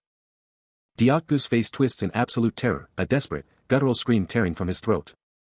Amidst the escalating chaos, he throws an arm up, screaming out a name in sheer, unadulterated panic. Right beside him, Jaeyoung's face mirrors the alarm, as Diakgu unleashes a torrent of curses at the unseen foes, desperately calling out to his young Nim. In a desperate, last-ditch effort to hold the line, a sturdy shield is violently thrust forward, desperately trying to fend off the relentless, overwhelming assault. But the defense isn't enough. With a sudden, explosive surge of power, Jaeyoung's patience finally snaps, a furious, crackling purple aura exploding around him as he glares with pure venom at those who dare challenge him. His resolve hardening into pure steel, his eyes blaze with an intense, crimson glow, the raw, untamed power of his fury radiating outwards like a shockwave. His crimson eyes ignite with pure fury, a devastating purple aura exploding around him as he gears up to unleash hell. Blazing with impossible speed, he's a purple streak, covering ground in a heartbeat. Young Jinho gets absolutely rocked, his body twisting from the sheer, brutal power of the hit. His gaze is locked, the crimson glow burning with relentless intensity. Young Jinho lets out a furious "tch," totally blindsided by the sheer, unexpected power. But through the mayhem, Park Diakgu's voice rings out, barking orders, "Diakgu SSI. Hyen and Sequo are on you. I've got Young Jinho." Still radiating raw power, he sweeps the area, locked and loaded for whatever comes next. Even with his wounds, Park Diakgu snaps back, "Oh okay," accepting the mission with fierce resolve. With Jaeyoung's gaze on him, Young Jinho, avoiding eye contact, shouts, "Huh. Jinho. That's right. Sequel. Let's go. Hurry," making a tactical exit. The battlefield erupted in a cacophony of fear. Lee Jae-hee screamed Jaeyoung's name, a desperate plea, as Park Diakgu, fueled by pure rage, swore to take down the bastard who dared to hurt him. But Jaeyoung, battered and bleeding, was already thinking, a wry internal chuckle escaping him about Kitchell's likely pride in his cool, but now injured state. Elsewhere, a frantic Park Diakgu, his face a mask of worry, barked orders for someone to get out of there, promising to handle the rest. But then, as desperate cries for him to wake up pierced the air, Jaeyoung's eyes, now glowing with an infernal crimson, burst open. "Fuck, I'm not dead yet," he roared, a primal fury unleashed. Then, a blinding, crimson explosion of power erupted around him, a raw, untamed aura as Young Hyen's heart-wrenching screams tore through the chaos, believing her beloved Appa was truly gone. As his power surged, whispers from the shadows confirmed the legend, Jaeyoung's magic history was that of a true genius. Enveloped in that raw, crimson power, he stared upwards, a moment of chilling self-reflection as he wondered, what have I done? Young Hyen's face was a river of tears, her hands clasped in a desperate, silent prayer, begging for her Appa to be saved.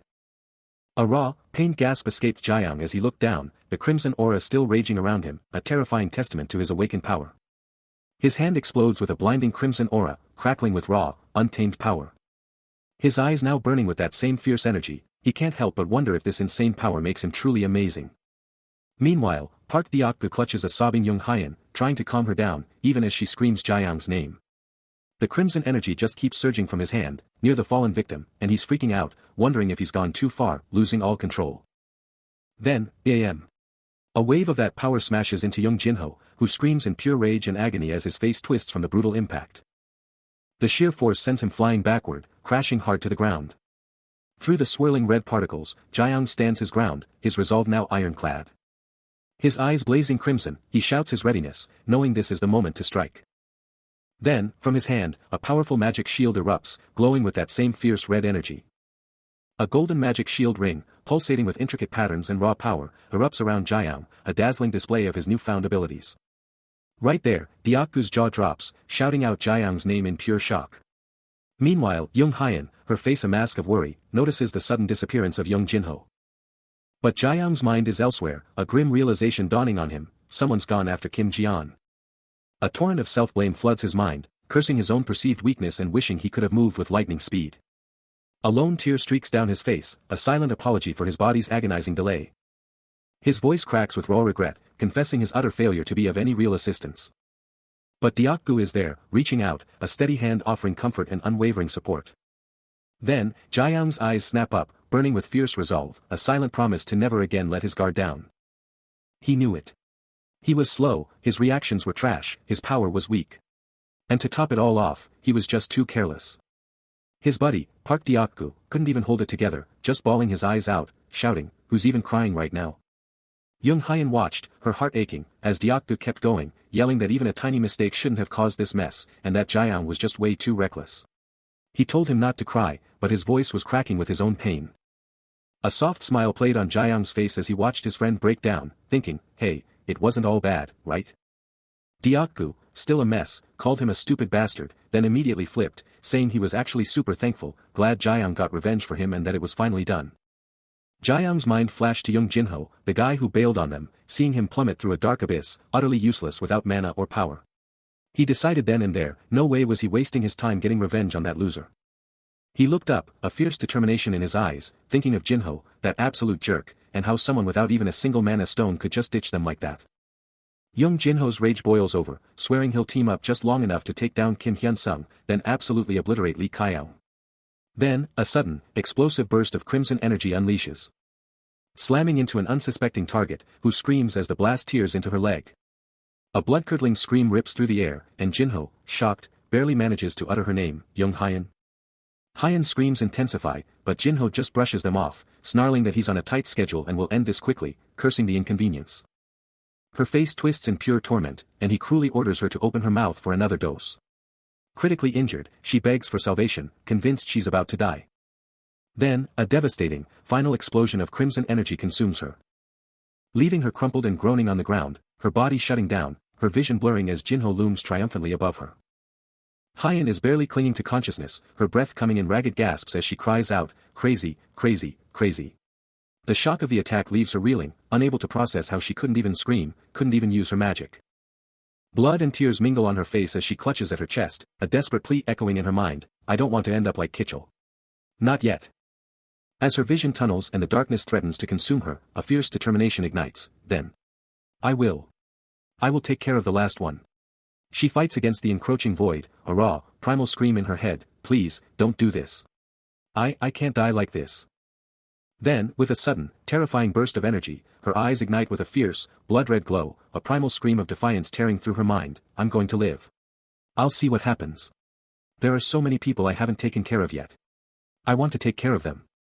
And then, this woman. After I kill, then I'll take care of."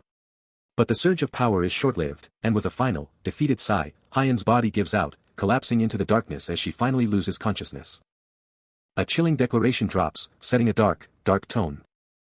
But wait, Jaeyoung is in agony, a blue aura flaring around him as he lets out a choked cry. He's captured, but Jaeyoung is not backing down, screaming, "Let me go, you rat. My Hyungnims will make you pay." Jaeyoung, still fighting back, is like, "Pfft, you're crazy. My Hyungnims, Kim Hyun-sung and Park Deokgu, are right here." But even on the ground, Jaeyoung's spirit is unbroken, his voice shaking as he swears, "I'll never forgive you. I'll make her regret everything." Young Jinho just smirks, looking down and twisting the knife, "So, what now? Looks like your precious Hyungnims ditched you." Young Jinho grabs Jaeyoung's chin, forcing him to face the truth, while a terrified Young Hyun looks on, and Jaeyoung is just utterly confused, "What are you talking about?" Young Jinho can't even hold back his evil laughter anymore, reveling in Jaeyoung's pathetic, deluded face. And then, with a chilling smirk, Young Jinho drops the bomb, "You morons. I abandoned you." Still reeling from the recent torment, Jaeyoung's mind is a whirlwind, a desperate plea tearing from him as he questions the loyalty of everyone, especially Yusequel. He continues, his voice dripping with bitter accusation, demanding to know if he was just a pawn, a tool to be used and then tossed aside. His anger explodes, a raw, visceral promise of retribution burning in his thoughts, swearing that those who betrayed him would face a fate far worse than death itself.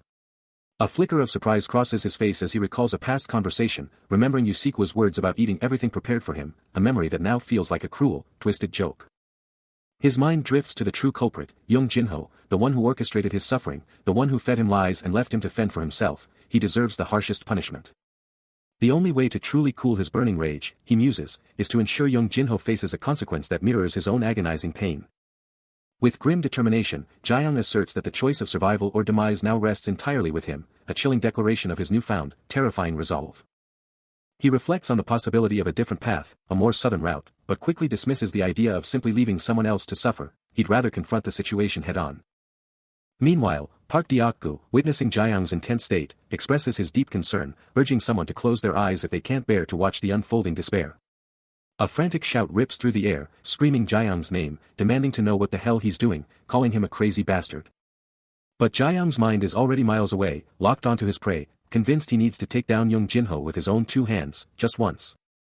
He pictures Young Jinho, a chilling smirk twisting his face, probably thinking the exact same twisted thoughts about him.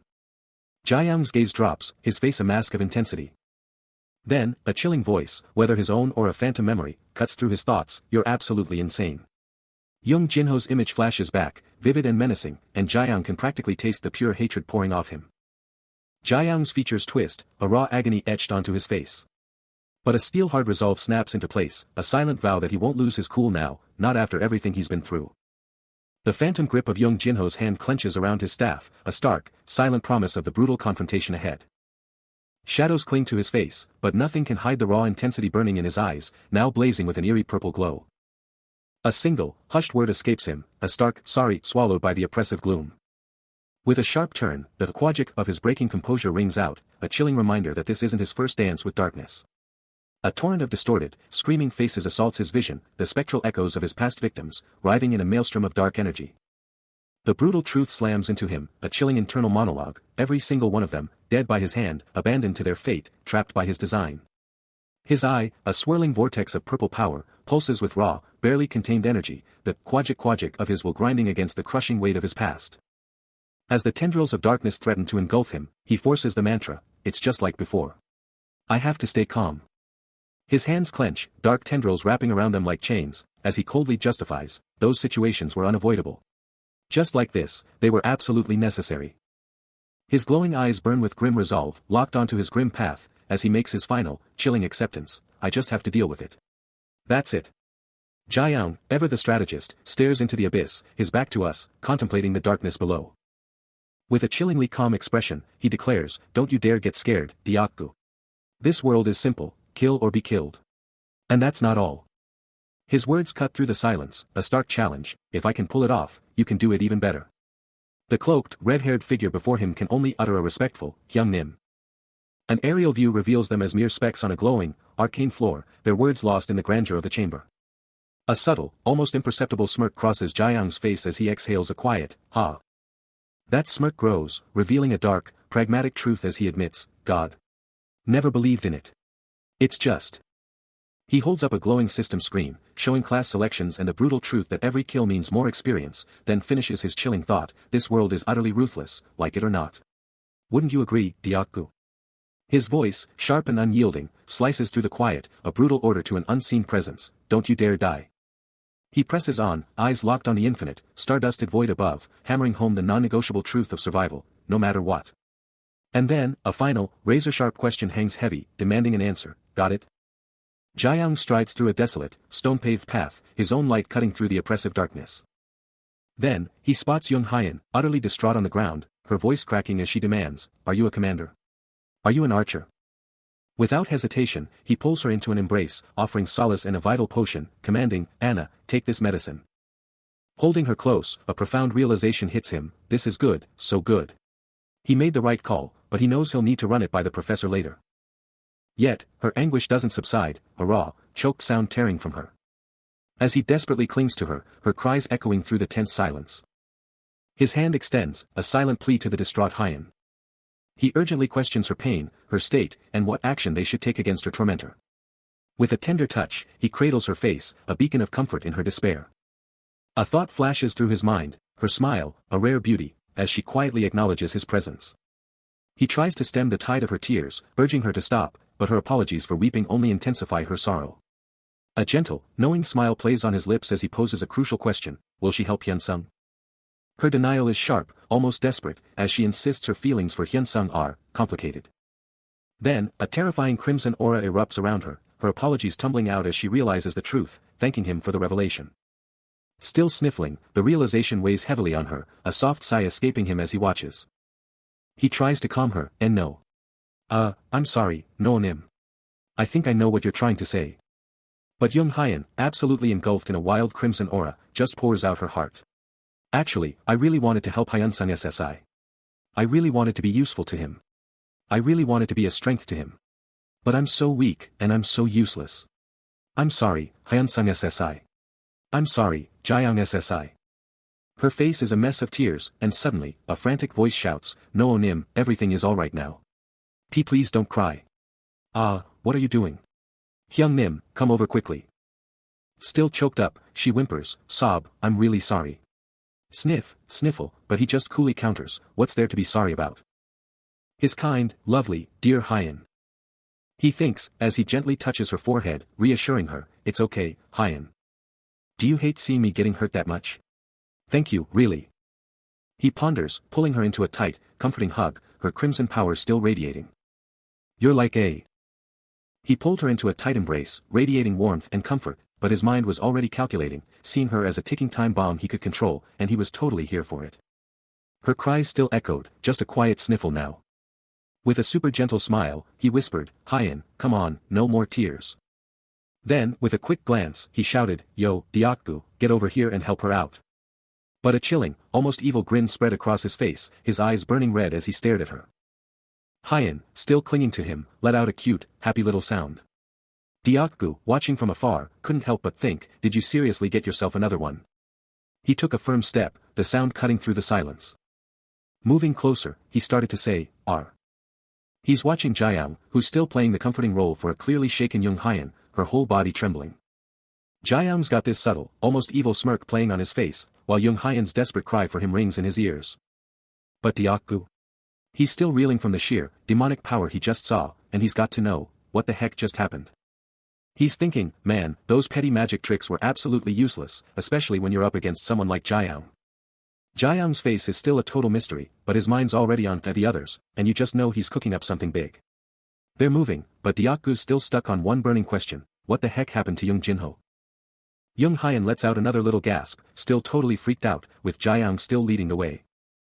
Then, a brutal flashback hits Deokgu, Young Jinho, completely overwhelmed, his defenses obliterated by monsters with mana way beyond his league, screaming that he was going to die.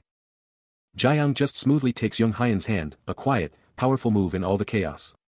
He reflects, convinced they did the right thing, even if it meant facing more cruel people down the line. He reassures her, telling her no one would criticize her for what she did, she was just comforting. He hopes she can overcome this. Young Hyan's eyes glow with power, but she feels so much lighter after his words, thanking Hyun-sung SSI profusely. She starts to thank him again, still looking down. Jaeyoung flashes a gentle smile, and she looks up, feeling almost good as new. But she still wonders what she would have done without him, asking how many times she has to thank him. He takes her hand, and she beams, promising to never forget his help. Jaeyoung wipes his mouth, a subtle smirk playing on his lips, wondering if he's actually proud of himself. He suggests finding shelter, saying everyone must be tired, and Deokgu agrees, telling them to go. Jaeyoung's voice is smooth as he tells Hyan it's time to move, and she's instantly on board, calling him Appa. His mind races, thinking about all the suffering and crises they've faced together. And how they've always overcome them as a team. He realizes he and Hyan are totally on the same page about pushing through pain and fighting for survival. Maybe, just maybe, she sees him as Appa, the ultimate survivor, the guy who can conquer anything, even solo, and who'll crush any future obstacle as long as she's got his back. He debates whether to actually say all this out loud, a subtle smirk gracing his face as he feels absolutely nothing more from her. A perfectly satisfied smile spreads across his face, a silent mission accomplished moment. Suddenly, the view changes, revealing a stunning chandelier, its candles blazing and casting an epic glow. A roaring fire blazed, casting dynamic shadows and setting the mood for what was to come. Jaeyoung faced a cloaked figure, Hyun-sung, who hit him with a barrage of questions. Are you a commander? Are you an archer? Jaeyoung, ever cool, just shot back, yes. What is it? Jaeyoung paused, a flicker of thought crossing his face before he started, actually. Deokgu's eyes widened in shock as Jaeyoung dropped the bombshell, I can pick a new class. Hyun-sung gave a knowing nod, and Jaeyoung laid out his dilemma, naturally. I was gonna ask you anyway. There are just too many damn choices. His mind was already racing, diving deep into the status window and the sheer number of classes. He knew the common ones, mage, warrior, alchemist, blacksmith, but some were locked down. Every option was a strategic play, and he was already calculating. Jiang declared, but they're all trash. Grace then mentally added that the commander class was a total headache, and Archer. Forget about it. Diakgu, clearly offended, burst out, a pain. The commander class is a pain. As a commander, I'm about to go all out. He dives into the class options, kicking things off by checking out the summoner class. The system lays out the stats, +2 intelligence, +2 magic power, but a hit to stamina. He takes it all in, a simple, yeah. Escaping his lips. Having summons sounds cool, but deep down, he's already decided, summoner? Nah, not for him.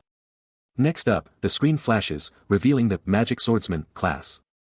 It looks promising, but then the reality hits him, physical combat classes just don't jive with his body type. He takes a quick bite, then skips past the Magic Swordsman, his gaze locking onto the next option, the Black Magician class. This one's a game changer, +3 intelligence, +3 magic power, and only -1 stamina. This class immediately grabs his attention, and he's seriously digging it, murmuring a contemplative lastly as he finishes reading the description. First up, the Alchemist class. Crafting potions, boosting intelligence and magic power, but at the cost of some stamina, a solid, if not flashy, choice. Then came the Flame Magician, all about raw intelligence and magic power.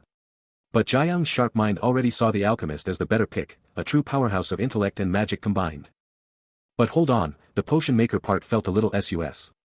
He knew he couldn't just brew his way out of his own mana deficiency, so the Alchemist was quickly losing its shine. Back to the Flame Magician, unlimited firepower sounded epic, but the mana drain was real, even with those extra magic power points. He let out a frustrated sigh. These options just weren't cutting it, and he desperately needed more intel or a whole new lineup of classes. He couldn't help but complain internally about his lack of speaking power. How could he be a mage if he couldn't even cast spells right? Suddenly, a memory flashed, Diakgu hyping up his spear skills, with Hyan totally backing him up, calling him strong.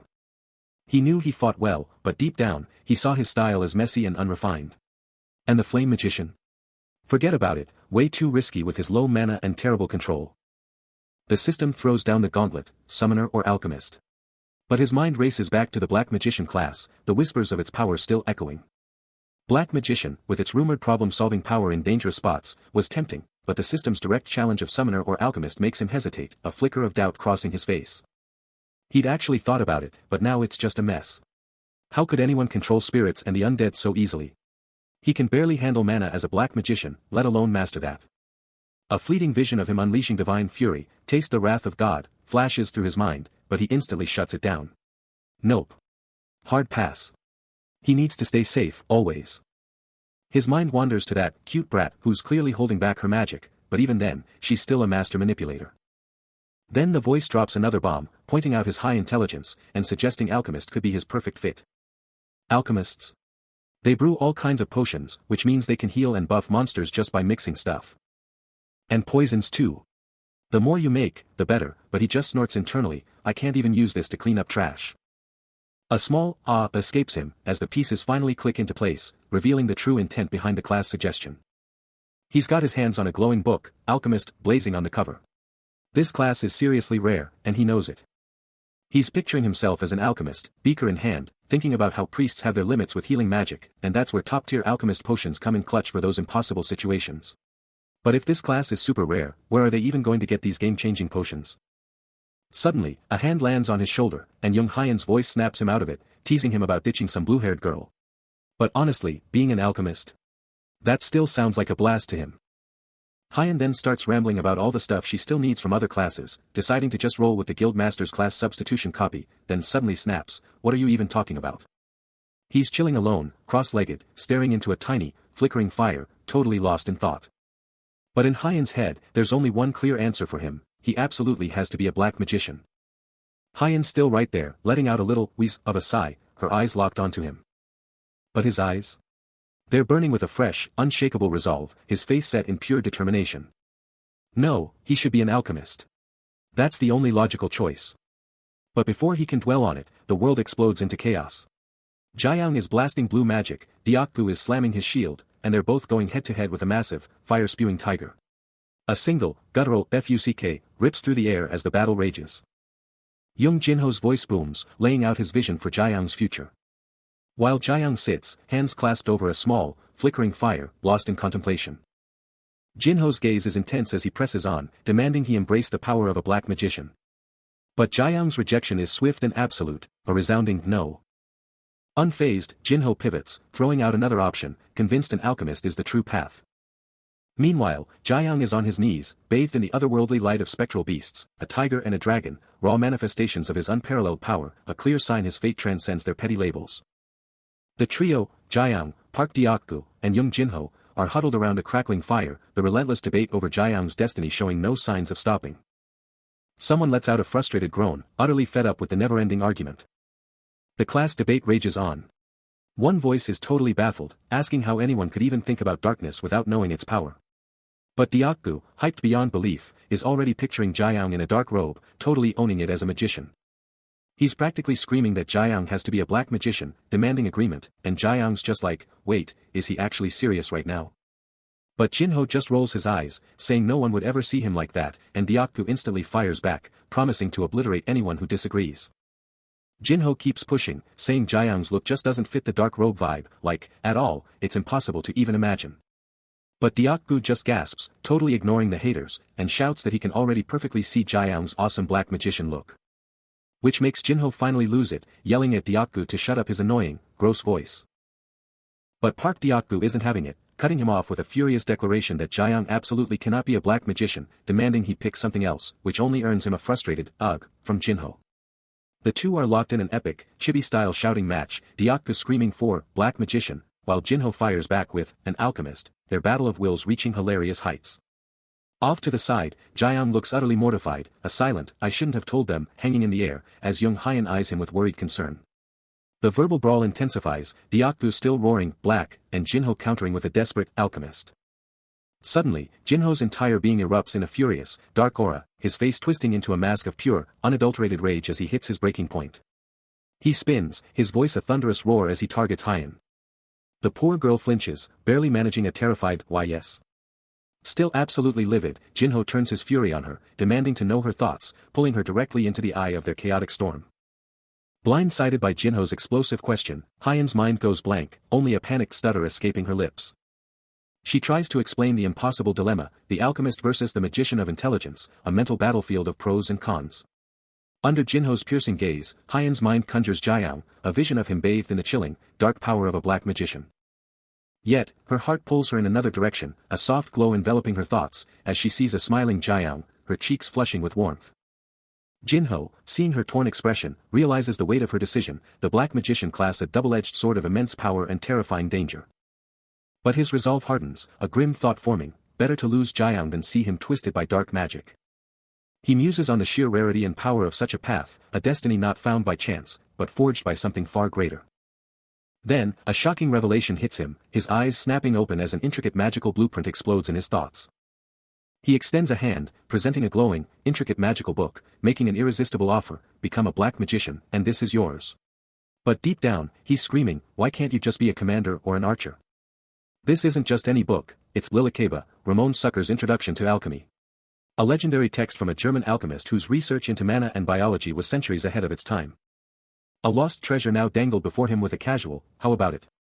Jiayang's eyes widen, a gasp escaping his lips.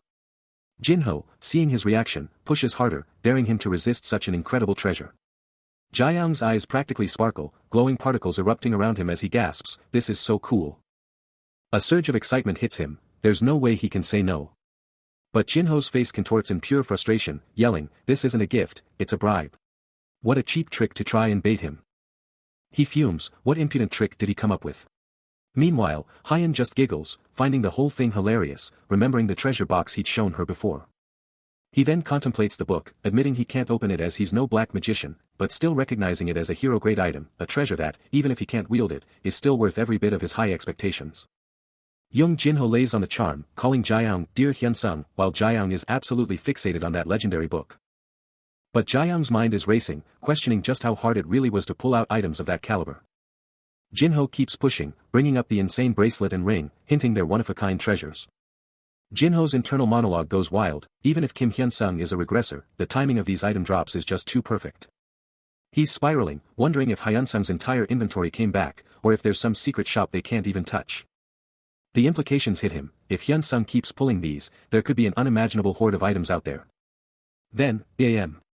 Jae-young's eyes ignite with pure resolve, a powerful declaration bursting forth: he will become an alchemist. Jin-ho is absolutely floored, his own manipulative words backfiring spectacularly as Jae-young makes his choice. Hyun, ever the calm observer, just smirks, dropping the ultimate truth bomb: just pick what you want. After intense deliberation, Jae-young makes his move, boldly declaring his path forward: alchemy. He offers a quick apology to young Jin-ho, a nod to their past, but his resolve is ironclad: alchemy is his destiny. And just to be clear, he's definitely not doing this because of some dusty old book, or is he? Young Jin-ho's face contorts in pure agony, realizing his grand scheme has backfired spectacularly, as young Hyun can barely contain her amusement. Suddenly, a mysterious, glowing card materializes, its message cutting deep: no second chances. The card's ominous glow intensifies, demanding he concede defeat already. With a fierce glow in his eyes, the system confirms it: alchemist class unlocked, basic knowledge acquired. Then, the full status screen pops up, revealing Lee Kyung's insane new stats, especially his off-the-charts luck and intelligence. And the final verdict drops, calling his path not too bad, but teasing him about forgotten hero-grade items and the real secrets of alchemy. He processes the new information, and it's shockingly easy to grasp.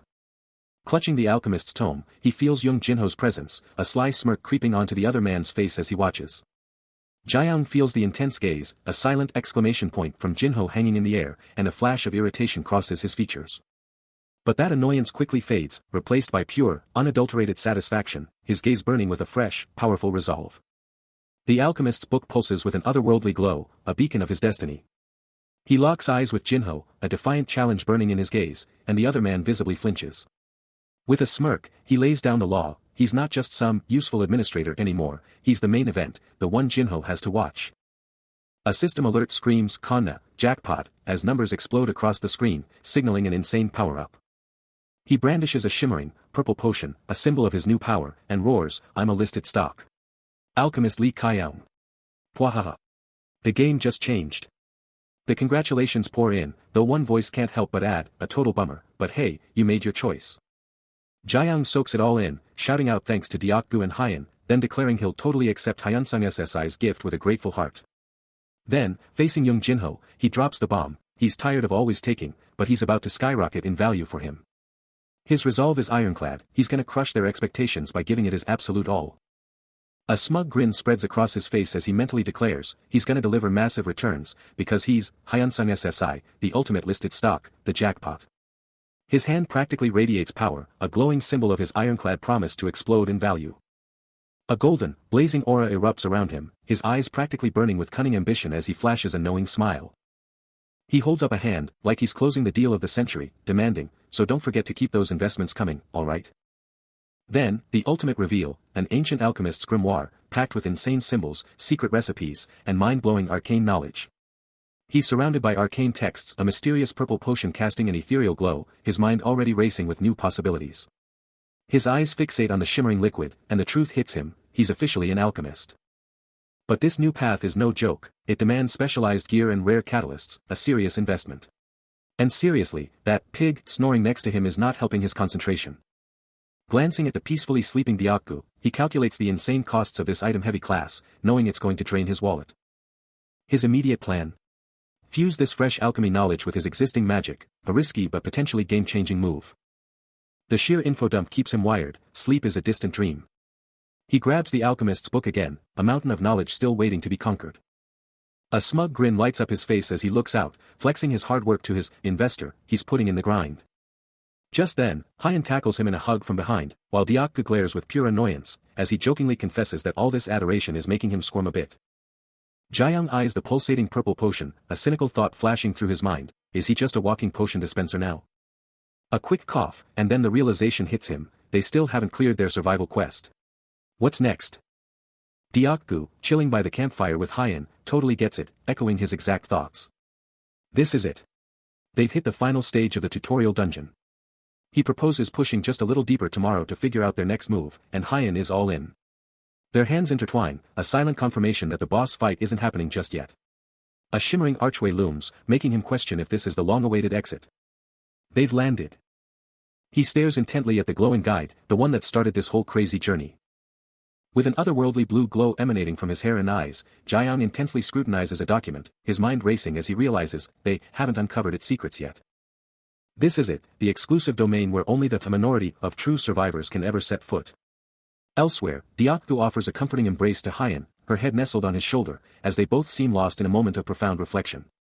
Lost in the depths of his strategic mind, he touches his lips, the blue glow intensifying his focused, calculating gaze. The whispers of fate speak of the ultimate sword and shield destined to usurp that person's reign. Behold! A majestic, white-haired sovereign with eyes like frozen stars presides from a colossal throne, bathed in an awe-inspiring, divine radiance. Back to the mastermind, his hand, still shimmering with power, scribbles furiously, his conviction echoing, "I can feel us taking another step forward." Suddenly, an intricate, winged crest, pulsating with raw mystical energy, bursts into existence. And then, the enigmatic word, Paran, blazes forth amidst a breathtaking cosmic tapestry of swirling dust and stars. Out in the cosmic void, a voice drops a mind-bending riddle: what would a red bean say to a blue bean? It's thirsty. Below, Deokgu and Jinho are absolutely flabbergasted, staring up at Jiang, who's just chilling, floating there, surrounded by shimmering, glowing particles, one of them blurting, "What the hell is this?" as the other deadpans, "It's my Hyung." The absurdity just keeps coming, with another bizarre question hitting them: what happens when Radish cries? Deokgu's face twists in pure exasperation, completely lost in the comedic chaos. Ugh, what is it? I don't know that. Jinho, ever the critic, delivers his verdict on the joke's execution, declaring, "It's being blunt." Jiang is absolutely beaming, clutching his book, surrounded by his crew, Hyen and the regal figure among them, some cracking up, others just looking done, while Jinho can only wonder, "I'm not sure if I should be happy or sad that he's so into it." He throws out a joke, asking if it's funny, but she's quick to shut it down, calling it totally lame. But he's not backing down, declaring that Hyen's jokes are on a whole other level. The whole crew erupts in laughter, the tension just melting away as everyone finally chills out. All those initial worries and anxieties just vanish into thin air, replaced by pure good vibes. Seriously, they were all stressing about how they'd ever chill out, but now, the mood is totally carefree. Then, Jiang reaches out his hand, a silent, powerful gesture. Next, he pivots to young Jinho, and they share a look that says it all. His eyes then find Hyen, who gazes back with a soft, knowing look. Pure contentment shines in her eyes. A radiant smile lights up her face, her eyes practically glowing with happiness. He can't help but think, man, being in a regressors party is just the best. And young Hyen looks up at him, a silent, excited understanding passing between them. But then, something new grabs his attention, pulling a surprised, questioning sound from him. Suddenly, a colossal, glowing red door appears, its intricate patterns pulsing with blue energy. And someone immediately asks if this is the exit Hyunsung was talking about. Young Jinho catches a glimpse of Jiang's face, noticing the rare, genuine smile that's starting to form. Just one word, nice. Both men break into wide, triumphant grins, their faces absolutely beaming with shared success. He charges ahead, pure determination etched on his features, shouting for the others to keep up. As the gateway rips open, thrusting him into the absolute unknown. His sharp, crimson gaze snaps wide. Processing the bizarre new reality, a place utterly unknown. A gasp escapes him, "WHOA. This is..." Suddenly, the whole squad bursts into an insane, futuristic hall, a totally wild and unexpected new zone. Jiang scans the area, a single thought burning in his mind: is this really it? He quickly realizes they're not just outside, but deep within some kind of central hub, eyeing a bizarre device. And there, the mysterious regal presence stands, staring down at a colossal, pulsating magic circle, totally absorbed. Suddenly, a system alert blazes across their vision, a rare-grade compulsory quest has been activated. The team is instantly disoriented by the blinding light of their new reality. Jiang's mind races, demanding to know where they are, as Jinho scans the alien, high-tech environment. But Jiang's sharp mind cuts through the confusion, instantly pinpointing their position, the absolute heart of the dungeon. A terrified Hyen clutches Jiang, begging him not to drag them back to the slaughter, but his thoughts are already on the quest, realizing their only path to victory lies in getting out of this place. But Jinho, ever the skeptic, isn't buying Jiang's book theory, flat out stating that the book isn't the real clue they're looking for. The colossal, futuristic chamber hums with latent energy, its massive, pulsating magic circle drawing all attention. Jiang takes in Jinho's doubt, a knowing smirk gracing his features. Unbeknownst to them, their very presence activates the ancient, pulsating runes beneath their feet. Jiang unleashes his power, a blinding blue energy erupting from his hands as complex magic patterns ignite around him. A low thrum vibrates through the air as the colossal magic circle beneath them roars to life, its glowing lines flaring with power. The blue energy surges, pulsing with blinding intensity, engulfing the entire chamber in an otherworldly, electric light. Deokgu, caught off guard by the raw power, demands to know if they need more mana, but Jiang coolly assures him it's just a precaution, leaving Deokgu to wonder about his earlier, unwavering confidence. The magic circle detonates with a final, earth-shattering burst of energy, confirming Jiang's absolute control, his suppression of the threat now undeniable. With the group's eyes locked on him, a blend of shock and apprehension etched on their faces, Jiang dramatically unveils a radiant golden card. His gaze is sharp, unwavering. A knowing smirk spreading across his face as the blue energy crackles around him. He seals his absolute certainty with a single, powerful, yeah. He just stares, a subtle smirk gracing his face as the magic around him pulses, whispering, "And, how pretty." Next to him, the regal beauty leans in, her gaze locked on the spectacle, a hushed, "How pretty." Yeah, escaping her. The dazzling blue light reveals a majestic, far-off structure, a shocking sight after everything they've been through, and the thought hits, considering that it's an ending in such a shitty place, the irony is palpable. The whole crew stands before the epic, glowing gate, their jaws practically on the floor at the sheer beauty, all of them agreeing, it's really pretty. Then, a massive creak rips through the silence, as a blinding golden light blasts down, engulfing the entire structure. The light explodes, showcasing every insane detail of the massive gate, a clear path now blazing open. But just as the light hits its peak, a shockwave of pure distress hits Jiang, his hand flying to his head, a raw gasp tearing from his throat. Then, a disembodied, yet chillingly familiar, female voice cuts through the tension, cheerful and totally professional, "Congratulations on surviving the tutorial." The words hit Jiang like a truck, a jolt of pure recognition electrifying him, and he mutters, "That voice, that face." She drops a bombshell, revealing herself as the administrator of the tutorial dungeon and the vice guildmaster of the Blue Guild. Then, with a calm smile, she declares, "I'm Lee Sang-hee." A sweet, almost too perfect smile graces her lips as she chirps, "It's truly an honor to be able to meet with everyone like this." But Jiang's mind is reeling, a single thought screaming through his head, the tutorial dungeon's administrator. Her overly sweet disposition only fuels his suspicion, making him wonder, she's acting way too friendly. What's her game? Deokgu, never one to hold back, charges forward, demanding answers. "What do you mean, dungeon administrator? Are you the ones who trapped us here?" Sang-hee, unfazed by his outburst, simply smiles and corrects him, "That's not it. Let me properly introduce myself." Lee Sang-hee, the vice guildmaster of the Blue Guild, drops another bombshell, revealing she's also the administrator of this entire tutorial dungeon. She radiates power, her form shimmering with an otherworldly glow, a true queen of this mysterious realm. She reveals they're here by divine decree, summoned by the goddess Benigor herself, with a mission to conquer this dungeon and fulfill a sacred quest. But Park Deokgu isn't having it, cutting her off mid-sentence. He's fired up, demanding answers about why they're here and if they're trapped, especially after just getting here. Sang-hee, unfazed, shuts down the trapped theory instantly, her eyes holding a deeper truth she's about to unleash. With a graceful sweep of her hand, the glowing orb in her palm pulses, pointing the way to their destiny. The crew, with Jiang still looking totally freaked out, hangs on her every word, surrounded by the eerie glow of these ancient ruins. She sets the record straight, they're not prisoners, they've been summoned for a whole new life on this continent. And get this, they're not just living a new life, they're gonna be training and helping others who join them, her subtle smirk hinting at the massive responsibility ahead. She drops another bombshell, revealing the dungeon isn't a trap, but a gateway to a whole new life. Deokgu, ever the pragmatist, immediately wants to know if they're commanders or archers. And get this dungeon is on a timer. Plus, nobody even knows why it's here in the first place. Then, she locks eyes with Jiang, demanding to know if he's actually grasping any of this. He gives a quick nod, and she reassures them, promising to spill all the details. With a commanding sweep of her hand, she motions for them to follow her lead. But as they walk, Jiang's mind is elsewhere. He activates his mind's eye, and bam. His status window pops up. It's Li Kaiyang, class, alchemist, job, mercenary. His stats are wild, strength 08, agility 09, health 07, intelligence 19, stamina 08, magic power 18. Plus, he's got luck and divine power as attributes, and his unique skill is mind's eye. This isn't just any alchemist, it's a rare grade alchemist with hero quality and a rare grade mercenary job. The system even says his intelligence and magic power are off the charts, making him a total powerhouse despite his low physical stats. It literally states he's so unique, comparing him to anyone else is pointless. Staring at his insane stats, Jiang can't help but think, yeah, this status. Definitely can't ignore this. He's analyzing her, realizing she could wipe them out in an instant, yet she's playing it cool. He figures Kim Hyunsung's got her covered for now. And her whole mediator vibe means she's probably not a threat. But then it hits him, She doesn't care about anyone else who died in this dungeon, a massive difference from how she's treating them. Standing in the opulent hall. His expression turns thoughtful.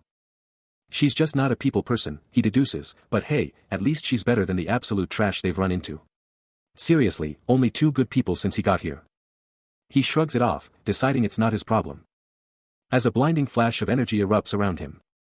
He's deep in thought, a subtle glow hinting at the sheer power simmering beneath the surface. His mind drifts, a quick flash of hunger and past meals, thinking he'll just grab a bite now and worry about more later, as Diakku explodes with a hyped-up, "What? Really?" Hyan jumps in, "Sounds good. So glad you guys are here," but Diakku cuts her off, "Nah, I don't want it," then begs, "Seriously, let's eat together. I can't finish another one by myself." He stares off, caught in the moment, while Hyan gazes at him, a sharp sound snapping him back. His eyes widen in an instant, ripping him from his thoughts. A figure looms near, their presence impossible to ignore. When a voice cuts through the air, Hyunsung. Sang-hee, looking worried, presses him, "What's on your mind?" "Why the weird face?" then demands, "Hyunsung SSI." He blinks, a mix of confusion and shock washing over him. And he finally snaps back, "Did you call me?" Lee Sang-hee, clearly annoyed, presses on with her point. She fumbles, trying to get her words out, I was saying. I just hope you find someone good for you too." A subtle, knowing smile touches Jaeyoung's face, taking in her words. But her patience snaps, "Hyunsung. You can't just cut me off like that." He lets out a soft, "Ah." Finally snapping back to reality. His mind flashes to a playful thought, "I'll be good to you." Yeah. A gentle, almost wistful look crosses his face as he ponders the idea. His mind is a whirlwind of golden thoughts, lost in a deep reflection. Then, a firm, internal, yes solidifies in his mind, a decision locked in. He flashes a gentle smile, bathed in a soft, golden glow. And the words resonate, "I hope so too, Kyeong SSI." As the journey rolls on. Through a bustling town square. Inside, Jaeyoung and Diakgu are chilling, the carriage rocking them gently.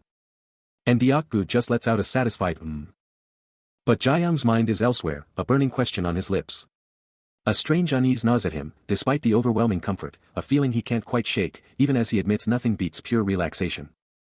He then drops a bombshell on Diakgu, hinting at leaving the carriage, which totally catches his friend off guard, though Diakgu quickly offers to bail if he's feeling the pressure.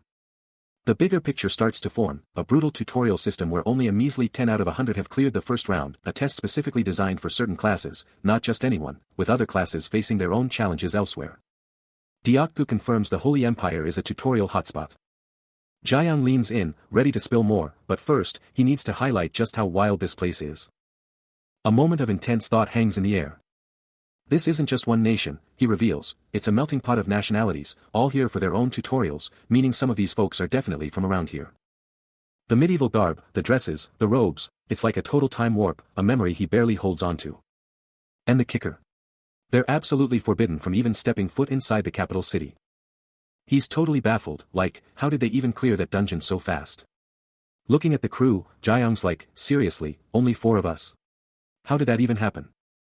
Inside, he's thinking, yeah, a lot went down, but everyone absolutely crushed their roles, making it all possible. With his hands clasped, he's still deep in thought. Then he drops the bomb, "Oh, and the underground first-level survivor camp? There's a shelter there.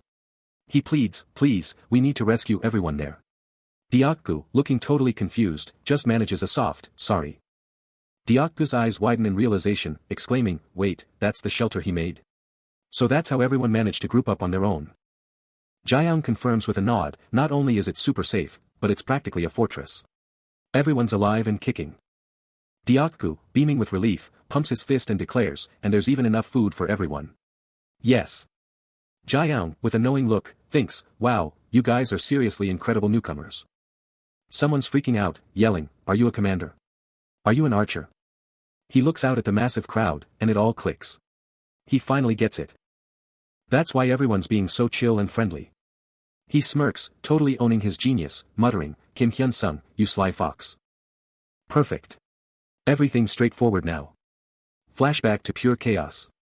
He's blasting through enemies with a sick purple aura, his buddies right there with a blazing blue glow, and everyone else is freaking out, "Where are we? Who are you guys?" He just coolly tells them, "Look, we said gather up, form a line, follow orders. First up, Q." His buddy is absolutely fuming, yelling, "What kind of trick was that? We went through all that hell just to come home already. Then he just groans, seriously, Quest. Your house is gone. A system notification pops up, tutorial dungeon clear reward.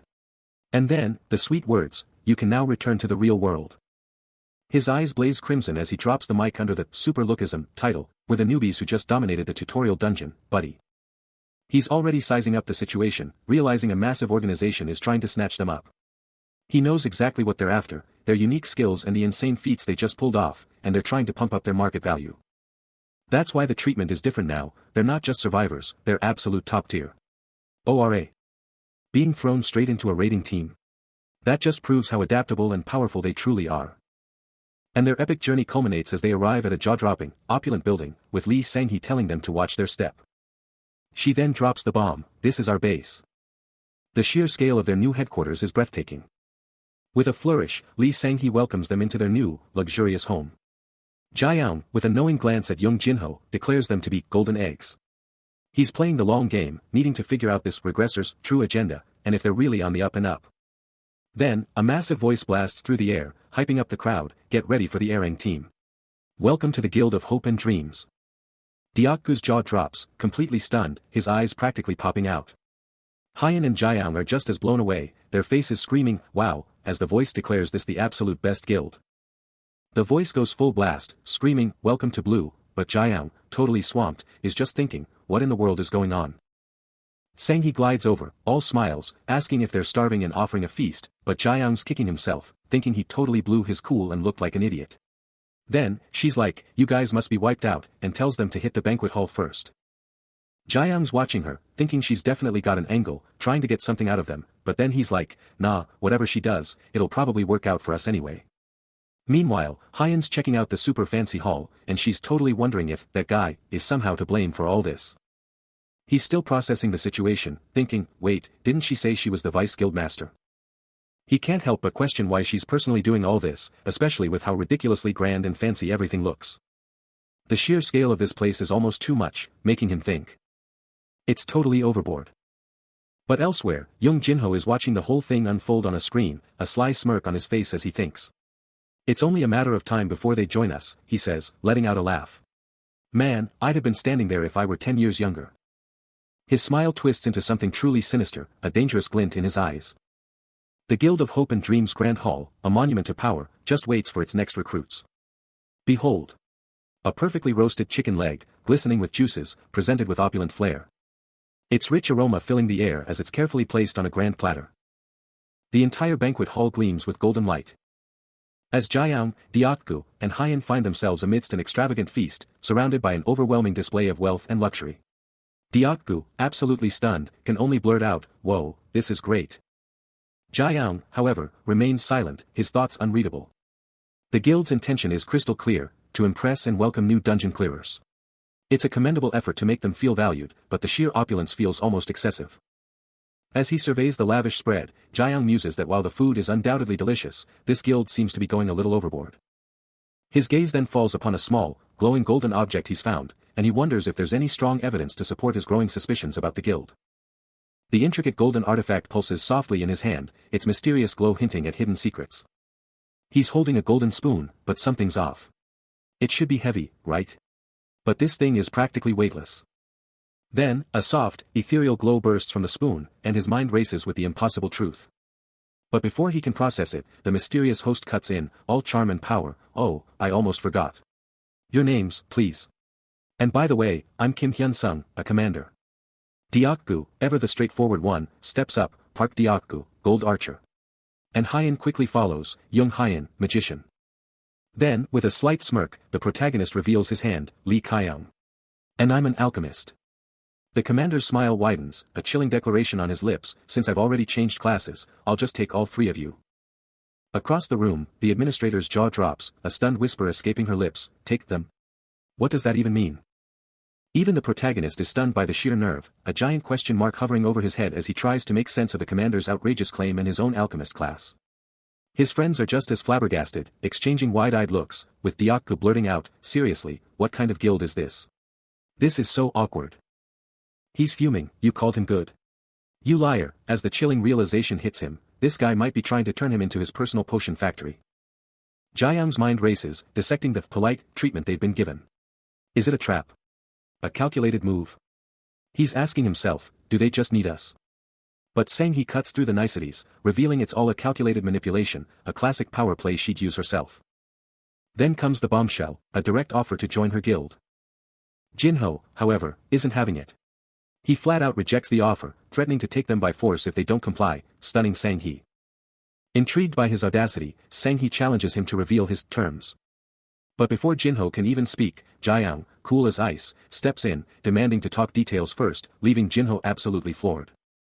Jinho can't believe his ears. He scoffs at Jiang's nerve, doubling down on his threat to take them by force, convinced Jiang is too weak to stop him.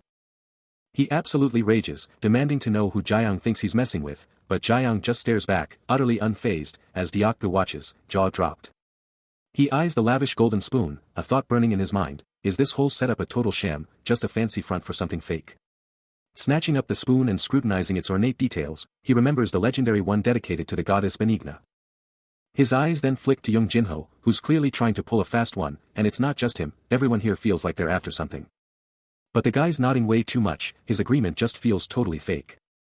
Jiang sees right through it, young Jinho wants to use them, a chilling echo of his earlier gut feeling. He mentally kicks himself, knowing he can't just ignore their words, he has to play their game. A new question sparks in his mind, does the Blue Guild have some kind of dirt on young Jinho? He rubs his chin, lost in thought. The weight of the situation presses down on him. He's absolutely fuming, completely stumped by young Jinho's real game. Was he just some pathetic pushover before? A slave in a trash guild in his past life. A total, pitiful pushover. But Jiang still can't figure out why he's trying to come back now, and Hyen, picking up on his vibe, gasps, oh no, our poor Hyung was a pushover. No wonder, Jiang realizes, he thought young Jinho was way too soft, practically a fool for even starting the Blue Guild. Now, the big question, who's the one standing right next to young Jinho?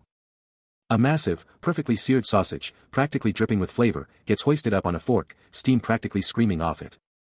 He stares down, a chilling smirk spreading across his face, his mind screaming with pure possessiveness, Commander. Archer. What's mine is mine. Nobody, and I mean nobody, takes what belongs to me. His crimson eyes blaze with power, revealing the shocking truth, he's Kim Hyun-sung, the 22-year-old virtuous arbitrator, the regressor of Altanius. He's the one starting his devotion, the one who couldn't win, the one who carries the burden, and all he asks is, just trust me. He takes a monstrous bite of that sausage, a terrifying, unhinged grin plastered across his face, and then lets out a booming, chilling laugh. His hand, still clutching that fork, holds it with an almost terrifying grip. Get ready, because the spotlight is on Hyun-sung. With a sly grin, he's making it crystal clear, he's not letting any opportunity slip by. As he prepares to dig in, his conviction is absolute, just trust me. But hold on, the continent isn't just the holy empire of Elysium, it's a vast, sprawling land. We're talking about the formidable Kingdom Alliance, the bustling free city, and more, all locked in a delicate dance of power. And don't forget the neutral players, like the mysterious Rouse, who are still considered among the absolute top 3. Yet, amidst all this, a surprising peace reigns, as they coexist with the original natives. On this continent, Earthlings and natives have forged a complex, intertwined existence, and it's not just humans among the indigenous folk, we're talking elves, dragons, and even beast men. Processing this crucial first intel, Jiang's eyes widen slightly, realizing this world isn't just alien, it's got humans too. Next up, the big players like the Blue Guild and other massive clans, they've got their own turf and rules, but don't get it twisted, they're still bowing to the Empire. Everyone's locked into these Empire agreements, forced to play nice because breaking ranks means all-out war, a price too steep to pay, so they're constantly shipping off tributes and resources to the big boss. So even if a guild's got serious muscle, they'd need a full-blown coup to seize a country, and every top guild's got some insane weapon to keep the bigger guys in check. And then there's the annual dungeon, a whole other beast. This dungeon, the ultimate test for everyone, rips open once a year, its massive, intricate gates just daring you to enter. The tutorial zone they're in right now. It's not just some random place, it's under the Holy Empire's thumb, managed by foreigners who control all the resources. This massive zone is carved up by different guilds, small, medium, huge, and they all take turns running the tutorial. And the guild running the show right now? They've got the exclusive right to mess with everyone in this season's tutorial. As the shocking truth sinks in, Deokgu whips around to Jiang, his voice practically exploding, screaming, "Are you a commander? Are you an archer?" Jiang, piecing it all together, blurts out, "Does this mean we're stuck with the Blue Guild now?" Diakgu instantly shoots down the idea, muttering that if he had to explain it, it's not exactly like that. Later, sitting down with Lee Sang-hee, she lays it all out, declaring, "We're the Blue Guild, and we're here to recruit you and run this tutorial with you." Sang-hee then drops another bombshell, revealing she's no ordinary guild member, but a direct gift from the Holy Empire itself, here to oversee everything. Reeling from the bombshell dropped moments ago, Jae-young's mind races, struggling to accept the shocking truth. He scrutinizes her flawless demeanor, convinced her upright nature is genuine. But a chilling thought creeps in, what if even the most powerful are just puppets in a grander scheme? The unsettling thought lingers, what if there's a hidden desperation driving her actions? A whirlwind of confusion hits him, leaving him unable to pinpoint the true feelings emanating from her. Could they be cornered, desperate? He needs answers, specifically about the Blue Guild's true power in the Holy Empire. Cool and collected, Lee Sang-hee reveals the Blue Guild is running the show for the tutorial. Jae-young's thoughts cut through the air, a silent demand for her to reveal the source of her desperation. He remembers the Blue Guild's past prestige, once a major player for the Holy Empire, hinting at a fall from grace that could explain their current state. Lee Sang-gee's hands emphasize her point, confessing they're far from a powerhouse guild, their influence clearly diminished. She continues, revealing the Blue Guild is indeed running the tutorial. But confesses their current power is severely limited, a stark contrast to their past as a Holy Empire representative. He connects the dots, realizing the Blue Guild is desperate, a shadow of its former self, scrambling to recruit and reclaim its glory. This explains their surprising humility. And the immense effort they put into maintaining appearances, despite their meager budget. A calculating look settles on his features. Lee Sang-hee observes him intently, her hands clasped in a gesture of subtle tension. "But that's your business," she states, a clear undertone of warning in her voice. Pivoting to his allies, Kim Hyun-sung and Jung Hyun, he declares it's time to go, confident they'll secure a prime spot. Jae-young's on the phone, flashing a confident grin, "It sounds good." Lee Sang-gee's voice cuts through, "It might be tough to answer now, but you'll get the full story. It'll be fine." But Jung Hyun is freaking out. "What? He's been like this for a while." "Hyun-sung, why are you acting like this?" Jae-young, still playing it cool, hears someone ask, "Isn't that right, Jae-young SSI, and Jung Hyun quickly stammers, "Sorry." Yes, you are right." Inside, Jae-young's mind is going a million miles an hour, his eyes flaring with power, as he remembers, even though he was a total idiot who couldn't tell a guy from a girl. He's actually going to use me again in his second life. A chilling thought hits him, shit, could it be that he's seriously using them? His fists clench, the shocking truth dawning on him. But the thought won't quit, a burning question, why is he so ridiculously handsome? And what does that even mean? Insanely powerful, like a guildmaster from the Blue Guild, a golden, glowing titan of strength. A golden light bursts from his hand, and a voice screams, "Overcome, Kyungah." Push past it. His eyes blaze crimson as the truth slams into him. Regressor. The word screams in his head. He's been used. Diakgu's been used. Hyun's been used. Even Lee Sang-hee has been used. And the guildmaster, Lee Kyung himself, is just another pawn. His power is off the charts, impossible to rate, a Blue Guild's guildmaster, it's all part of a massive, hidden scheme. His crimson eyes blaze with the terrifying weight of this new truth. The guildmaster title echoes, and he reevaluates everything. Kim Hyun-sung is a regressor, so powerful that even Jae-young is just a tool. It would be insane if he wasn't a regressor in the future. Then there's Young Jin-ho, looking like he's about to break, but clearly hiding something huge. Is he really trying to save the world, or is there a darker game afoot? He knew this was the ultimate power play, the most advantageous position possible, and the odds were stacked that he'd want to reclaim his spot in the Blue Guild. There was no other logical explanation for Young Jin-ho's sudden abdication, yet still, he had to crack the code. Later, in a high-stakes meeting, Lee Sang-hee offered her gratitude, hoping his day was productive, while Young Jin-ho, ever the schemer, probed about the Human Resources Department, clearly trying to get the inside scoop. Jae-young, ever the strategist, confirmed that everything was on track, assuring them that modifications were imminent, a sly chuckle escaping his lips. A different memory flashed, Jae-hai asking if he was swamped, then if he'd even enjoyed the food. He mused he could carve out some time for her next, a soft, almost mischievous laugh escaping him. Jae-hai, however, was lost in thought about the Blue Guild, questioning if it was truly the right fit for her, a soft sigh escaping her lips. His crimson eyes sharpened, a calculating intensity burning within. Kim Hyun-sung. He's got that look in his eye, the one that says he's already 10 steps ahead. And then, the thought hits him, a wicked grin forming, "You lovely bastard." That signature smirk, it says it all, he's enjoying every second of this game. He can't help but think, you've planned this all out, HUH.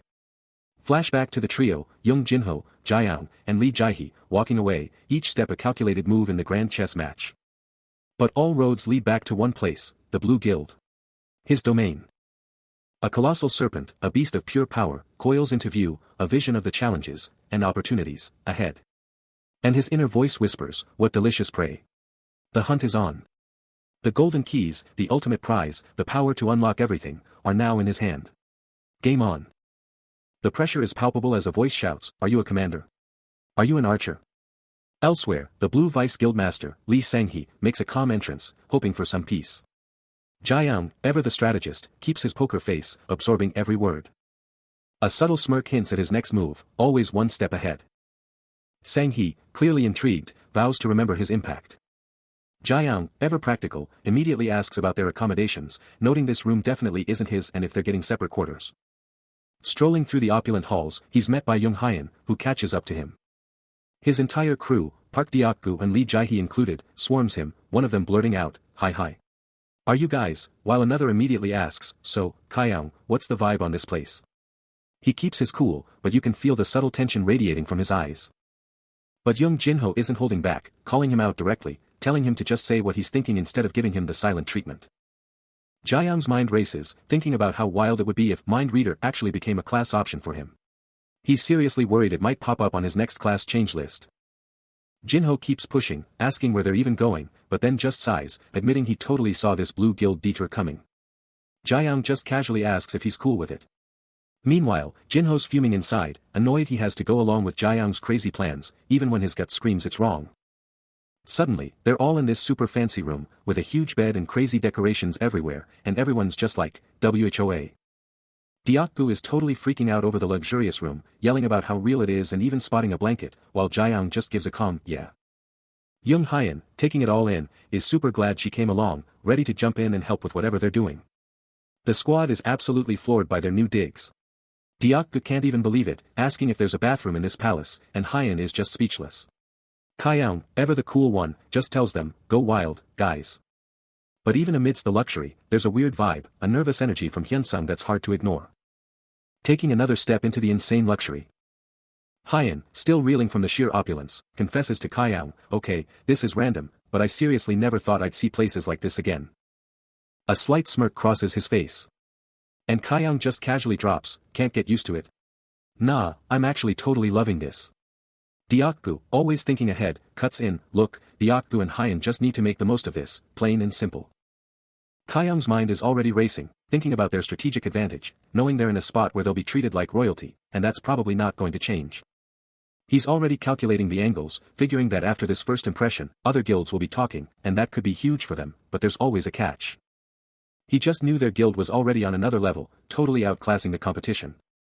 Young Hyan was practically gushing thanks to Kim Hyunsung, and he knew this was just the warm-up act. No official guild yet, but who cares?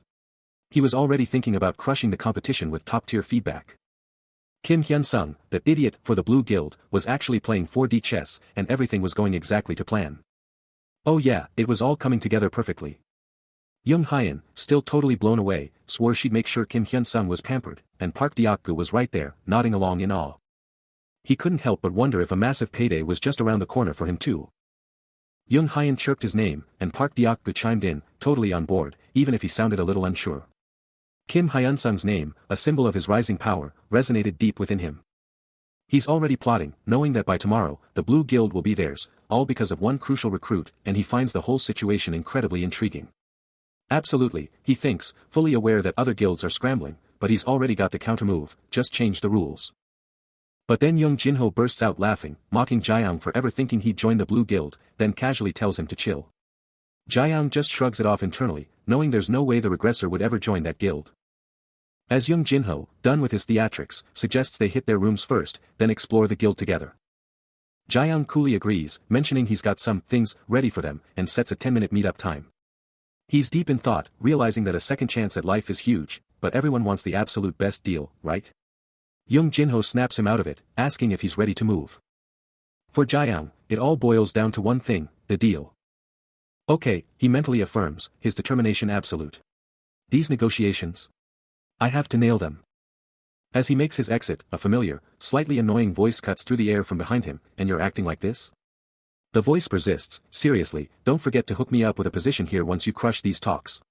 Puhaha. A decisive click seals the door. Behind him, his hand expertly twisting the knob. His eyes, burning with fierce resolve, scan the opulent space. He strides into a massive, sun-drenched hall, a dazzling chandelier illuminating the intricate patterns. On the floor. And extends a hand, his touch lingering on the textured wall. Jiang makes his entrance, his foot hitting the polished floor with a soft thud. And he looks up, eyes scanning the insane details of this lavish new place. His gaze follows the elegant latticework, a silent nod to the sheer artistry everywhere. The massive architecture towers overhead, totally hyping up whatever's coming next. Then, out of nowhere, a voice booms, "Guildmaster." Meanwhile, a dark-haired man, face streaked with blood, is in total shock, muttering, I can't believe it." Pure despair washes over him, as he whispers, "So. I won't go back to the battlefield." A different figure, hand on a sword hilt, stands firm, with the intense word "awakened" blasting across the view. And then, a woman, face streaked with tears and blood, sobs uncontrollably, her voice breaking, "I'm sorry. I'm so sorry." A chilling, unseen voice cuts through the void, demanding, "Guildmaster." Suddenly, a haunting accusation pierces the silence, "You killed Hyan, Unni." Lee Sang-hee, utterly broken, her face a mask of tears, chokes out a confession, "I'm so sorry. I killed Young Hyan." But then, Jiang appears, his crimson eyes blazing with raw power, grappling with an impossible truth, "How could someone like me be awakened?" In another horrifying scene, a man's face is drenched in blood, his eyes wide with pure terror, muttering a desperate, "I'm sorry." The ominous title echoes again, "Guildmaster." A lone, cloaked figure, armored and imposing, stands silhouetted against a desolate, blood-red wasteland. And the word reverberates once more, "Guildmaster." The title repeats, a deafening cacophony of voices screaming, "Guildmaster." Crushed by an unseen burden, he clutches his head, a single, desperate thought screaming through his mind. Tears cascade down his cheeks, a raw display of his profound anguish. But then, a flash of a brighter past cuts through the despair, a memory of shared smiles and unbreakable bonds, a time when everything was different, brimming with hope. But from the ashes of his despair, a fierce resolve ignites, he can do this. Elsewhere, Lee Sang-hee stands resolute, her eyes fixed on a distant, unseen future, a silent, ironclad promise etched into her very being. Her hand clenches into a fist, a powerful vow echoing in her soul, she will save them this time. Back in his personal hell, Jiang's eyes brim with tears again, the crushing weight of his past and future bearing down. But then, a fierce, unyielding determination hardens his gaze, a singular purpose now burning bright, he will definitely succeed, armed with the Regressed instruction manual. The morning sun breaks through the canopy, illuminating two tiny, white birds perched serenely. A soft rustle of leaves accompanying the gentle breeze through the vibrant green. Inside, bare feet touch down softly on a plush rug, with ethereal bubbles floating idly by. A figure stands by a grand window, taking in the tranquil scene outside.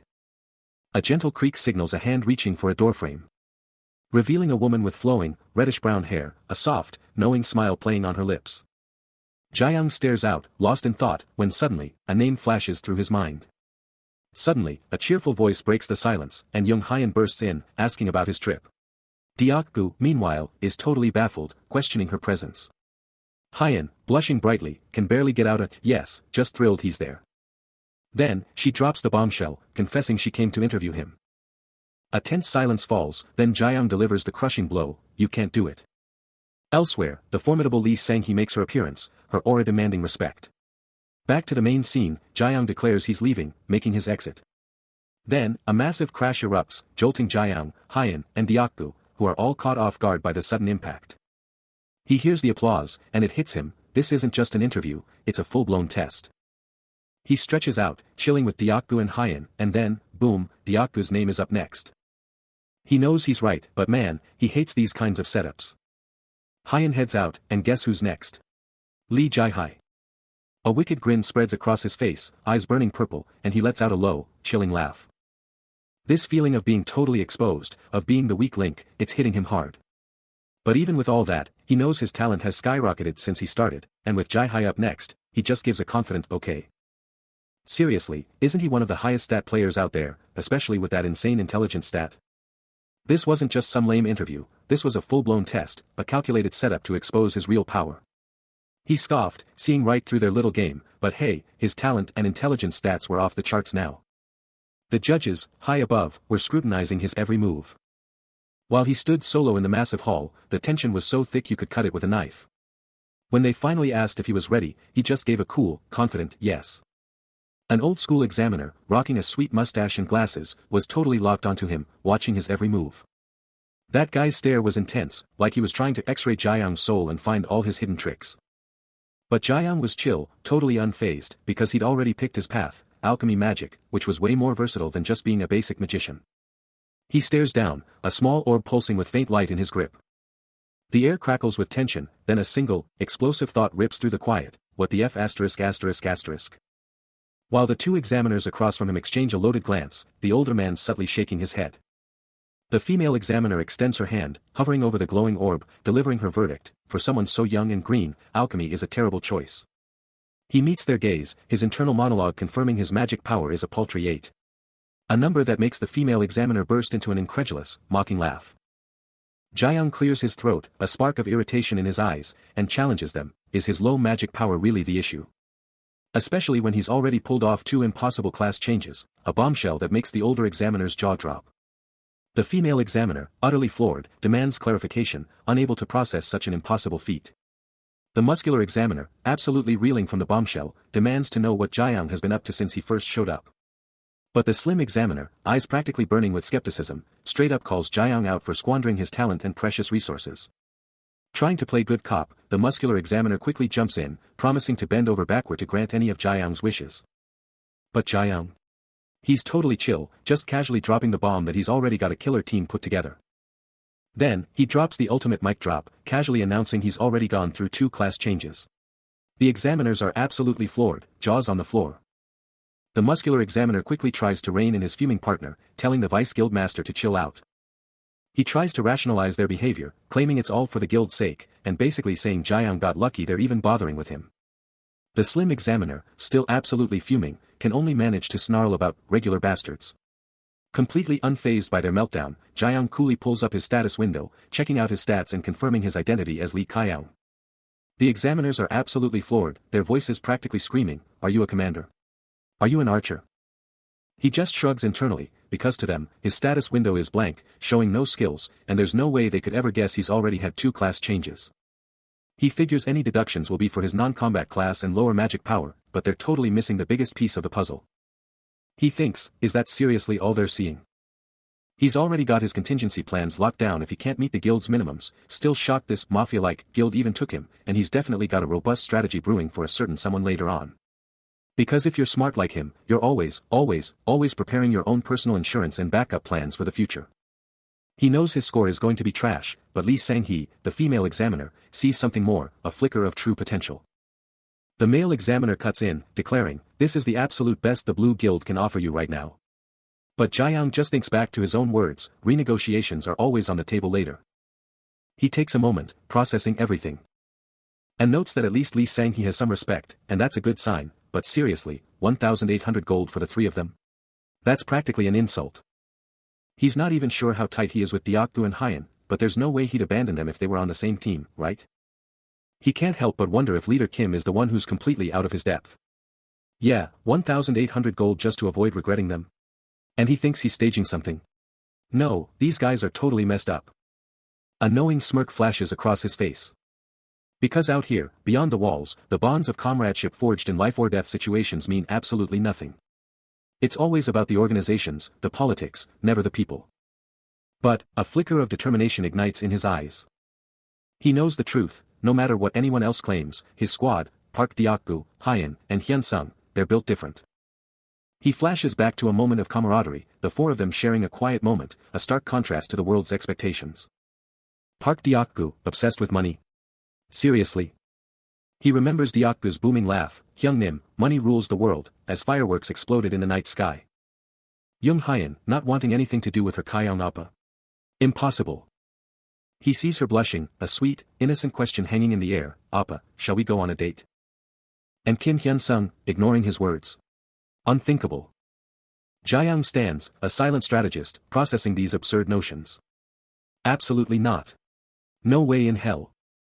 He flashes back to the good old days, to the unbreakable bonds he forged with his crew, Park Deokgu, Young Hyen, and Kim Hyun-sung.